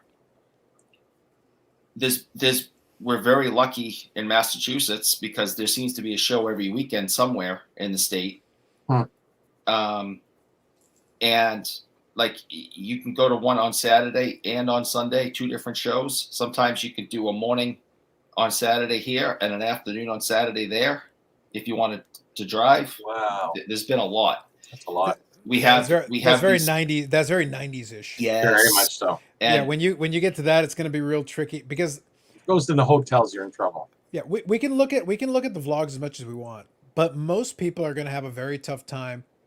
Outlay of cash. You can't keep doing this. No. Eventually, you got to be like even the hardcores, and I touched on this theme just in the channel in general because of all the money that was being spent. A lot of that 90s stuff that I collect came out of the woodwork. It was hidden for years because the collectors were content to hold it. They just held it. But then there was enough money out there like, oh, well, I better get a piece of this. And all of a sudden, so then guys like me swoop in knowing that it hasn't come up in 5 or 10 or 15 time. years. And it's like, here you go. But I can only do that so many times. I'm an Right. aggressive bidder. I'm an aggressive buyer, but it's like, that doesn't mean I'm going to spend indefinitely. That Yeah. doesn't mean I'm going to just throw money at the problem forever. At a certain point, it's like, no, I scratched off some of the big ones off my list. There are a few that sit there at the top that will reopen the pocketbook and make it happen, but everything else is a nice to have. Everything else is like, yeah, it'd be cool if the price is right. I think you're right. I think we talked about this before, about the collector and how much money they have per month to really spend on the hobby, so to speak. Yeah. Or is it investment? When it's investment, is it a different scenario? Well, if it's Are you an spending- investment and you know you can get money out of it, you can change the dynamic because then you're also Sure. moving because you pick it up. Maybe you buy 5 or 10, but then you sell 3 or 4 at a reasonable profit, and that leaves you in a position to be able to hold some stuff and do. You can play that game. If you're in that game, that's different. Maybe then your buying stays more consistent because you're moving stuff out as you're bringing Sure. stuff in. But if you're collecting where it's just going to get buried in the boxes and in the archive, then nothing's going out to replenish the coffers. Exactly. The coffers are just getting emptied. At a certain point, it's like, okay, no mas. Hold on. Listen. I won't go into my personal finances. You know, I'm not going to lose the house anytime soon. But I haven't opened my computer up all week because I don't even want to tempt myself going on eBay. I spent a good amount on the weekends, a few $100s, plus the show before that, plus the show before that, plus all the eBay stuff, plus I have to take a break. Yeah. It's just not fair to my family for me to just keep dishing out all this money. And I think that's the thing I'm really getting to is that what percentage of the collectors are able to spend $500 a month on collectibles, and how many do is the real question. And most of the cards that we talk about in the hobby, around the board, around the hobby, the vlogs that people watch and follow, most of those, if they're talking about cards that 99% of the people can afford anyways, or don't spend that much money on. It's almost like we're talking in a wonderland of things. It's weird. When I talk about my stuff, it's all relevant because it's here, it's able, collected. You can buy it, you can find it, you can chase it. But this stuff is just like, it's all up here, we're all down here, and it's just like you can't even reach up and grab half that stuff. So it's almost like a facade to a degree. That's why I say the hobbyists they're not hobbyists, they're investors, and that's the difference. And like Carlos said, you buy and then you sell, and then you keep replenishing the kitty. And with collectors, there is no replenishing because we just hoard. Yeah, and you sell the stuff that fills your room, and then you get some other stuff out and buy some more stuff with that money, and you keep. Sometimes you can. It just depends on what the collectors are. I've been fortunate that some of the collections I have, I'm in a position where I can consolidate. Because I always look at it from the perspective of the price on this is reasonable. I like the card, but if there's an opportunity to get one that I love, we can swap one for the other. We can be like, okay, let me take advantage. I bought this at a great price. I can sell it at a good price. And then that immediately subsidizes the purchase of the card that is going to sit on the display. Because again, if I started over again, I'd probably be looking to have like 5 to 10 super quality pieces that would be like, this is my display. There it is. There's the collection. You can see it in one shot because that's what it is.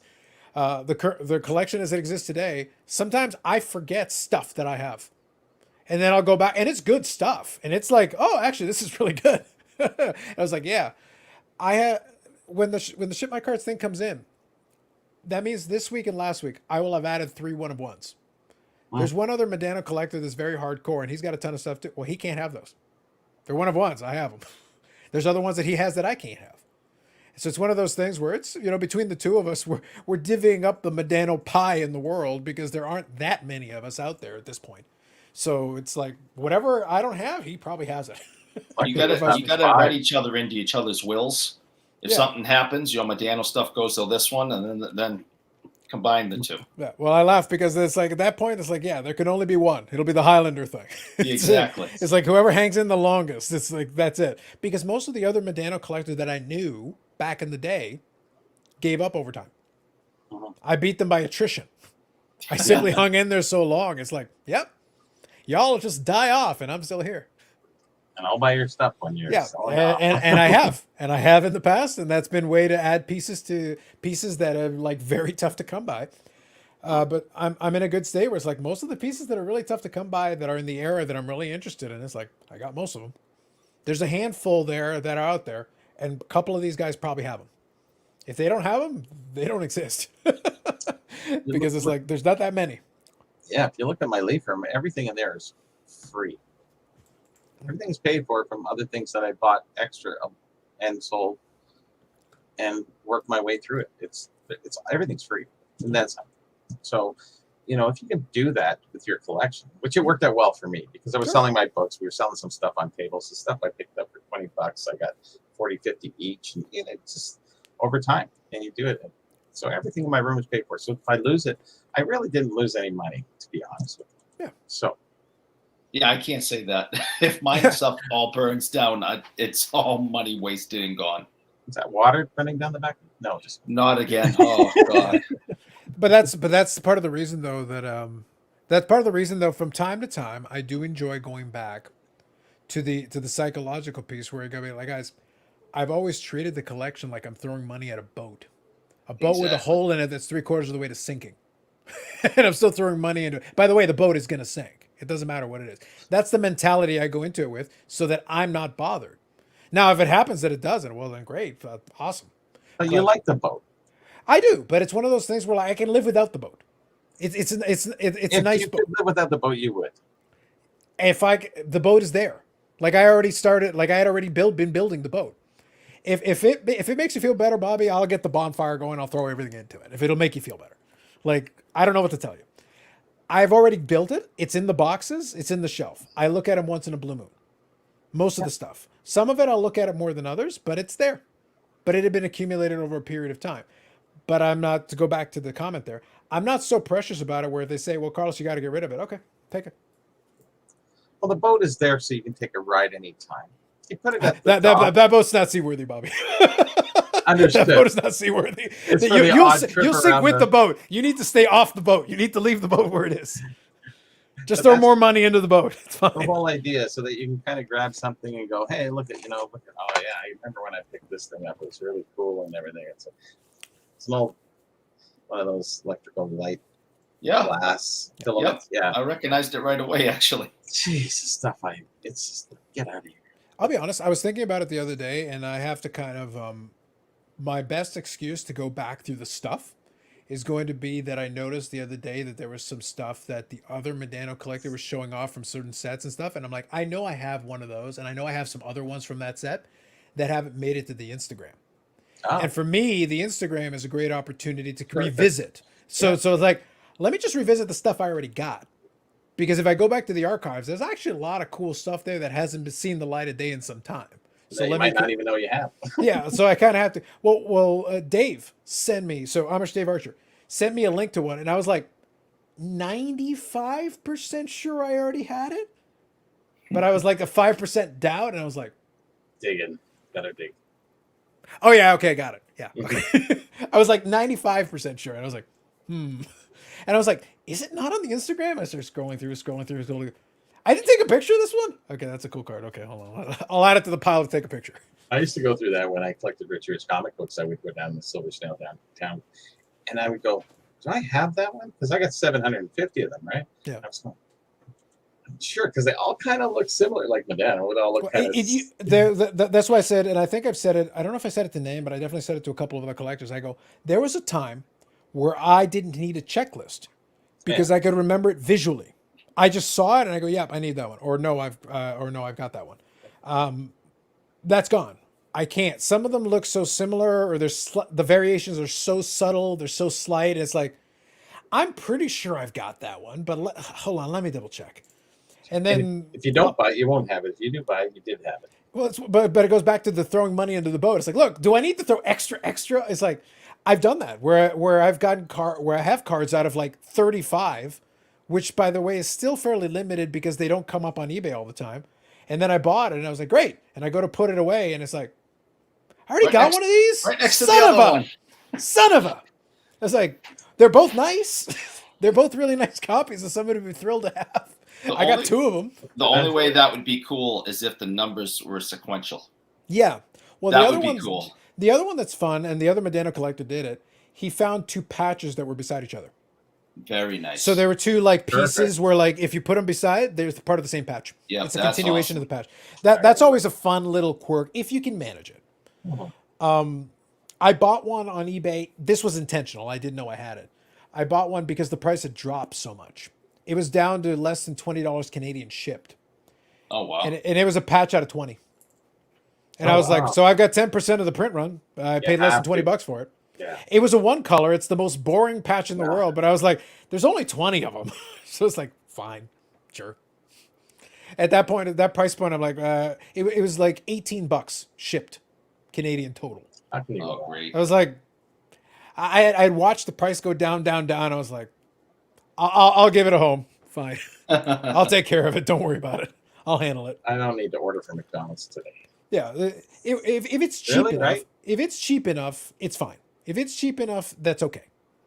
I try to avoid it if it's unintentional. If it's intentional, it's like, yeah, sure, fine. It's at $100 mark. It's sort of like, man.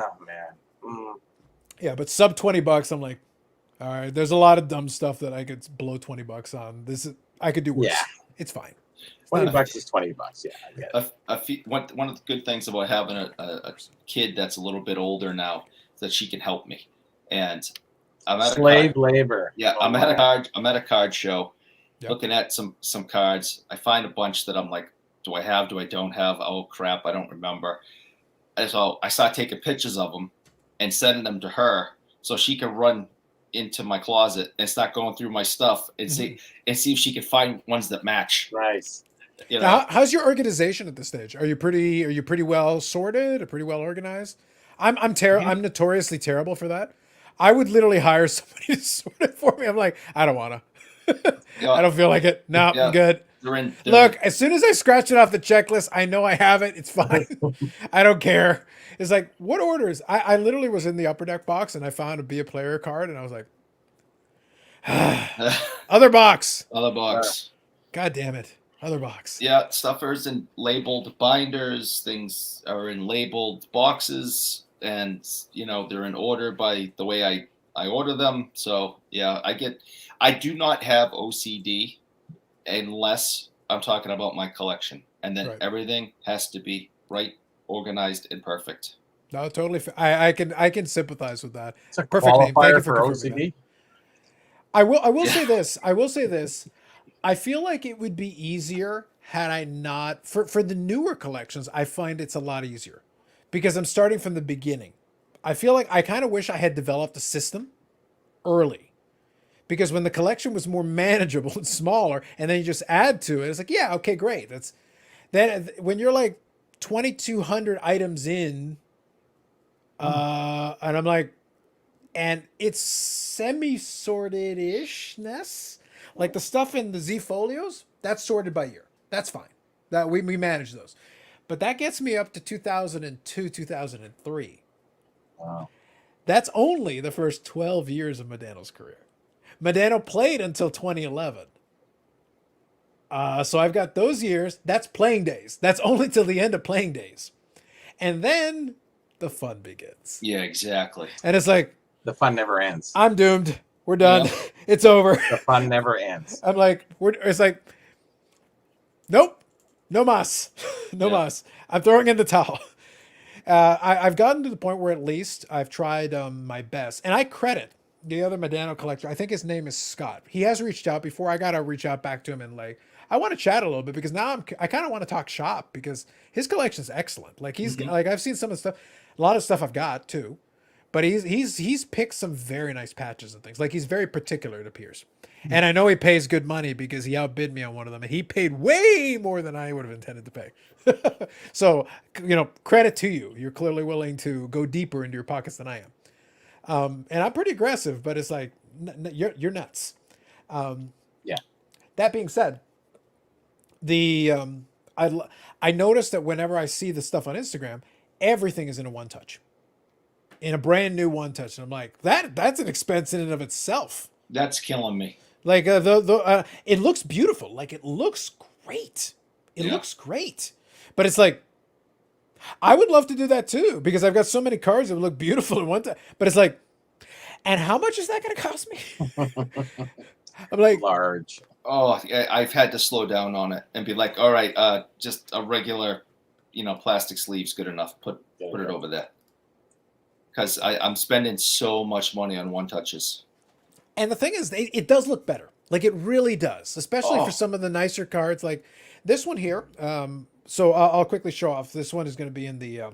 This one's going to be in the pickup video. I'll make it. It's only 2 cards for the pickups, but I'll give a couple of stories. I'll add some value to the video beyond the thing. But just so real quick. So it's a post playing days, Oh, nice. but it is a 1 of 1. So it's Medano and Jack Eichel. And what I like about it, that's who I thought it was. That's yeah. So what I like about it is that it is the Medano patch has the Dallas Star piece. Mm-hmm. So that in itself was like, that's great. That's fantastic. I appreciate that. And for the 1 of 1, it's like, thank you. Good. The other one is not nearly as fancy, but it does have 2 colors. It does have a sliver there at the bottom. I see that. Yeah. But it's cool. Like Jack Eichel is a nice young player. It's like, that's cool. And it is the 1 of 1 piece. So, the rainbow is still in play, technically. So this one is in the top loader. I think I've got a 1-touch size for this. I believe I have to double check because I always have to check the thickness because there's so many variants now. Oh, I got to God, double yes. check. Yeah, and that's problematic in and of itself. But even for the 35-point standard cards, I would need a stack of 1-touches for some of the nicer cards. And I know it would look fantastic, but it's expensive. I know, man. It's not cheap. Like, come on, man. Yeah, $450 each. And even if it was, sometimes it's more than $450 each. Even if it was just $450 each, I'd need hundreds. Yep. Literally hundreds. I think I have hundreds. And it's ridiculous. So the Medano patch is actually, I'll show you again. It is the, so if you look at it, it is like the Dallas Star. So you can see the L and you can see obviously the A and a couple of pieces to it. So it is part of the logo. And I don't think it's part of the main logo. I think it's part of one of the shoulder patch logos. Yeah, that makes sense, right? Yeah, it depends on the year. For the size of window. Now, mind you, the window on this is reasonable. I think it's a decent window. But that's what I find funny. Like, 1 of 1s are cool because obviously you're the only one who can have it. I don't own think any. Yeah, it's better if they do take the time to put a unique patch on it though.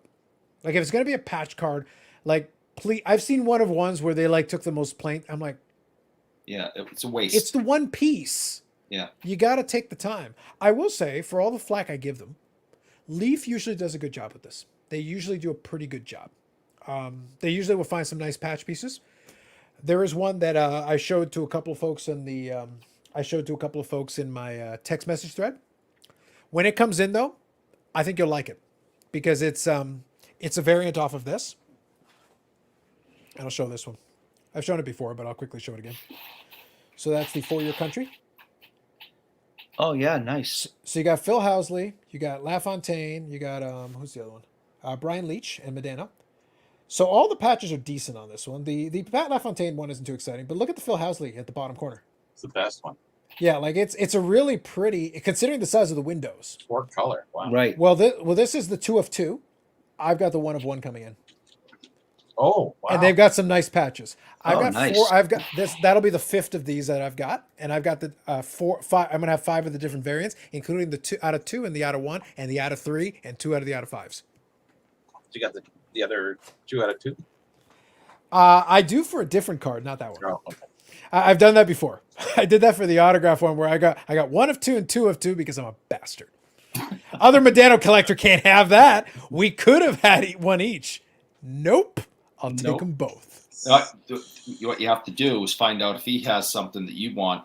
Well, that's the thing. It's like, that's why I say, like, we may have to talk some shop. There may be Yeah, some I think situations so. where, like, so you want the other one? Yeah. And Let's he might say the discuss. same to you. We have matters to discuss. I We would have say matters to so. discuss. So what's a card like that go for, Carlos? To be honest, most of those are pretty reasonable. A lot of those have been pretty, and that's great. To be honest, as a collector, by the way, those are all game used pieces, Yeah. which is wonderful. Like, it literally will explain exactly what they are. I actually bought on eBay the other day a quad patch, and I'm going to save it for when it comes in. It's an out of 9, but it's 4 great players. It's at least 3 Hall of Famers on it, including Medano, but also 2 other Hall of Famers for sure, and I think maybe 3 other Hall of Famers. I have to double check it again. But nice patches, very interesting, and but very small windows. But they managed to get some decent patches on it, all things considered. But that's what I'm Pretty looking small for. too, But yeah. that's what I'm looking for. If you're gonna bother, get a nice patch piece on there. But that other one, out of 9, it's not a 1 of 1. That out of 2 is maybe a little over $100. Yeah, I was figuring about that. For an out of 2, it's fine. And that's for an out of actually 2, it's fine. really good. Like if you It's talk fine. about a bigger star, Yeah. you can afford it. You can, but I mean, how many can you afford is the question, I guess. Well, that's always what's interesting, though, is because sometimes if you get the multiplayer, this is what's interesting. One of my favorite ones, because when I did the top cards that I picked up, I had that triple autograph. It was Medano, Iserman, and Lemieux. Like Wow. So plenty of star power. Plenty of Oh, star wow. power in that one. Yeah. and good stars, great Yeah. stars. Yeah. And it was the parallel, and I think it was out of 9 or out of 10. So it's a tough. So normally you're competing with the Iserman collectors, you're competing with the Lemieux Lemieux collectors, and technically Medano's the 3rd star on that, and Medano's the first ballot Hall of Famer, but he's the 3rd star on that. To be fair, and I can cop to that, but that makes it a great card to add to the collection because it's like there's no filler there. They're all great. You're getting top tier guys on it, but you pay a pretty penny for that. You pay good money for it. Well, Lemieux alone, right? Yeah, that's what I mean. It's like, so I don't complain when I can get a piece like that or a good patch piece, game used. That's why people, I think, down the road, the real collectors do appreciate that. But Carvin is right, because Carvin did make the pitch when I interviewed him, one of the 10 hours of discussions that we had. He's very much an aesthetics guy above all else. So for him, it's like, if you do a manufactured patch and it looks nice, he'd just sell it like that. Yeah. He wouldn't lie to you. He'd tell you it's manufactured, But for him, it's like, if the patch looks, do you want a game use 1 color patch or do you want a nice multicolored patch that's manufactured? Or player worn, not game used, player worn. That's all. It's like, I can understand where he's coming from. Mm-hmm. Because for some folks, the aesthetics are so important Right. that they'd rather just have the exciting looking patch, even if it's like, yeah, he put on the jersey for 5 minutes during a photo shoot. You good? As long as they're honest, I don't have a problem with any of that. As long as they tell the truth. As long as they tell the truth, I can live with that. I can live with it as long as they tell the truth. Yep. As long as they tell the Absolutely. truth. If Then he you can wore decide it, for yourself. yes. If he wore it at any time, if he didn't wear it, then it means nothing to me. Understandable. Yeah, no. And that's a very valid, 100% valid take. It's become weird. Like because it used to be, and here's the thing though, the manufacturers did this to themselves and the collectors did this to themselves because when game use was new, they were doing it like it was going out of style. Isn't that the They thing with consume- the RPGs or something? RPAs, but yes. RPA, sorry. RPGs would be funny. Different conversation. Yeah. But the RPAs, yeah, that was part of it. But it's also when game use was relatively new. What ended up happening is that they just started, because Pacific was guilty of this as anybody else. They had all those 1 per pack game use. By the way, they're all game used. It's legit. They're all game used pieces. But when you've got, there's a Medano and Darren Hatcher, 1,500 copies. Wow. The patch is like 300 copies. Well, how many jerseys are you going to consume if you make 1,500 pieces of each player? You're going to eat through jerseys. Right. Well, he doesn't play anymore, so there's no more game used material coming out. Yeah. Our good friend Not Migray, affordable. yeah, our good friend Migray, I don't know if they still have it, but they had a Medano Gamer from the 2000 Stanley Cup Final, Wow. and I think it was 7,500. That's so bad. No, it's not, but it's one of For those things. Stanley Cup, that's kind of good. That would be a really cool. I looked at it and I was like, ooh. See, I'd take all those cards and I'd buy the jersey. For the right cards, I think you could. It's one of those things where that's a great piece. Like that would just be a great piece because it's a gamer, Stanley Cup Final. Oh, now yeah. if it was the '99 final when they won, even more interesting. That was the 2000 when they played New Jersey and lost in 6 games, but still really Still cool. a good Still series. really cool. Stanley Cup final. Yeah. So that's like a centerpiece. It really is. It's very much a centerpiece. Like if you're a player collector, how about a finals jersey? Game used, the whole deal. It is nicer if it has champagne stains on it.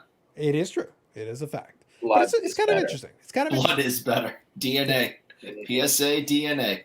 But it is kind of cool. It is kind of interesting. But now imagine, that's where we're at. It's like there used to be tons of gamers out there. There used to be tons of, well, the companies bought them. They cut them up. They put them in these things. So the remaining gamers become even more interesting as you go further along. Sure. Those would be, like that obviously is a very interesting piece. One that would always be interesting to me, just for nostalgic purposes, would be if they had like the 2000 All-Star Game one. Because that was the 2000 All-Star Game was the date in Toronto. And at the time, I got a replica Medano that I wore the hell out of. I still have it. But it's one of those things where down the road, if a signing came up, I would probably be like, sign the number. I wore the hell out of that jersey for years. Yep. But I got it in the 2000 All-Star Game when I was there at the thing. So there's at least a memory associated. I've had that jersey for 21 years. It's in the closet on a hanger. And at some point, I may just go send it off to a signer, sign that. So it's like it'll be good for me, but it's one of those things where like, I don't think those are floating around anymore. Those all got probably chopped up. I think all the All-Star gamers got chopped up years ago. So the real one is gone. The only thing I got is a replica. I asked people, how many jerseys do you think professional athlete X has in a season? And some people honestly think they have a new jersey every game. No. And no, some people think this because there's millions and billions of dollars invested in sports that every time the Patriots come on the field, 16 times a year, 17 this year, it's a new jersey. And it's like, no, they may have a set of, home and away, and they use them all season long. And if you actually get a game worn jersey, you'll see the stitching of, repairing the holes and the stains on them. So if the Patriots only have 4 jerseys, a season, and that's all Tom Brady wore. I mean, so people just have this idea that there's just an unlimited supply of game worn material out there, when that's not the case. The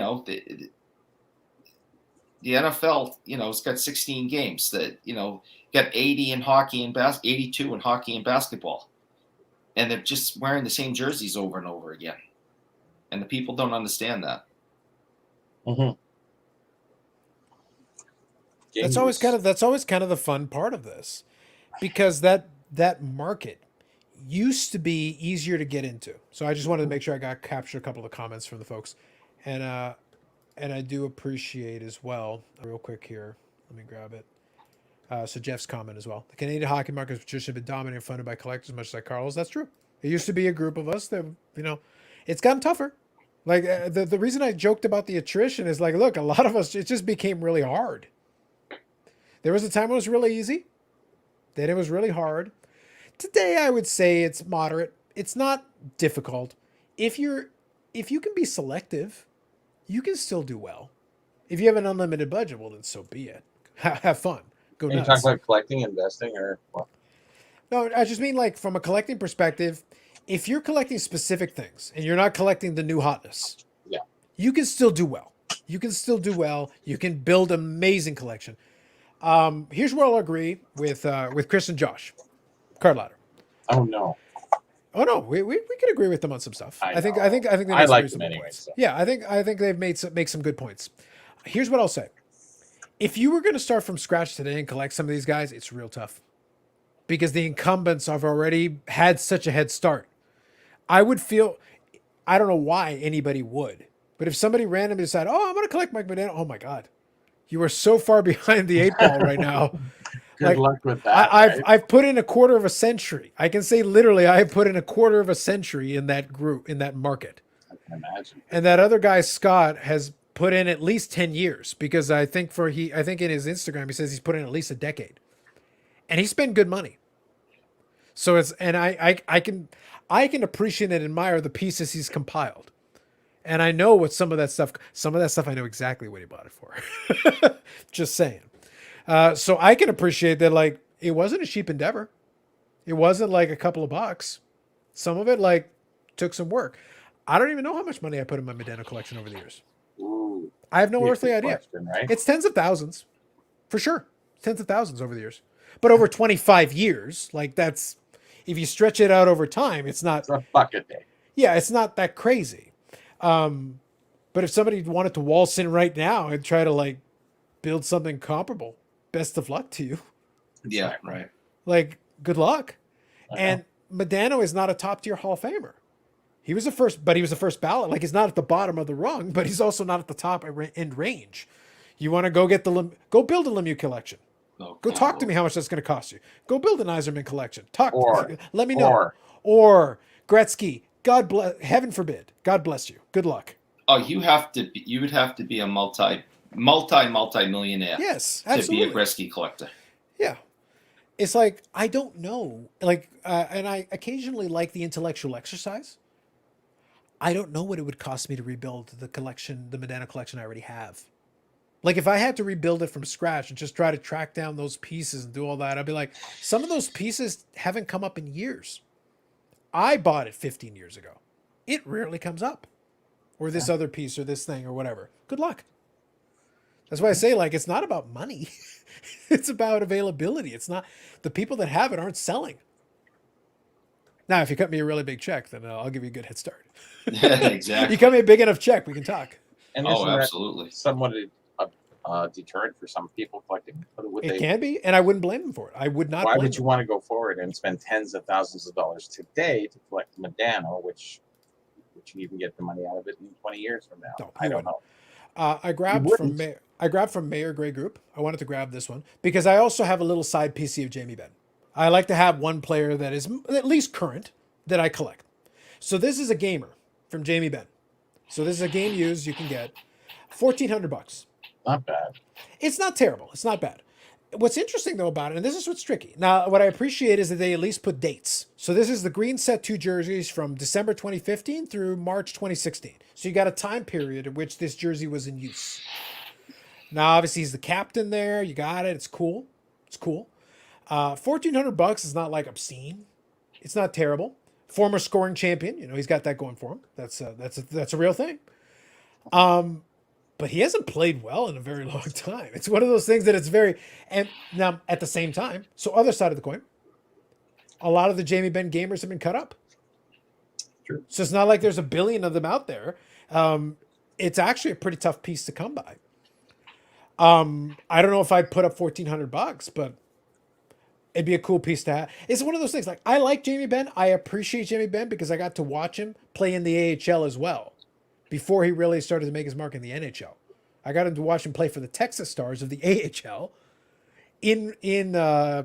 over in Hamilton. They were playing against the Bulldogs in the playoff series in the AHL.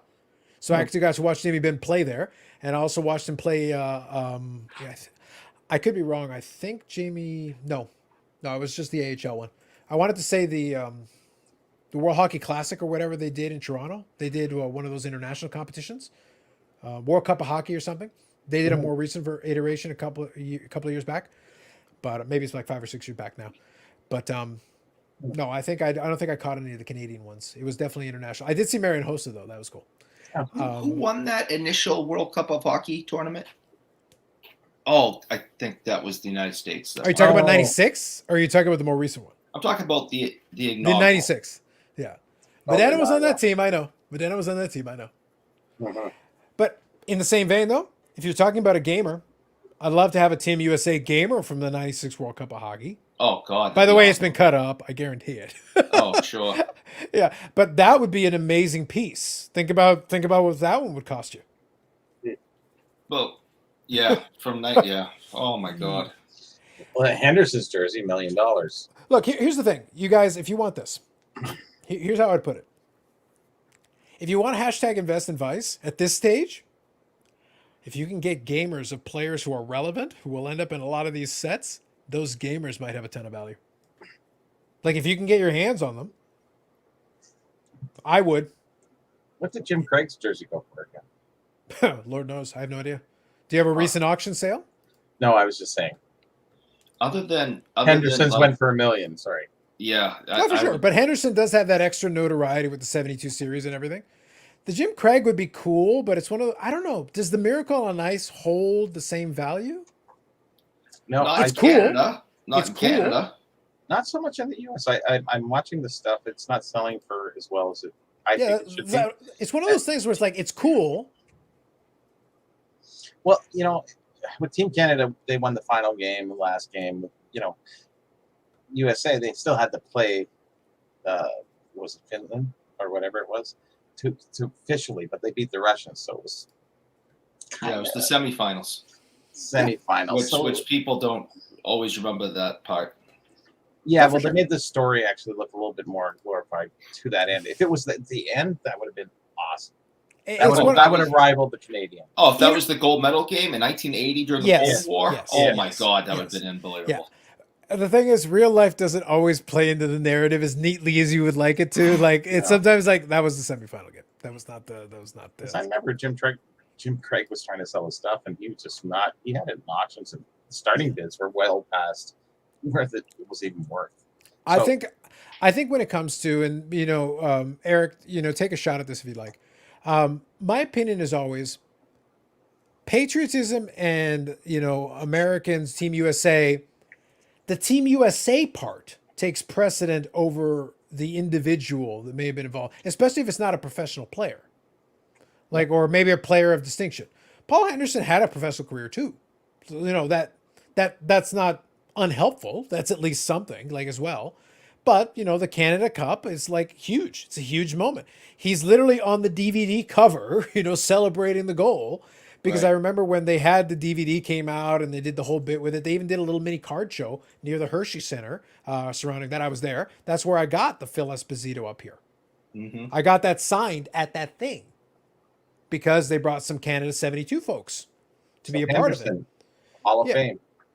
Yeah, it's one of those things, but at least he's got a case. He's got a case where you can compile these different components to it. Should he be in the Hall of Fame though?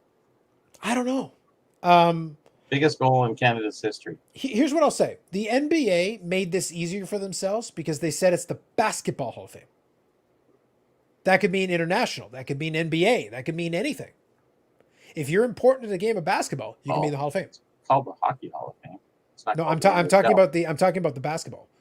It is called the Hockey Hall of Fame, but And they have a lot of non-NHL stuff there. Tons. They do, but it's not. They don't have. It's not steeped into tradition the same way. They'll do it, but it's not it's not as easy for them. Literally, the James Naismith Basketball Hall of Fame is literally no, it's basketball. If you played basketball and you're important, you can be a part of the Hall of Fame. That's the way it should be. Yeah. Yeah, which I think is fair. I think that's reasonable. I think that makes a lot of sense to me. Yeah. Getting in the Hall of Fame, you generally have to be an NHL player and Generally, or yes. builder or Yeah. builder. Generally, And that kind of takes away from a lot of the other people who invest a lot of It time because does. because basketball was invented in Canada. But I mean, other than that, with hockey, it was invented in Minnesota. So, the Hall of Fame should have a little clarification for everything. But I appreciated you going there again. I appreciated the call. I'm so sorry. It was there. I just had to go down that.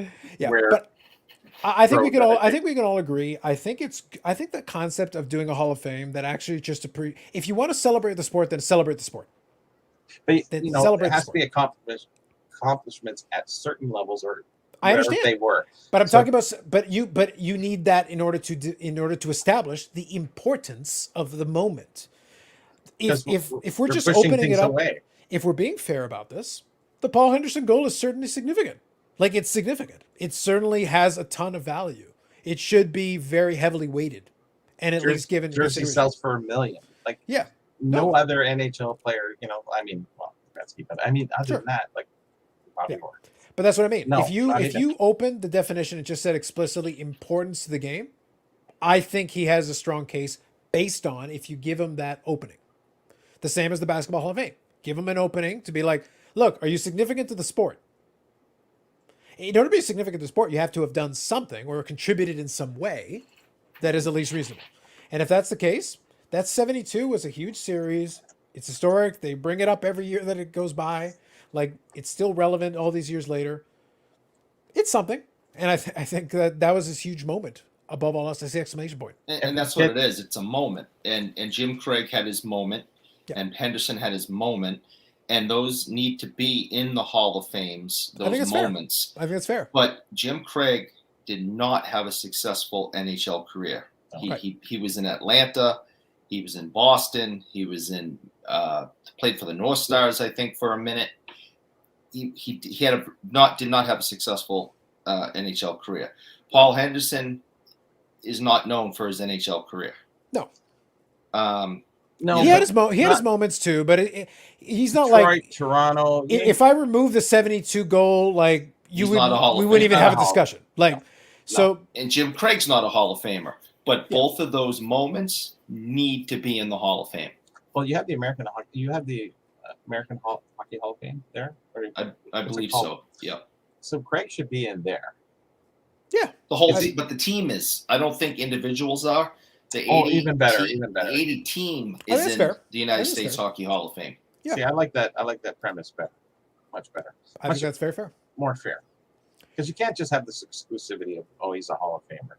It's not the NHL Hall of Fame. It should be hockey. Because honestly, I've been in the archives down in, many times. I And know the you brag about that, and I don't even brag about it. I'm just saying. Bobby, I'm when you can privileged. go when you I'm- go when I'm you go to green Canton with listen, envy. if you can go to green Canton, with envy. Bobby, if we can get you over to Canton, then I'll care, because then your job will be to find any Tom Brady artifacts and Maybe. and throw them through the wood chip, just straight in. Why are you guys picking on me tonight? It's just the way it goes. This is like Listen, Clubhouse. Bobby was picking on you. That's Bobby was visual. picking on you most of the night. You know my undying love of Tom Brady. Oh, most definitely. It's like my undying love. I am his yes. biggest fan. Biggest. None other. That's true. So real quick, I want to read Austin Cardet's comment. It's been here for a bit. He goes, just curious, do you think, speaking of NFL, sorry, perfect segue. Just curious, do you think the 17-game season will stick in the NFL going forward? Yes, there's money to be made. Yes. Seems like it would mess with all-time stats. Yes, it would. Yeah, of course. Yes. It's going But to. there is precedence for this. Every sport. Because the NFL had the 14-game season, and I believe, please correct me if I'm wrong, you can double check that. I believe the O.J. Simpson 2,000-yard season was a 14-game season, which makes it, by the way, more impressive to me. Oh, absolutely. Yeah, but historically, this has happened. And in the NFL, it happened since the 70s. So it's not like it's been 100 years since they made a change to it. Yes, it will mess with stats. That means there will be probably, honestly, a new passing yard record, maybe a new passing Everything. touchdown record. Mhm. Rushing record is in jeopardy. Almost every record, really, because you have that many more games. Yeah, You go absolutely. back to the turn of the century and they're playing hockey games. They're playing 20 game seasons. Now it's 80 games. So Yeah, absolutely. how can you compare? Yeah. No, you Goals. can't. Which is Can't. why Gordie Howe was so incredible. He had 1850 points, and he was playing many fewer games. Gretzky was playing 80 games at the end of his career. Ovechkin's now playing 82. It was also and it was the overtime the overtime is different for Ovechkin, and he can score more opportunities to score goals. Is that included too? In the Not stats? so shootouts are not. Shootouts don't count Shootouts towards are. your No, goal. not shootouts, but overtime goals. Yes, yeah. Gretzky didn't have overtime. A regular season game ended in a tie. You went back in the locker room, had a beer. Oh no, Yeah. for sure. But he also had the 1980s. The 1980s is a cheat code for Gretzky. Like It was. most of his points and goals are very heavily loaded in the 80s, which I think a couple of the goalies that Gretzky faced were actually just inflatable. I don't think they were actually people. I think they were just inflatable, and you just had to shoot at the open space. Like Bunny LaRock was great. great. I watched a video where somebody literally pointed out exactly where Gretzky got some phantom assists. He literally really? went back in the footage and be like, Gretzky is currently on the bench and he's getting credited for assist. He wasn't even involved in the play. He didn't even touch the puck. He's that good, Carlos. Yeah, exactly. I was closer to getting an assist than Gretzky was in that play. Nobody ever wants to go back and review all that and bring Yeah. that forward because you'd be the guy who out. Yeah, exactly. No look, way. Look, at the end of the day, Gretzky's points are so far ahead of everybody else that no one is going to quibble about some points here and there.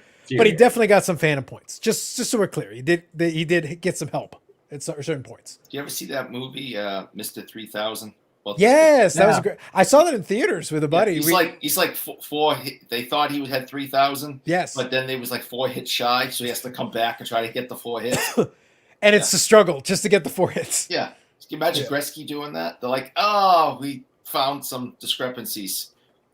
No, but with Gretzky, it would be fun for if we were going to do that for Gretzky, it'd be like, so Wayne, you got 2,800 points, right? He goes, yeah. Turns out you got like 1,800. Like 1,000? He's like, yeah, you got real generous. Like, it's like, bro, not even close, homie. Not even close, buddy. No. We'll take back the. Turns out Gordy's still the leader. Dang. Remember all the great baseball movies in the 80s and 90s? There was so many. Now I was serious. nothing. Mr. Baseball was fun. It was fun, yeah. Yeah, that was a fun movie. I enjoyed Yeah, I that. liked it. Yeah. But I love Bernie Mac, so I'm. Oh, anything no. Bernie Mac is in my. yeah. Like I said, I saw it in theaters. It was fun. I like that. Yeah. I was a big fan of it. But just overall, yes, it will totally mess with it. I think if you're a fan, I think it'll be just enjoy it. I'm gonna enjoy it, like to be honest. But I also take everything with the understanding that you almost have to reset. You almost have to think to yourself, this is going to be a 17-game season. It's almost it's a different set of rules. Effectively, take it for what it is. Whatever happens, then those are the new records. I would treat them as separate records just because it's more you've made it one game easier. A quarterback can pad stats. Now, here's what's going to be funny. What if a team is absolutely killing it? They've clinched playoff, and they shut down the quarterback after 16 games. Theoretically, you could say, well, then level playing field, right? He played 16 games. That was the 16 maximum games. possible. Like, That's fair. Struggling, yeah. that seems fair. So you're going to have to really think about it. Like, just understand the context is the key. Just understand the context. But if a guy plays 16 games and he beats a record of 16 games, to me, that's legit. Because you only accumulated stats for the games you played. So But the they game you don't took off. go back to the games that the other guy didn't play. So No, for sure. But I'm saying if the other guy played 16 games and you play 16 games and you get the record in 16 games, that's as level as it's going to be. boy, to do that over time, that'd be a bugger, wouldn't it? I will say yes, but only keep in mind one thing. The 2,000-yard record, that 16-game record, not the OJ record. The 16-game record has been very closely challenged a few times. Adrian Peterson came dangerously close to getting that record in 16 games legit. He came real close. I think he was only about 15 or 20 yards short. Like, he got really close. One more good game and he would have had it. So it's like, it is possible for somebody to do it. I think Derrick Henry will be the interesting guy to keep an eye on because his running style is brutal. It's hard hitting. God. And if he can get ahead of steam early, he can challenge that record in 16 games if he really gets ahead of steam going. But if he gets 17 games, he'll shatter it. he'll put it in his rearview mirror. It'll be fun. I get the streaming package for the NFL. I have fun watching the game, so I'm gonna enjoy it one way or the other. Good. So real quick, Aussie Card Dad asks here. So Carlos, if someone offered the amount you spent on a collection over the years, would you take the money or keep? For the same amount, no. If you make a Godfather offer, yes. But it's got to be, if you just offer me what I paid over the years with inflation, what's the point? So after the years go on and on and on, you go from the Godfather to the Stepfather to what price do you end up at? Well, Who remembers Medano? I don't know that Medano. no, here's the thing. With the Medana collection, if it's worthless at the end, I don't care. Burn it. Look, after I'm dead, do whatever you want. Throw it in a wood chipper. I don't give a crap. I'm dead. Like, what do I care? But it's history. I don't care. Throw it in the wood chipper. Burn it. Burn it all. It will burn. I'm happy. It might Hopefully be it does. illegal to burn it by then. I'll bequeath them some. I'll bequeath them some fuel so they get to help. Anything I can do to assist. No, Bradman. Oh no. Yeah, now Badia is in the Basketball Hall of Fame. Yes, we were very borderline on that. Basketball Hall of Fame, water down over the years. Yes. No more endorsing on this show. Yeah, it's one of those things where it's both sides. Yeah, exactly. We always appreciate the SGC. See, that's coverage. the Toronto skyline in there. So what is that from? Is that a magazine or is that the Expo one or is that what is that? Yeah, that's the new Expo magazine. Oh, they got the new one out? No. I was gonna say like it's a couple of years old. okay, so that's 2019. So that's the last one we actually had in person. Yeah. Nice. I have most of the cards on that cover. Do you have any cards here? No. 71, 72. No, it's Bazooka. Actually. Yes, Bazooka. I don't have any Bazooka. Okay. They're the tough buggers. I never seen them. Bazooka. I was there in that time period. I just never seen anything. Never seen them. Surprisingly enough. Oh, that's So is it in a panel? Is that what it is? Or? Yeah, it was on the back of a box. Okay. A 3-card panel. The cards were a little bit smaller than the regular cards, and when you're a kid, you get a quarter and you buy a pack or whatever you do. That one of those was probably 50 cents on a whole box. I was about to say no, I don't, Bobby. By the time I was a kid, they were 50 cents. But yes, conceptually, I understand what you're saying. Yeah, and 50 cents is funny to somebody today too. Right? No, I understand. But it's Gotcha. like that's the best. The best I can do is 50 cents for you. That's the best I can do. That was $5. Yeah. No, that's when I interviewed Josh from Williams. Yeah, so I put a couple articles, and I don't know if I'm going to be writing. I don't know if he's doing a book. I have no idea. We'll see. Who is sorry? Repeat that. Who are you talking about? Oh, for the show. I don't know if we're going to do a magazine or not. Oh, okay, gotcha. He hasn't asked me. He usually asks me in August to write something. Although he has 2 articles that I gave him 2 years ago. Well, I was gonna say, like, But he I'd be didn't publish. I'd be curious if he's not sitting on a pile because theoretically, like, he's had. I am hoping, like, I'm still gonna finish. I've got to schedule the second vaccine shots to make sure I'm done. Oh yeah. So I'll get that done. I'll work on that. I've got it on my agenda, so I'll get that done, taken care of, on my end. So at least I've done my diligence. But then what's going to be interesting, is I will be genuinely curious. I'm hoping that we're able to get the expo in because otherwise it would have been 2 years, 2 full years, and 4 expos that we've missed. I know. Amazing. I kind of want to. Yeah, I think it would be good. I think it'd be good if we could. I'd really prefer it. Like, hey, let's do one. You know, we'll even let Jeremy in the country.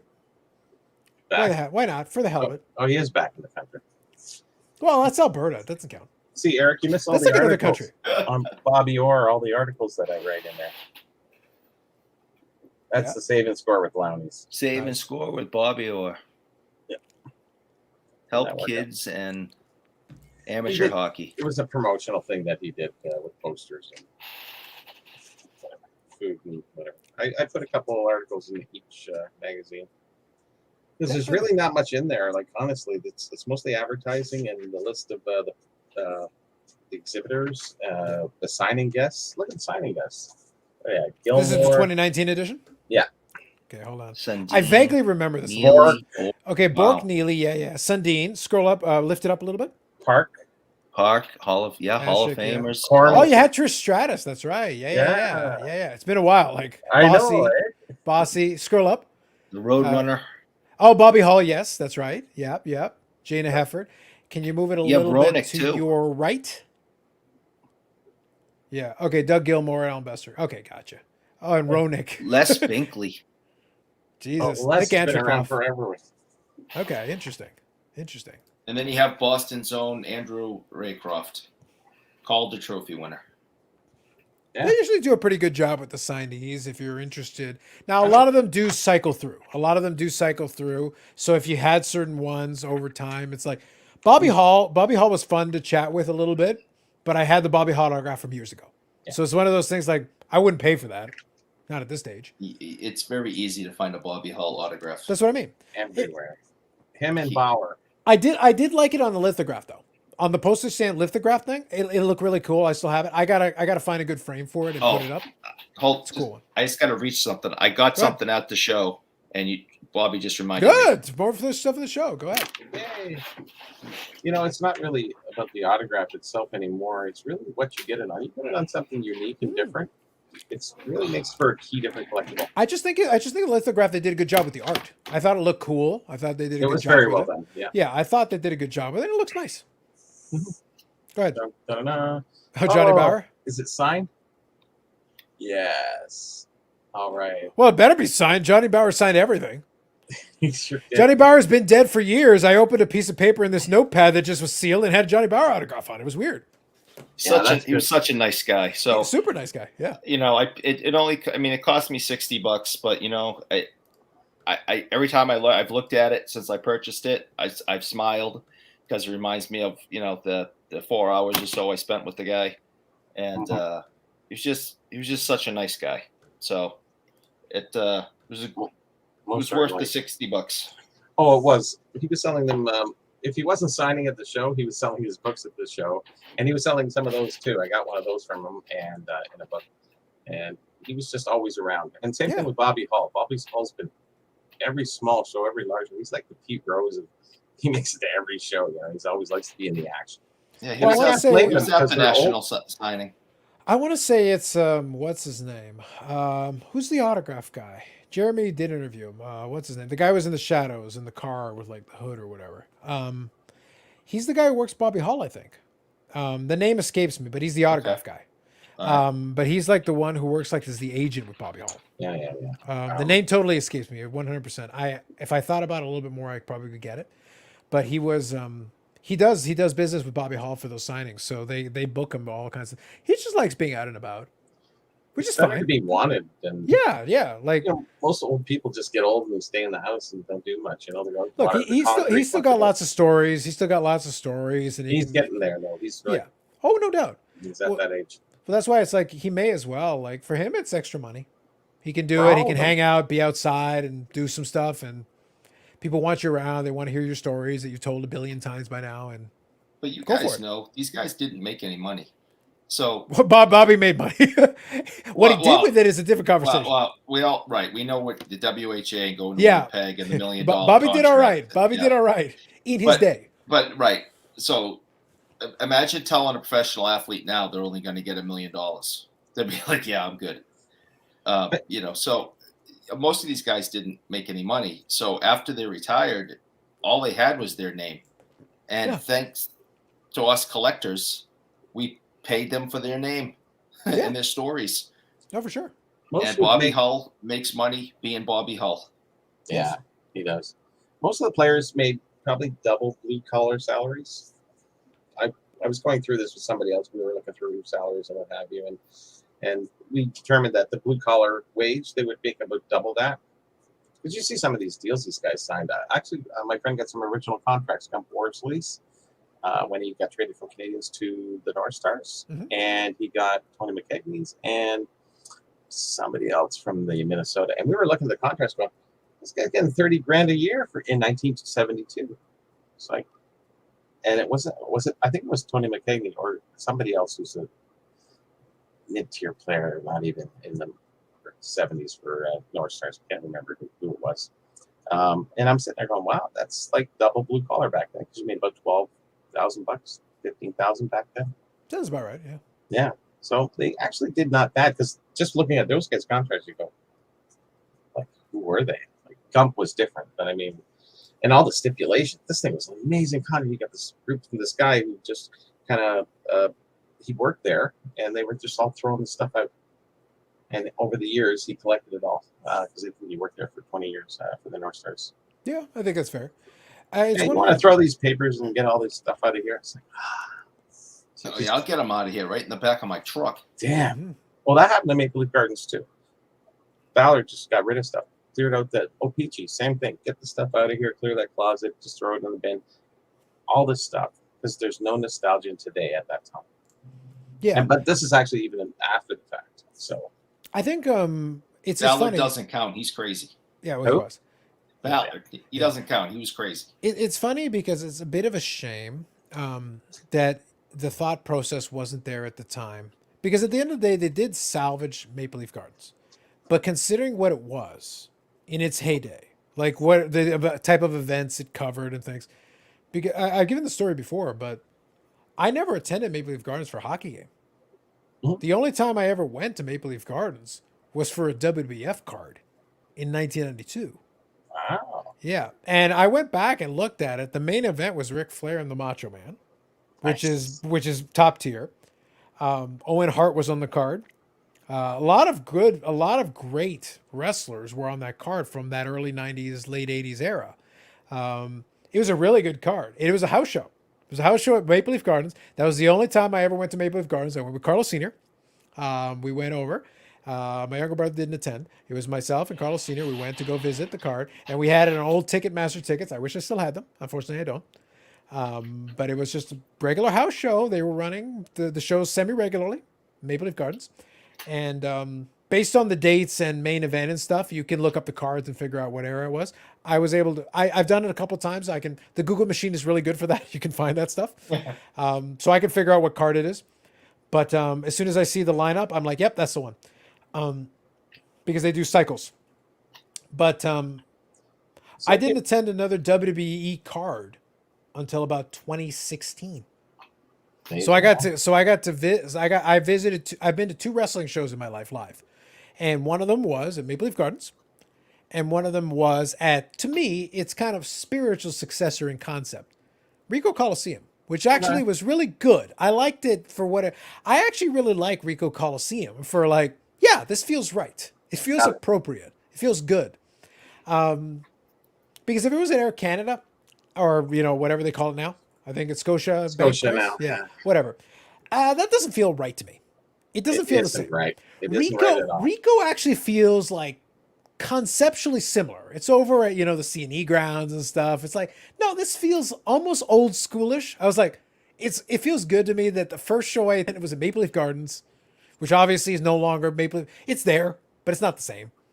And Rico is like the closest thing we got to a spiritual successor. Like it's the closest you're going to get to that concept. It was a really good, and it was a fun show. It was a good show. It was a good. The main event, I think, was John Cena and Seth Rollins. I'd love to see that. That was Yeah, like it was good. Like it was good. It was a good show. Now, I don't like what WWE does. I don't like Vince McMahon's way of doing business. But I was happy that I saw that show 24 years after the first one. I got to see them 24 years apart. Wow. Very different show. It felt very different, but it was cool. It was cool to sit there and watch it. It was like, okay, this is nice. I think I saw Eddie Murphy do stand up there. I went by myself. Wow. Yeah, Rico or Maple Leaf? Maple Leaf? Maple Leaf Gardens. Got it. But I've seen probably 10 NHL games. Not as many as most people. We never had opportunities. We never had people who were friends with tickets. The only time I ever attended Air Canada / Scotiabank is still at Canada. The only time I ever attended Air Canada for a hockey game was that international World Cup thing. Oh, okay. It was the more recent one. It wasn't like the World Cup of Hockey '96 or no. It was like by that point I was working at the bank, and literally it was on my way back from work. So I had bought the ticket, and I I came out of work a little early, walked over because I'm literally walking that way to go to Union. Yeah, it's right And then there. I just waltz in and nice go and and attend the game, and it was fun because I watched the Czech Republic game. Like I said, Hossa was playing. Some great players were in it. NHL players were in it. Yep. So, and I think it was the Czech Republic against Team North America. Some really nice young players. Like I was very impressed. It was good. It was high caliber hockey. Great players. Yeah, I don't really like that arena so much as No. I like the Gardens was well storied. I first thing I remember. I saw Van Halen in 1982, Okay. and then I saw Van Halen at the CME grounds. Okay. Sure. And that was with that other guy. It wasn't even Sammy Hagar. It was the other guy, Sharon or whatever. And then I From saw Boston. Yeah, it didn't last long. Eric knows everybody who's ever lived or was born or has ever been associated to Boston. And then I went to see, and then the ACC was the first time I visited the ACC. I saw Van Halen do their, I guess it was sort of last tour at that time. And they were horrible. Sad. 82 was amazing. But see, Eric, you missed out. You missed out because when I said the main event included John Cena, there's your Massachusetts guy. Yes, another one from Massachusetts. Yeah, there's your guy. So we got it covered. We got you covered. Great acoustics at the Gardens, I'd have to say. I would say yes. I would say yes, absolutely. It's a shame. I was never, like I said, I was never really a Leaf fan. It was like the fan base actually turned me off on it. Like the ridiculousness of the fan base was really irritating to me because I used to listen to Fan 590 all the time. Oh yeah. And I was sitting there like, I got a headache listening to you people. Like, what is wrong with you psychologically? Like, just look, call it what it is. If the team's good, the team's good. If the team sucks, the team sucks. Deal with it. Yeah, accept it. And we had to deal with a lot of that over the years. So some people would not deal with it. They would be like, "No, we're great." No, you're not. No, you're not. You're not. It was hard getting tickets. If you didn't know somebody, you didn't really have a chance for tickets. Because that's true. Yeah. Since the 50s, they've been sold out. All the tickets are reserved. Well, there's certain fan bases that have that. There are certain ones, and you have to applaud them for it. You really do. The Leafs had that for a long time. They still do. I remember. So not the bank that I was talking about, different bank. I've worked for 3 of them, so different bank. There was a silent auction, and they had tickets to a Leafs preseason game against Detroit, and the preseason game tickets went for like $300 a ticket. Yeah. And I was like, I thought about putting in a bid, but then I started watching. I was like, oh, they're preseason. I saw Leafs Ottawa up there in preseason. Oh yeah. Yeah. How much were the tickets, or where did you say? They weren't much at all at the time. I think if you scalp them, it's not so bad. No. Detroit was still a decent team at the time. Detroit was still now. Oh, Detroit, they'll pay you. They'll pay you to pay you to go. Yeah. But at the time, Detroit was still decent. They still had some good players. So even for a preseason game, there was still some interest. So because it was for a charity it was for a charity auction anyway. But even still, they were able to get a decent amount for those tickets, all things considered. But it's one Detroit of those, now, they make more money off your concessions than they would off the ticket. So. No, for now they would give you the ticket for free, and you get like a coupon for a free drink and a hot dog. They would be like, just take it. I paid $3 Canadian to go watch the Blue Jays play the Orioles, and Cal Ripken was playing. Best deal in the world out there, CFL and Blue Jays baseball. I think that's about going right. Yeah. So what year would that have been for Ripken? Would have been the 90s. Oh yeah. The last, but it would have been probably the latter 90s, because in the early 90s, they were selling out consistently. By the later 90s, not so much. Yeah, I saw the Blue Jays too many times, 5 or 6. Maybe. Well, I laugh because it opened the. I laugh because I keep trying to guess what the real number is, but I have a vague notion, but I'm not 100% sure. I wish I knew exact amount because I'd be curious. I have been to between 200 and 300 Jays games. Oh. So about 200 or 300 over the years at the Dome. So I've been to plenty. The first game was in September of 91. And at the time, my aunt on my mother's side was working at Shoppers Drug Mart. And that was the hookup to get the tickets. And they were 500 level tickets. They had promo stuff all the time. They were 500 level tickets. Because at the time, the Dome was doing 50,000 a night. Yeah. They had no problem selling out the Dome. This is pre-World Series. So 91, that team was still on the rise. They would go on to win 2 World Series in 92, 93. And of course, you can't get a ticket then. By the mid-late 90s, I was getting tickets, no problem. I had no issue getting tickets. I had leg room. I could lay out in a section by myself. It was me and hundreds of my closest friends. I don't care what they say they sold. That's exactly right. Yeah, but here's the thing. Like I've said a million times, baseball is still my favorite. I do enjoy hockey, but baseball's still my favorite. It's my favorite sport. Major League Baseball has predominantly ruined itself for me. I don't enjoy it. It's fine. I'll enjoy minutes sometime. I go to a AAA game or a AA game or an inter-county baseball game if we can start having them again, happily. I They're on love the the rise. sport. I love the sport. I want to watch the sport. I want to watch the game. Major League Baseball is not the game. It's got tainted with the money. I think a lot of it. It's not even that. You could run the It's part exact of same. that, for sure. I don't care how much they get paid. They could get paid 10 times as much. Good for them. I don't want the commercials when I'm paying to go the ticket. When I'm there, show it on tape delay. Yes. Let me watch the game. Show me. Let me watch. If I'm paying to be physically in the building, how about you let me watch the game?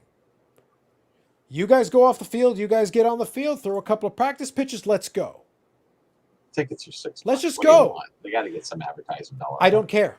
But that's what I mean. That's the part that ruined. That's the part that when I'm paying to physically be in the building, I want to watch the sport. I don't want to watch the commercials on the Jumbotron because I get to watch the same commercials I could watch if I'm on TV on my couch at home. On my 55-inch television where I've got my own beer that costs me a fraction and I can make my own food. A fraction. And So I I'm don't like- have to wear pants. That's There true. you go. Live the dream. But the point is that I'm like, so you basically have told me that my experience, if I'm going to have to watch commercials anyway, my experience will be better in front of my 55-inch TV at home. Mhm. Why then would I pay? I have. See what it says on the bottom there? 2015 Ticket holder. season ticket. This was my 30th birthday present to myself. Oh, I right. bought season tickets. For 1 year I had them. It was fun. And you went to Vegas. Oh, and I went to Vegas. It was a great year. It was a great year. It was a great year. I enjoyed myself. I do remember. The point is that right after that, so that year, I paid $600 for my season tickets.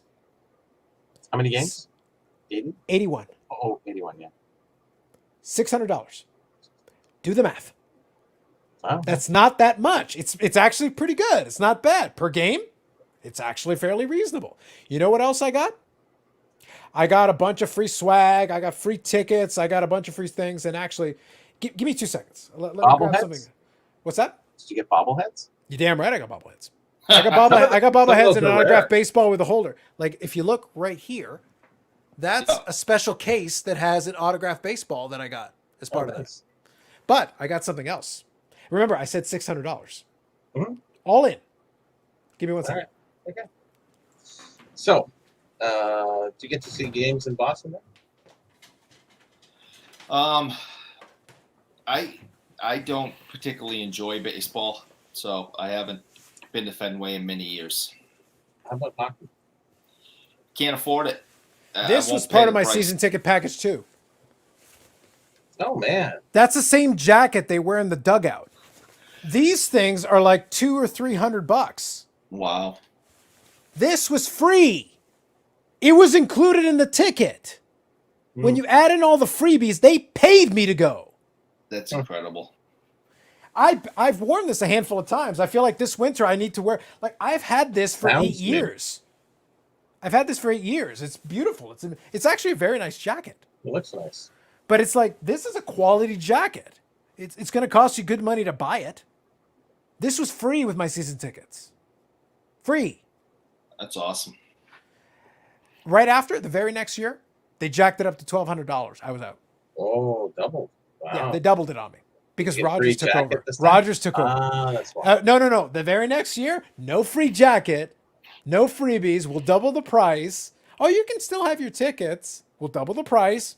No free jacket. None of that. I'm like, what is wrong with you? Are you stupid? I also got to do the on the field. I went on the field and I played baseball. Wow. We had a little fantasy thing. We had a little autograph thing. There's a Jose Bautista right here. Jose Bautista autograph index cards, basically gigantic index cards. I got a bunch of players from the team to sign. It was a fan event as part of season ticket holders. Wow. Yeah, wasn't there a booklet handed out, and then you get stamps and then All you get kinds the of stuff, autograph? man. They had all I kinds of had a stuff. few with a couple nice autographs in them. Jeez. Yeah. I don't know where This is one of 2 boxes of stuff that I got for $600. that's a nice folder for the Yeah. season tickets. Yeah. $7.40 per game. $7.40. This is 2013. Not 1983. Not 1993. Not 1975. 2013. That was 8 years ago. It may as well be 100 years ago. It is in today's world. That's my point. My point is that it's not long enough ago for me to be able to excuse it for inflation. Yeah. It wasn't inflation. That wasn't what happened. And what happened was Rogers took over and said, "Oh, let's milk this cash cow for everything it's worth." And I'm like, guys, I'm as hardcore a baseball fan as you get. When I'm getting this shit for free as part of my thing, you're not going to double the price on me, take everything away, and be like, "Okay, it's cool." Yeah. Do you want to? It's like, "Oh, can you pay quickly?" Turned a lot of people off. No, I Okay. can't.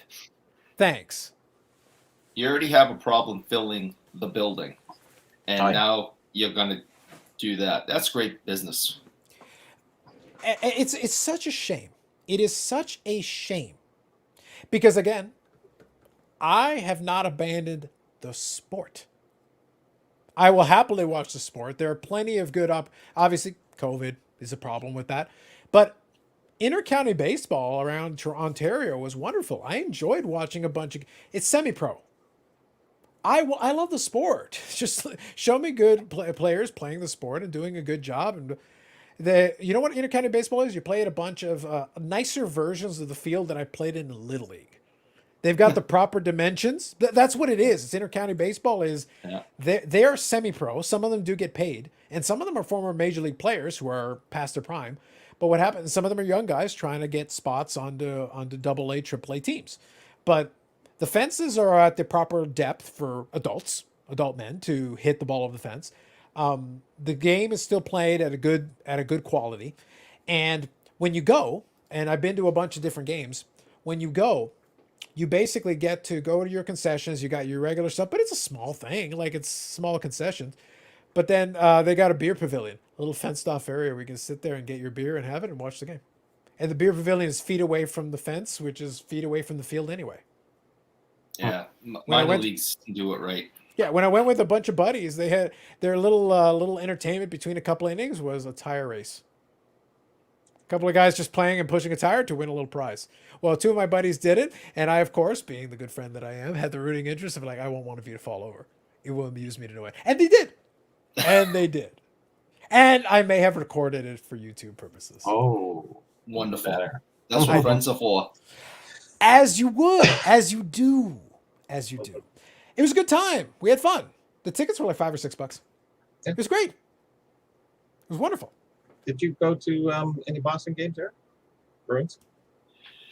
I haven't been to any Bruins games in a while. I think their prices are outrageous. They want hundreds of dollars for tickets up by the ceiling. And the last time I went, it was like a $600 day with my wife and my daughter and I for 3 tickets, 3 rows from the ceiling. The And, cards you could have bought with that. Anyways, sorry. Yeah, no, I think the Bruins are one of the top 5 highest ticket prices in the league, and but there's The packed. Leafs are first. Don't worry. They're sold out, and people will pay the price. But I told my wife, please don't buy me any more for Christmas or my birthday. I do not want to spend the money. I don't know. It's ridiculous. So yeah, I'd say it's been about 4 years since I've been to a Bruins game. Wow. Well, my first game was the ACC was just was it 2 years ago. I saw when they ended the Pickle Trophy. I wanted to get tickets, so my sister, her boss, had tickets, and they were the first row, like the overseeing row over the. They were back, first tier, I guess, whatever it was, and they were like $560. I went, what? Each? It's like $1,000. Yeah. $1,000. Yeah. And then I was behind the bench. Then I went. Bob Cole retired, and more tickets came available. And right behind the bench, like 30 rows up. It's just right in the center ice. It was perfect. And those were 670. They come and they order your beer for you on a digital pad, and it was just like, what is this? Well, I'll say this. I'll say this. In the vein of what I was talking about earlier, I'm at the point where I won't go to another Jays game again, regardless of what they do, unless because I'm not going to go into the main category, the main section, because considering now that they've filled up some of it with just some generic folks that just go in there. Like when I was going there, it was me and hundreds of my best friends because they were baseball fans. They wanted to be there because nobody was interested. Now obviously COVID again. Forget all that. Just before that, it had become trendy again to go. And as the Jays had their little brief run of like relevance there in 2015 and 2016, they made the playoffs. They got to the ALCS, real close to the Worlds. The 2015 team, if a couple of more things had fallen their way, they could have gotten the World Series, and I might have had to mortgage something to get to a tick, because it's like there's no other way I'm getting to a World Series game in my lifetime. I gotta do what I can. At that point, some kidneys may have disappeared allegedly. Not mine, but someone's. How many Medano 101s do you have? No, we got kidneys of people allegedly around. Oh, even better. Focus. The point is that was 2015 was the most fun I had watching the Jays since the early 2000s. It was like they went for it. They did everything they could. Almost everything fell into place. They got so close. Like Kansas City was a good team, but Kansas City was going to get blown up right after that. So it's one of those things where it's like, this is it. It's the Jays or Kansas City. Mm-hmm. Whoever got to that World Series, I was sure like they've got a real shot. Kansas City won that World Series. Good on them. They got blown up right after, which I knew was going to happen. Like it was going to happen. The small market team. That's why. If the Jays had been able to just get over that hump. That one team, because it was right there in the American League Championship Series. Maybe. They had a real shot. Maybe. There's a chance, but yeah. But that was the way that baseball works is that in hockey, half the teams make the playoffs. Plus one. So that's the way it is, basically. In baseball, it's not the case. It's actually hard to make the playoffs most of the time, unless your team is perennially good. They weren't. They tried, but they weren't that good most of the time. Most of the time, they were sitting on the outside looking in year after. I use this analogy because it's the truth. When the Jays last made the playoffs before that run was 1993. Ooh, got chill. Ooh. I was 10 years old. When the Jays next made the playoffs, I was 32. Making the playoffs. I'm not talking about winning the championship. I'm talking about making the playoffs. Yeah. Even having a chance. Having meaningful baseball at the end of the regular season. Sorry. I got to high school, ended high school, went to university, ended university, got into the working world, spent years in the working world, and I passed my 30th birthday, and then they make the playoffs again. Yeah. That's how little playoff success. They had the record until I think the Pirates broke it. They had the record for longest playoff drought in Major League Baseball. Oh God, we got beat. Because it was just records and years and years. It was just, I laughed because I would watch, like I said, most of my 300 games, meaningless. All of them were meaningless games. I went because I enjoyed the sport. But it's frustrating. It's one of those things where it's like, look, I understand that you're not going to win every year. And I understand there's a real possibility you may never win again. I got a chance to watch 2 World Series in my lifetime. That was cool. I remember watching those games. But I may never get to see another one. Because that team is not consistent and they're not perennial contenders. Sometimes I just go to a movie for the popcorn, so. Yeah, but it's one of those things where, like, here's the thing. It's fun making fun of Leafs and Leafs fans. It really is. It's a lot of fun. But the nature of the sport, though, is that at least you get to make the play. You never know. Something weird could happen. You never, at least if you're weird did happen. But the thing is but if you're in the tournament, you've at least got a shot. If you're not in the tournament, you've got no shot. Okay. And the nature of the sport is that most of the time they're not in the tournament. Yeah. You don't even get maybe somebody gets injured. Something weird happens. Somebody blows a save that they shouldn't have blown. The momentum shifts your way. You never know. Well, that's why I like collecting the vintage part. I don't have to worry about today's hockey. I don't even watch it anymore. I just watch the highlights in the morning, and that's it. There's some good plays. Yeah, that's cool. Otherwise, I don't have 3 hours to spend watching a game. Oh, I watch it. I don't collect it, but I watch it. Well, that's what makes it interesting because I can appreciate it.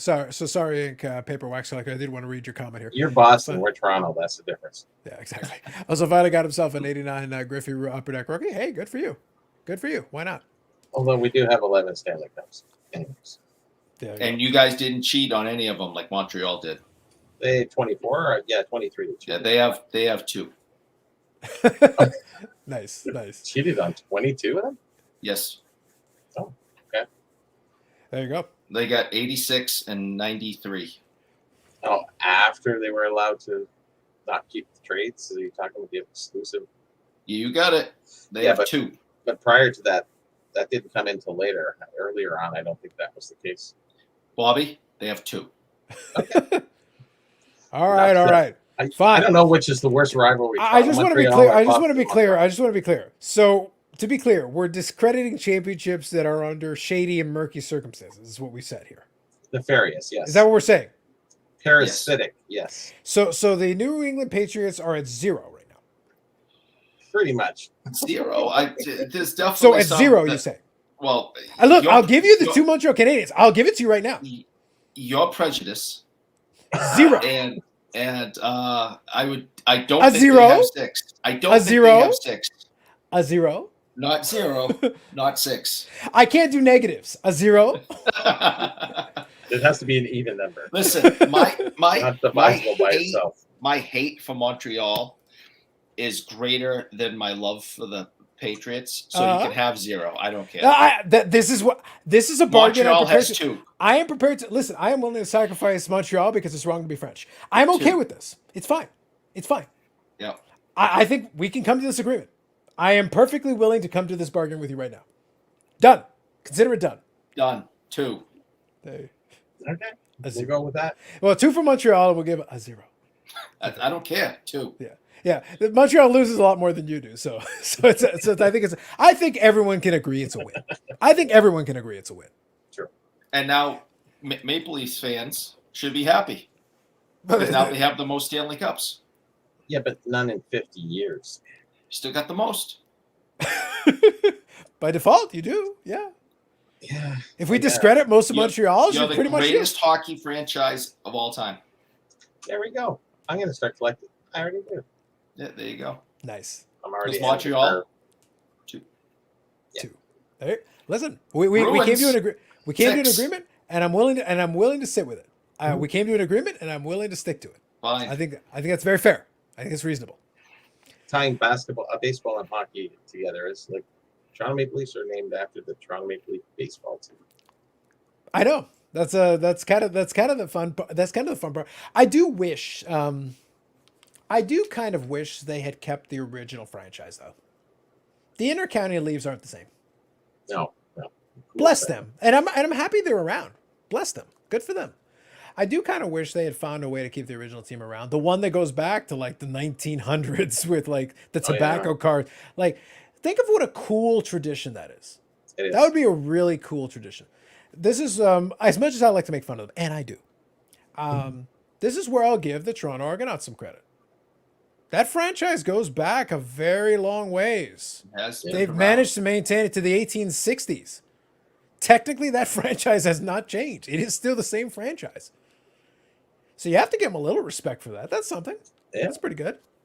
It's hard to do. That's not easy. No, we go back quite a few years. That's for sure. Mm-hmm. How many But it's very championships do the Argonauts have? Oh, a bunch. That's more than Montreal. Jeez, I don't Yeah. know, 26, something like that. No. It's not quite that much, but they definitely have. They definitely have a ton. Like I want to say, look, one of the great joys of my life is that my buddy is a Hamilton Tiger Cats fan, so I do enjoy it. Wow. I do enjoy like it's so wonderful. Hamilton has a lot of championships, They do, but some of it was with the but then they Tigers, the Hamilton Tigers, and the Hamilton Wildcats, and random crap, and yeah, I'm like, yeah, and they count those, and I'm like, no. Really? Some of they do count them. Okay, do you count the Toronto St. Pat's or the Toronto? I don't. Argonauts? I don't. And the thing is, the Argos don't count those. Really? 17. So they're officially credited with 17, Official. which is still real good. Still real good. That's 15 more than the Montreal Canadiens have championships. There you go. Here's the way I like to put it. My buddy and I are born in the same year. So, but when I was like, your Hamilton team is like, when are you guys going to win a friggin' thing? Because the last time they won was 1999, and they barely won. They had, you have to go back to the 60s when they won a little bit. But I go, since we were born, 83, 91, 96, 97, 2004, 2012, 2017. That's pretty good. It's not half bad. That's just in our lifetime. We're not even counting, the olden days. Nope, we're not counting it.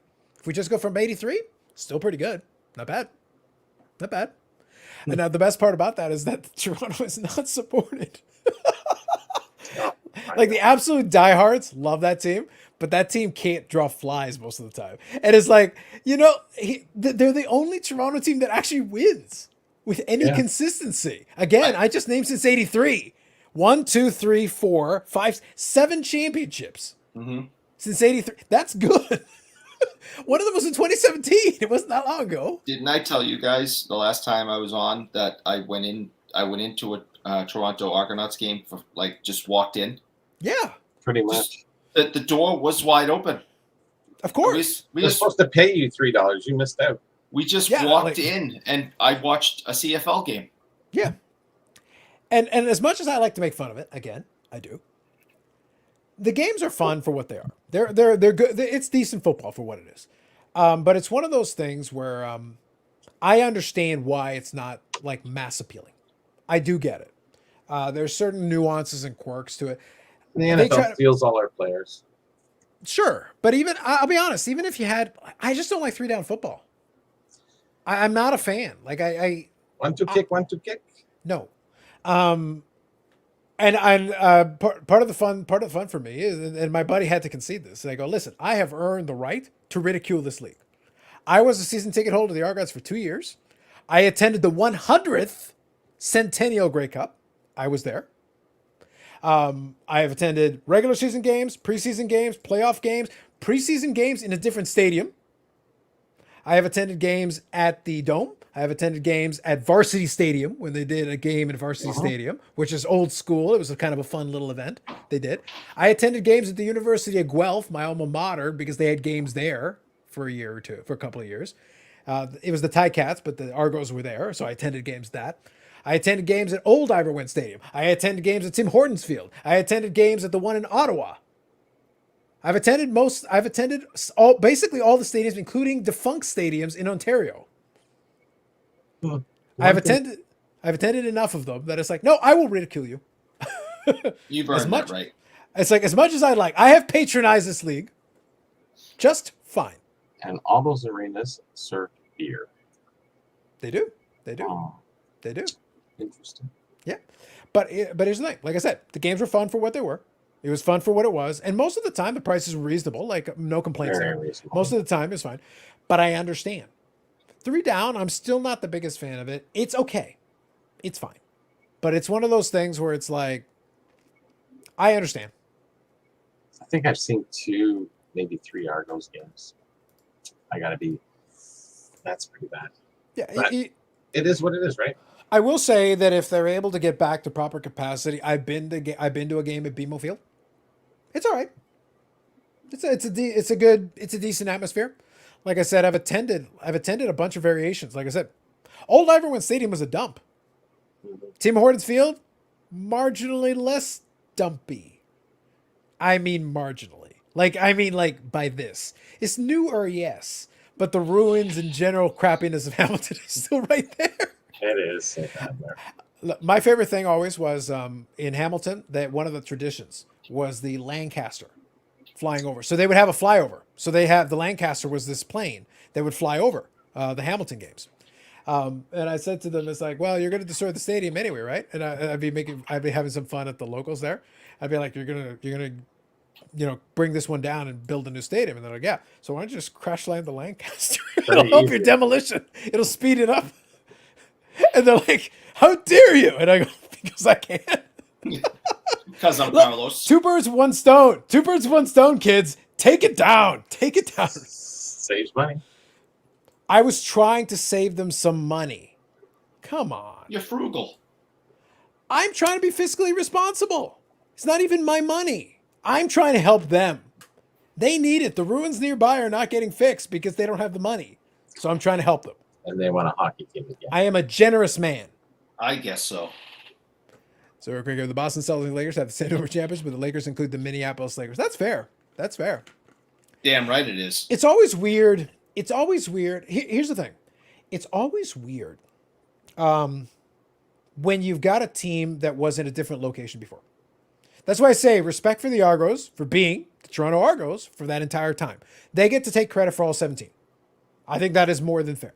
Like they've been the same franchise uninterrupted for that whole time. That's fair. I think that's valid. If you move or change cities, I don't really know what you want to call it. I can understand it, but it's kind of tough. Yeah, I'm not too sure. I think you'd have to call it. Well, see, when they say 100 years for the Toronto Maple Leafs, it's not really, because in 2027 it will be 100 years. Because the Toronto Maple Leaf organization was formed in 1926, 27. So, Do you count a rename though? Like to you, does a rename like matter? Because if it's the same franchise and you just change the nickname, I don't, but because we're in different leagues at that point. okay, So, sure, yeah, that's fair. well, that that can happen. I understand the change the leagues and what have you. Yeah. But do I count the Toronto? I'd have to say, yeah, for Toronto hockey, yeah, I would count those two. They won the very first NHL. They won the very first Stanley Cup, and Toronto, and what was and the St. Pat's won 1 year too. So they all have one Stanley Cup at least. Well, Toronto, Yeah, obviously sure. More, but. I think if you're the same, I think if the franchise didn't have a random interruption, if the franchise did not have an interruption, some kind of a weird move or something, and it like if it's sustained, I'm actually pretty comfortable. It was sustained, actually. Yeah. Yeah, that's what I mean. Like if it's the same consecutive seasons and stuff, and it's going forward, I'm comfortable calling that the same franchise. I'm okay with it. Moving is weird. Moving is weird because it's like Yeah, yeah. the Dodgers kind of have this problem too because Brooklyn didn't win a ton. When they did finally win, do you consider the Brooklyn Dodgers championship in 55 part of the LA Dodgers? The LA Dodgers were very successful. The Brooklyn Dodgers do have a great tradition in Brooklyn and a fan base that like historically love them. I'd be like, I'd kind of have to put it to the Brooklynites. Do you consider the LA Dodgers your team? No. Not really. Probably not. And I don't blame you if you don't. That's a totally different. It's not like they moved over to the next city or something like that. They went a whole, how many states over? I think what throws a wrench into the whole thing was that some of the players from 55 were still around when the Dodgers won again. Yeah. And it's like, but that was our player. And then they moved over there and it was still our player. And then they won another World Series over there. Sure. Which is really awkward. Mm-hmm. It's like hard to say. I don't know what to say. I don't know what to do with that. Certain ones are easier than others, but like some of those are weird. And some of them are going to be like, nobody's even going to question it. If for some random reason, the Cleveland Guardians win the World Series, are they going to like say, oh, the Cleveland Indian ones don't count? Yeah, they do. It's the same team. It's the same team. We changed the nickname. Yeah. It's the same team. Like, I don't think anybody's questioning that. I just can't stand it when they move a franchise and keep the name, such as the Lakers. What lakes are in Los Angeles? And the Utah Jazz, when it used to be in New Orleans. There's no jazz music in Utah. They're a bunch of Mormons. Mormons, you say? So yeah, Mormons. yes. I would actually love them. I think that they should be forced to defend that. Yes. I want to hear the Mormons play some jazz. I agree. That's what I want. I agree. You want the nickname? Prove it. Yep. Earn your rights. Show me something. It's in the book of the Latter-day Saints. You know, where are these Wizards in Washington? I don't know where they are. Oh, God. I don't understand the Wizards thing. I don't get. Well, they had to get rid of the bullets because Why? Because there's a lot of violent shootings. Look, in man, Washington, just DC. look. There are plenty of bullets in America. That's not gonna Washington, curtail violence. Washington D.C. has a huge gun problem, and they had to change the name because it was like this is hitting a little too close to home. Great. Can I opt to rename? Can I call the Detroit Pistons the Detroit Bullets because there's plenty of bullets over there? Yeah. I got some places I could pick. I got some Chicago places I could Bullets. choose. At least there's still a connection between the Pistons and Detroit, you know, in this past, and you know, there's still a couple of car manufacturers there, but yeah, some of them are ridiculous. Sure. Yeah. You know, we I have don't the Celtics. Well, yeah, we have a huge Irish population in the Boston area. Yeah, I'm part Irish. You know, I think some of the nicknames make more sense than others. I do think some of them make more sense than others. Some of them are very awkward and kind of almost forced. But that's why I don't get to it. It's weird because if you go back to if you take the older sports, if you take baseball, there was a time where there were no team nicknames. It was just the city. It was what it was. And then they eventually started coming up with team nicknames, but they came up with like random ones that didn't stick. The Yankees were the Highlanders. You could have stuck with the Highlanders, but they said, oh, that was the other nickname was the Yankees. And eventually they rolled with it, and now it's the Yankees, the New York Yankees. Oh, it's tradition. It's like, well, now you're good with it, of course. Now you got all those World Series and everything. Now you're not going to complain. Nobody's lamenting the loss of the New York Islanders. No. But the Highlanders were the original team. But it was the same franchise. They just changed the nickname. Yeah. So it's like, I get it. It's just weird. I don't know what to tell you guys. So anyway, I think we'll wind her down here. I did see this here. Just to clear things up, it's unclear. That was it. That was the only comment. Oh. Still rocking the Bradman fan group chat? No. Perhaps on Clubhouse. Check if you can find it. Yeah, good luck. Listen, I still need them to fix that discovery thing. I don't know what the deal is. I completely agree. All right. So, any last kind of thoughts? Here's what's been interesting to me. A lot of the chat has been here for a while, and thank you, by the way, for hanging out. I appreciate you for that. A lot of you have been pretty quiet, which is fine. If you want to just hang out and listen, that's all good. It's cool. Any thoughts or anything last from you guys? Just kind of let me know. So we'll have to see. Okay, here we go. So Wade finally answers the second half of this. It took a while to get the second half. Montreal only used their French rates 4 times since 1940s. I think that's great. I think, but the thing is, I already agreed. In terms of invalidating, listen, it's about the greater good, Wade. I need you to focus on the greater good. I was able to invalidate 6 Patriots Super Bowls. I was able to invalidate them. All I had to do was trade all of Montreal's championships except for 2. That is a trade I will make 1,000 times out of 100. Done. Montreal is dead to me. Moving on. Next. Moving on. The current Charlotte Hornets don't include the stats from the team in the 90s because the franchise moved a few years to New Orleans. Yeah, that's fair. That's true. They did. They brought it back, the name, and they're like, it's not technically the same. It's weird, man. Like, it's so weird. It makes no sense. And the thing is, like, in a way, the Jets have the same problem because it's not the same franchise. Like, it's called the Jets again. It's in Winnipeg again, but it's not the same Jets. I think, wasn't it Atlanta? I think they moved Atlanta to Winnipeg to make those the Jets. So technically their history is the old Jets, and then they have left to be Carolina. No, that's Hartford. No, Arizona's the Jets. Oh, Arizona. Yes, you're right. Sorry. I lost track of my American, like, it's like a lot of them. But like Arizona might be moving. So where the hell are they going to go? Like, where the hell are they going to go? Hamilton. Quebec. Nobody's ever going to Hamilton. They're going to be the Ticat hockey game. We should get the Nordiques back. It would make me happy if they just look. Nothing would make me happier than if they got an NHL team in Hamilton and named them the Tigers or the Tiger Cats or one of the 4 names they can come up with because that's all they got, and use the same color scheme as everything else.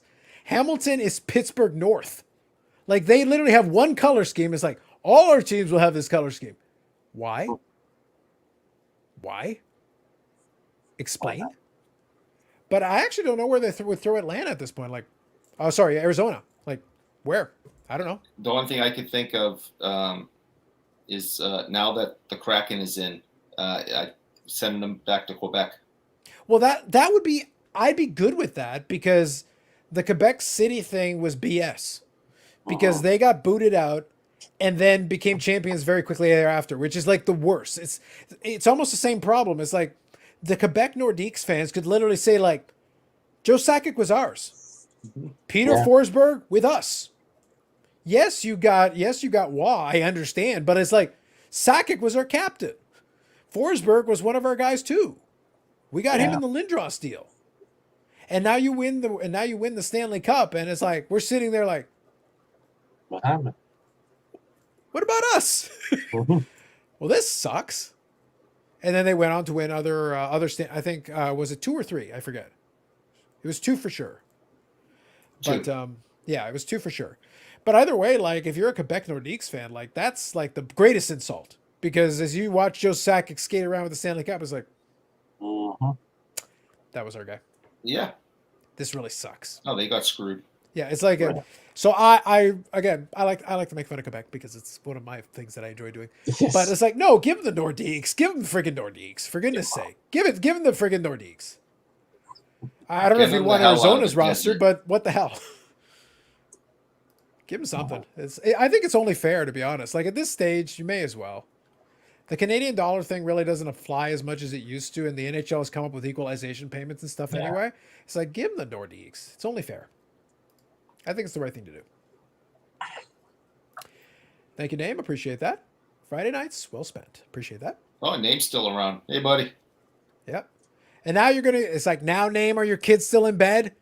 That went away hours ago, Mr. Name. Anyway. They're getting up now. Yeah, exactly. Miami Coyotes. That'd be a thing. That'd be interesting. Oh, God. Unnecessary, but interesting. No. Yeah, we don't need more Southern-based teams. Yeah. We don't need that. Coyotes? That doesn't even make sense. Maybe we don't Miami Anacondas or something. Anacondas. Yes. Have Have a good night, there. Ozzy Dad. Have a good night. All right, guys. So I think that'll be it. So thanks for you guys for hanging out. It was we had a lot of we had no news. How the hell did we get this much? You know, it was the boxing. I blame the boxing. That's what happened. It was the cricket. The cricket and the boxing. Oh my goodness. Wow. So tune in next week for probably not cricket or boxing chat. Probably Tennis. not. It'll be tennis cards next week. Oh, Video games. absolutely. We got a little hockey in there. I'm sure. Forty Yeah, minutes. leave it at Bradman. Not so much. Yeah. Anyway, so thanks to the chat for hanging out. Appreciate the comments and the conversation. Thank you for hanging out. We're gonna see what happens with that. One thing I'll put at you, the same thing I put on you before. There's 17 of you watching and there's 14 likes. Something's going on. Y'all, it's free. It's If you only don't 11 o'clock mind, in the If we've helped you kill some time, West Coast is only. do you mind? 11 o'clock, right? No pressure, but it's like it'd be nice. We appreciate it. Just saying, we'd appreciate it. We've hung out here. We tried our best to just kind of include you guys as well. Thumbs up. Like. No, we've agreed to subscribe. do Stanley Cups. I don't care about Montreal. They've been sacrificed. Done. The Dawn boxing, yes, absolutely.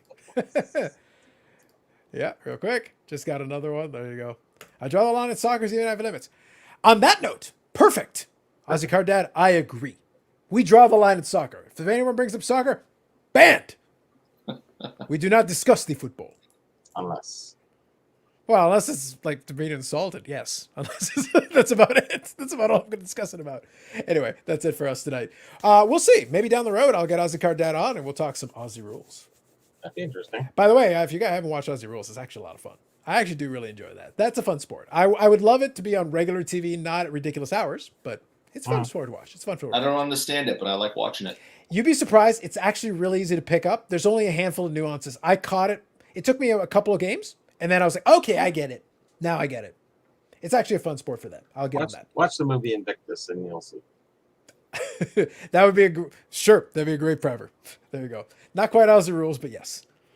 Not quite any rules. I don't know. Not so much. Not so much. But I do appreciate the movie reference here at the tail end. That was good.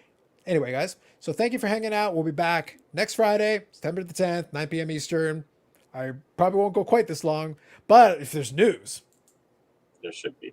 considering how much mileage we got with no news, my God. Anyway, all right. So if you're on the West Coast, you've got 16 minutes. If you're on the East Coast, it's already Saturday. Enjoy your long weekend. Have a good one. I know.